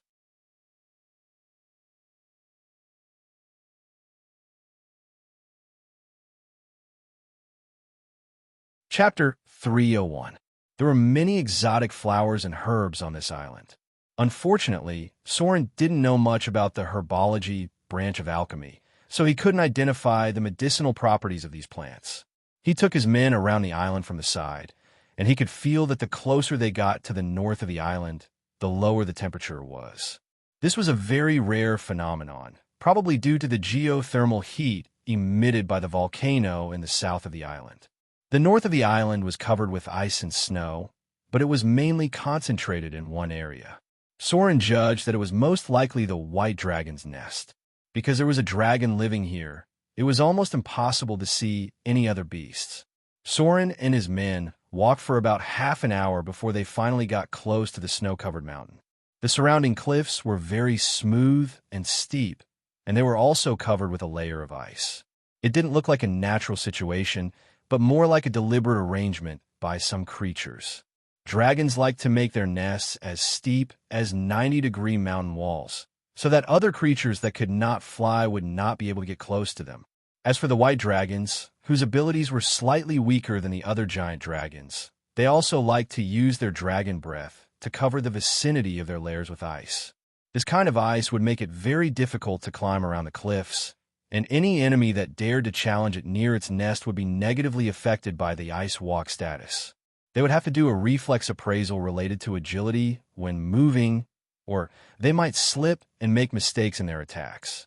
However, white dragons didn't have such a problem because they were born with a special ability called Ice Walk. The Ice Quetzalcoatlus that Soren fought in the past had part of the white dragon's bloodline, so they also liked to cover their nests with ice. Details in Volume 1 hide. Soren gestured to the other men behind him and said in a deep voice, "You guys stay nearby. I will find a way to lure the white dragon out of its nest, and then you guys find a chance to attack its wings with heavy javelins." Heavy weapons had a natural armor penetration ability. It could be simply understood that heavy weapons were much better than ordinary swords to deal with a knight's plate armor. These heavy javelins had a hidden armor penetration ability. It might be a little difficult to throw them out to break the dragon's scales, but it was quite easy to break the dragon's wings. There were obvious barbs on the javelins, which looked similar to the barbs on a spear. Some of the javelins were even connected to a chain, while the other end was a heavy steel javelin. What kind of weapon, if used properly, could lock a dragon's wings and make it completely lose its ability to fly? Unless the dragon forcibly tore off the javelin along with the flesh of the dragon's wings. Shadow hide.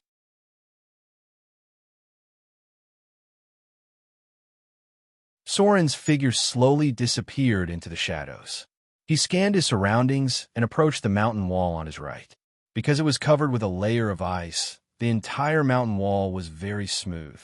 If it was anyone else, it would be impossible to climb up. However, for Soren, who had 25 points of agility, this wasn't a problem at all. A pair of daggers appeared in his hands, and he quietly climbed up the mountain. Soon, he reached an open platform on the mountain wall. This was a very big platform.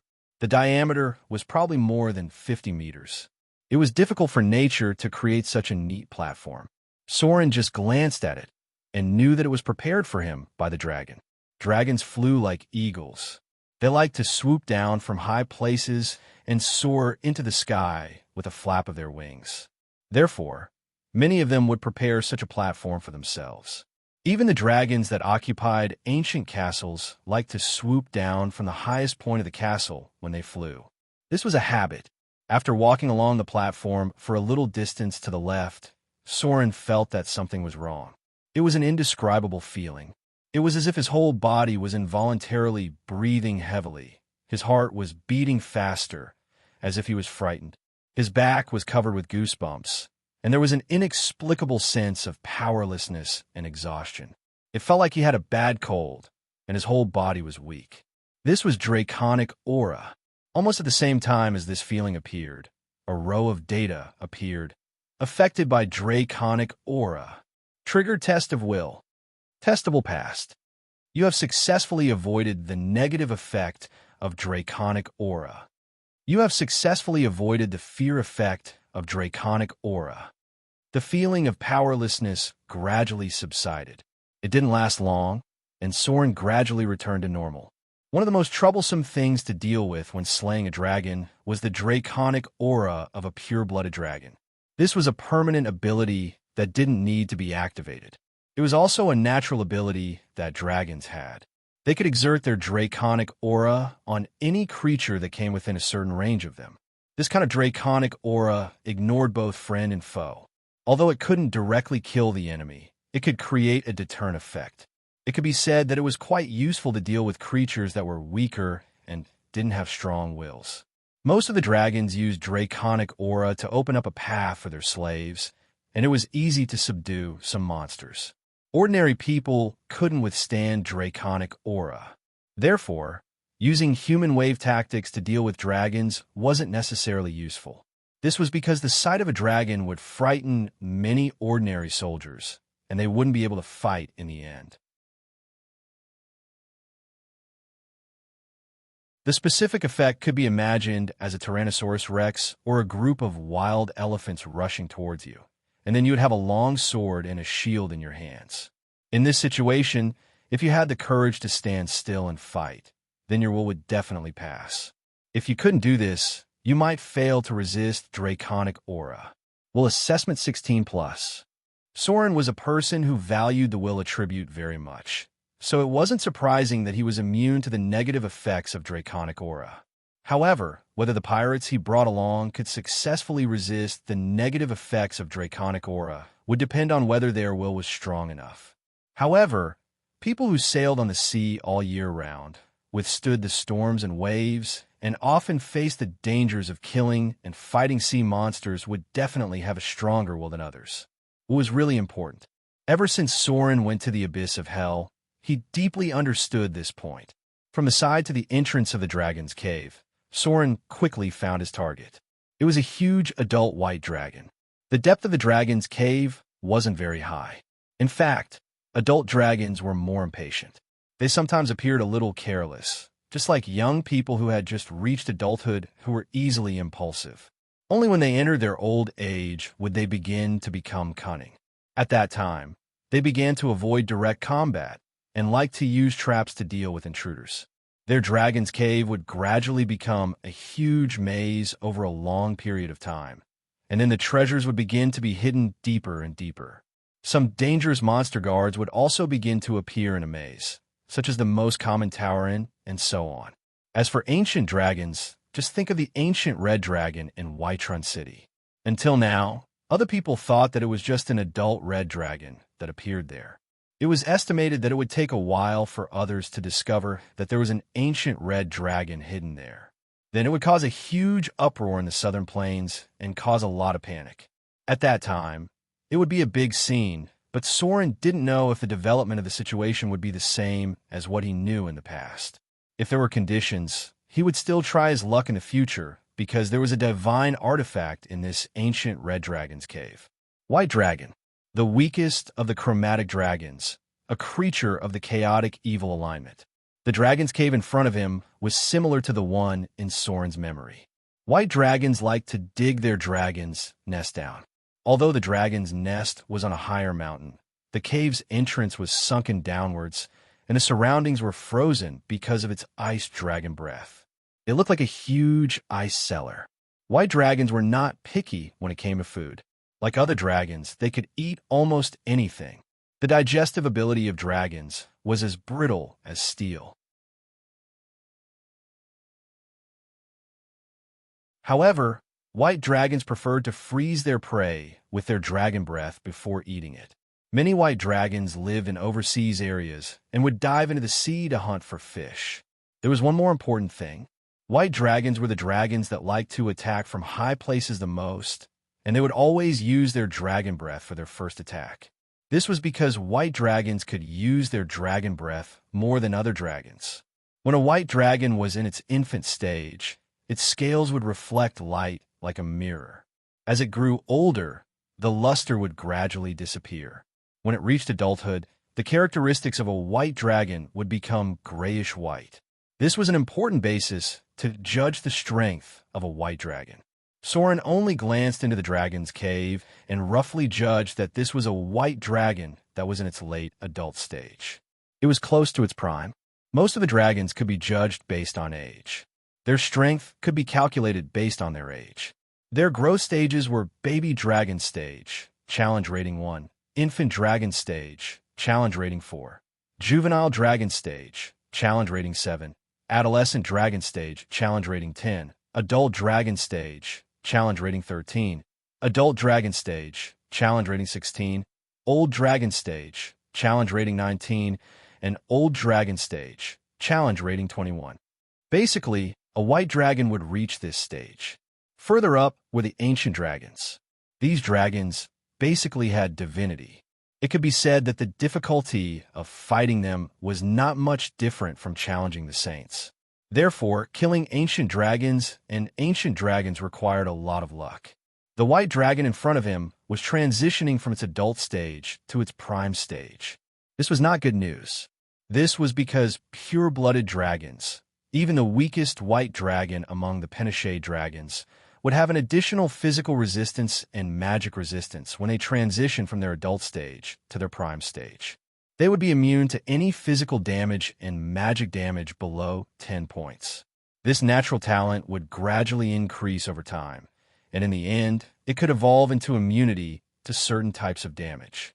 Fortunately, when these dragons were killed, their dragon scales and dragon skin would inherit part of the defensive resistance, which could be directly made into first-rate rare-grade equipment. This was a little troublesome. Soren quietly watched the adult white dragon, which was about 50 feet long, in his sight, and carefully moved towards it.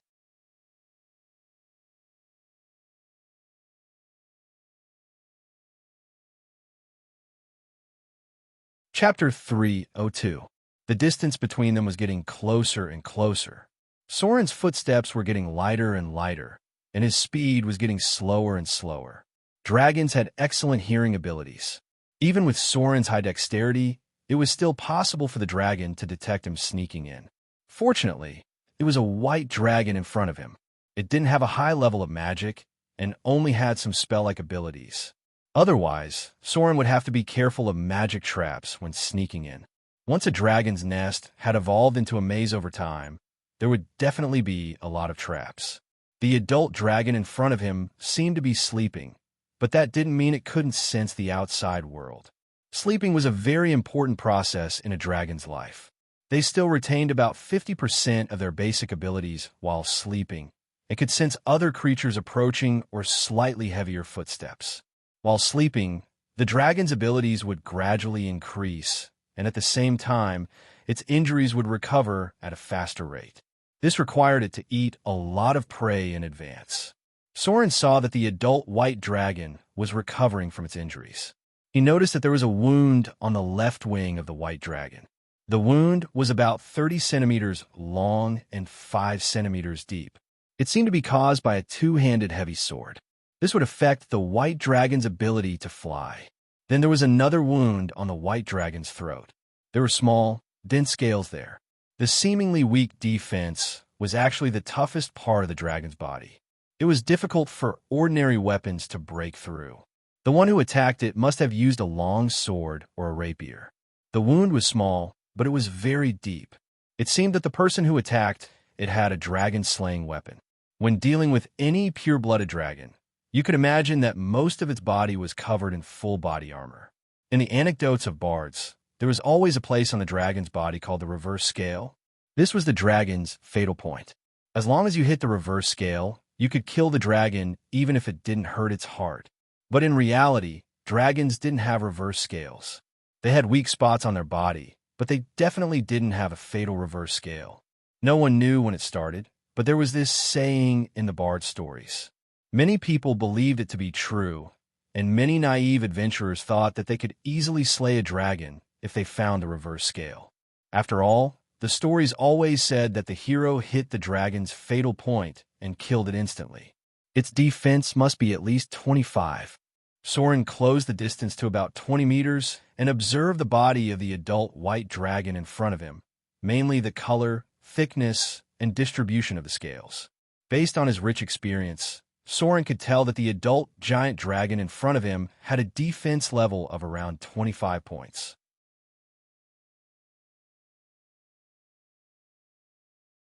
In other words, the dragon scales and dragon skin that covered the surface of its body could resist close to 25 points of physical damage. This defensive strength was equivalent to an adult man holding a weapon with both hands and attacking with all his strength. In other words, an adult man wielding a two-handed weapon and attacking with all his might only be able to break through the dragon's defense. It was just enough to break through his defense, and the damage was probably less than 3 points. Soren had a serious expression on his face as he sneaked closer to the other side. At the same time, he thought to himself, with the elite pirates that I brought with me, it shouldn't be a problem to break through its dragon scale defense. But if it doesn't deal any heavy damage, it's estimated that the damage will be in the single digits. This was not a good thing. It was not easy to kill an adult giant dragon with just Soren's damage output alone. Following the side of the dragon's nest, Soren could see a pile of treasures. Because there were not many of them, they were directly covered by the huge body of the giant dragon. As the weakest white dragon among the chromatic dragons, although it had accumulated wealth to adulthood and had double to triple the loot standard, the treasures it had were not as exaggerated as the red dragons. Because the red dragon was the most powerful chromatic dragon, and it was also an evil giant dragon that liked to collect loot. However, in front of Soren's eyes, there were some small things that were sparkling and refracting light. Those were diamonds. The white dragon was one of the giant dragons that liked diamonds the most. As long as they found a diamond, they would always find a way to take it for themselves, unless this behavior was very dangerous. Among all the gems, the white dragon liked diamonds the most. Therefore, in almost any adult white dragon's nest, there were some eye-catching diamonds that could be found. Therefore, in the treasure that the white dragon did not seem to be rich, it was often possible to hide a valuable loot. The key was the number of diamonds. After all, this thing could be sold for a very high price as long as one piece. There was not much gold in the dragon's nest. Because it was close to the sea, Soren could hardly see much kindler. Most of it was fine gold sand and gold nuggets. There were not many gems, but there were a lot of diamonds mixed in. Soren saw nearly a dozen pieces. There was a moment of pause. Soren squatted in the corner and memorized the environment of the entire dragon's nest. At the same time, his brain began to make tactical arrangements. He had two plans. The first was to take advantage of the fact that the giant dragon had not discovered him and quickly pull out the legendary curved sword Icing Death to attack. As long as the distance was within 10 meters, even if the dragon's perception found him, Soren could still fight for 2 or 3 opportunities to attack. If he was lucky enough to hit the leader's vital point, Soren could cause a lot of damage to the enemy at the beginning of the battle. But in this case, the next battle would not be easy. Because the space in the dragon's nest was too narrow, the white dragon would definitely spit out dragon's breath when it reacted. At that time, Soren would have nowhere to hide. Never take the dragon's breath head on. This was a special point in the rules of dragon slaying. The second plan was to lure the white dragon out so that there would be no chance for a sneak attack. But it could also make the white dragon think that he was a thief who sneaked into the dragon's nest. Under normal circumstances, the white dragon would definitely chase him out of the nest. In this way, Soren could lead it down and give the ambushing elite pirates a chance to attack. If he could keep the white dragon on the ground, the final victory would be as high as 80%. Soon, Soren made a plan in his mind. His figure suddenly flew out and rushed directly to the white dragon in front of him. Then he reached out and grabbed the treasure under it, grabbing a lot of gold and diamonds in one breath. After getting the treasure, Soren immediately retreated. Almost when he was about 5 meters away from the treasure, the sleeping giant dragon also moved slightly as if it sensed something and then suddenly opened its huge dragon eyes. Dragon sense, 10 meters. Soren's figure had almost escaped to the outside of the dragon's nest, and only a blurry background could be seen. Roar! An angry roar sounded. The adult white dragon in front of him suddenly opened its eyes and stood up. It actually opened its mouth and said angrily in the common language, "Despicable thief." It was not an ordinary white dragon. It was not those beast-like white dragons without much wisdom. Being able to use the common language meant that there was something different about it.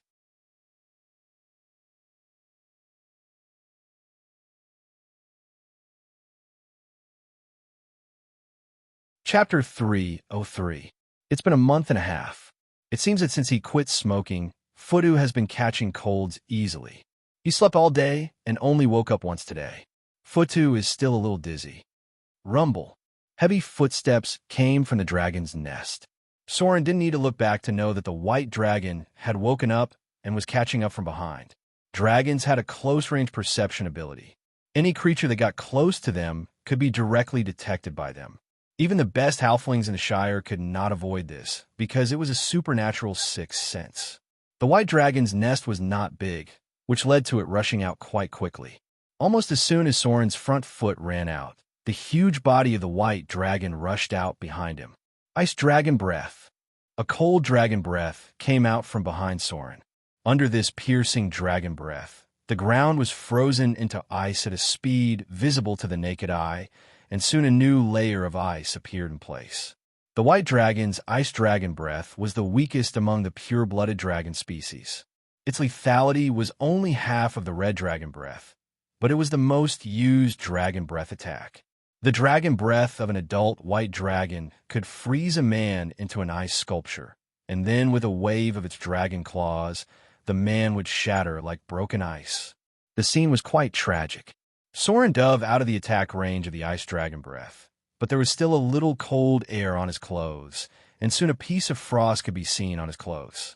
The ice dragon breath of an adult white dragon could cause about 40 points of ice damage. It was an all-shaped attack that covered a large area. This kind of ice damage was still within Soren's tolerance range. If it was the dragon breath of an adult red dragon, he was afraid that he would lose half his life just by touching it. Whoosh! There was a harsh sound of friction. After Soren rushed out of the dragon's nest, he directly jumped from a height of nearly 100 meters. However, he didn't jump down directly. No matter how high his physique was, he would still fall to his death. He relied on his weapon to reduce the force of the fall and then slid down directly, just like when he fought against the hunters on the cliff in the past. The speed of the descent was quite fast, and it bought some time for Soren. So when he was about to reach the ground, the white dragon's huge body appeared at the edge of the cliff. It glanced at Soren, who had slid to the ground, and pounced on him without hesitation. Shameless thief. The white dragon in front of him seemed to have had some special experiences, because under normal circumstances, white dragons would only have relatively high intelligence when they reached old age. At the same time, they would also be able to speak languages other than Draconic. They were the closest to wild beasts among the pure-blooded dragon species. To a large extent, their challenge rating was lowered because of this. 1. The white dragon flapped its wings and stabilized its body just as it was about to reach the ground. This dive had shortened the distance between them by quite a bit. Then, It opened its mouth and spat out a dragon's breath that enveloped Soren's body. Dragons didn't have high dexterity. Most of them only had around 10 points. And because of their relatively large size, they couldn't dodge many of the enemy's attacks. However, this didn't mean that they were slow because most of the creatures with large bodies had lower dexterity. In fact, the speed of a giant dragon was comparable to that of a human with haste buff, so Soren was still within the range of its dragon's breath attack. "Do it!" Soren suddenly shouted and then jumped up. He reached out and grabbed a tree trunk above him, and with a 360-degree turn, he barely dodged the frost dragon's breath attack. But even so, his right hand still touched a little bit of the dragon's breath attack. In the blink of an eye, it was covered with frost, and his whole arm felt a little numb. Elemental damage. Soren's legendary curved sword, Icing Death, only had an additional 3 points of cold damage, but the frost dragon's breath attack directly dealt 30 points of elemental damage per second. This was an elemental attack that could freeze blood. Swoosh, swoosh, swoosh. A group of fierce pirates rushed from both sides. Their eyes were filled with fear and excitement. As soon as they came out, they immediately threw the heavy javelins in their hands. The javelins flew through the air and hit the white dragon's body. Some of them hit its dragon scales, but they barely broke through the defense of the dragon scales. It was like a hammer hitting an iron felt. Most of the javelins were bounced back, but the dragon scales also showed signs of damage, and traces of dragon blood seeped out. However, the javelins that hit the dragon's wings didn't bounce back. They directly penetrated the dragon's wings. Because of the barbs on them, they directly hung on the dragon's wings. Chain. When Soren landed, he shook his arm to shake off the frost that came into contact with it. Then, he directly picked up a heavy javelin and threw it at the white dragon's left wing. A sharp whistling sound. In the midst of the giant dragon's angry and painful roar, Soren hit its position near the dragon's wing bone. Spread out. 2 curved swords appeared in Soren's hands. The elite pirates in front of him were 3 less. This meant that someone didn't pass the test of draconic aura. This guy didn't dare to join the battle because he didn't have enough willpower. Soren wasn't too surprised by this. It was already good enough that so many of his men could withstand the first round of draconic aura. However, everyone had the courage to face such a huge monster. Roar. In the midst of the angry roar, the white dragon rushed towards Soren. As its huge body moved, according to Soren's strategy, the other elite pirates took the opportunity to continue attacking it with their javelins. Many of his men had already discovered the wound on the dragon's wings. The white dragon in front of them was indeed injured at the beginning. This discovery made many of the elite pirates eager to try. Some even pulled out their 2-handed weapons and prepared to hack at the open wound. Idiot! Don't be impulsive. Soren awkwardly rolled away.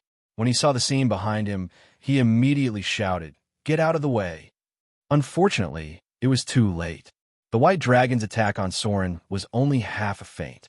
When a most cunning human in front of it dodged its dragon breath, it deliberately turned its back to those pesky insects and seemed to want to take the opportunity to sneak an attack on him. This made a cruel and bloodthirsty look appear in its eyes. As an adult white dragon with a certain amount of wisdom, it was very clear that it was better to get rid of these small fries first. Dragon tail sweep. The adult white dragon's tail was nearly 5 meters long, and the thickness was about the same as an adult's waist. Even the end of the tail was as thick as an adult's thigh. The dragon's tail was also covered with tough dragon scales.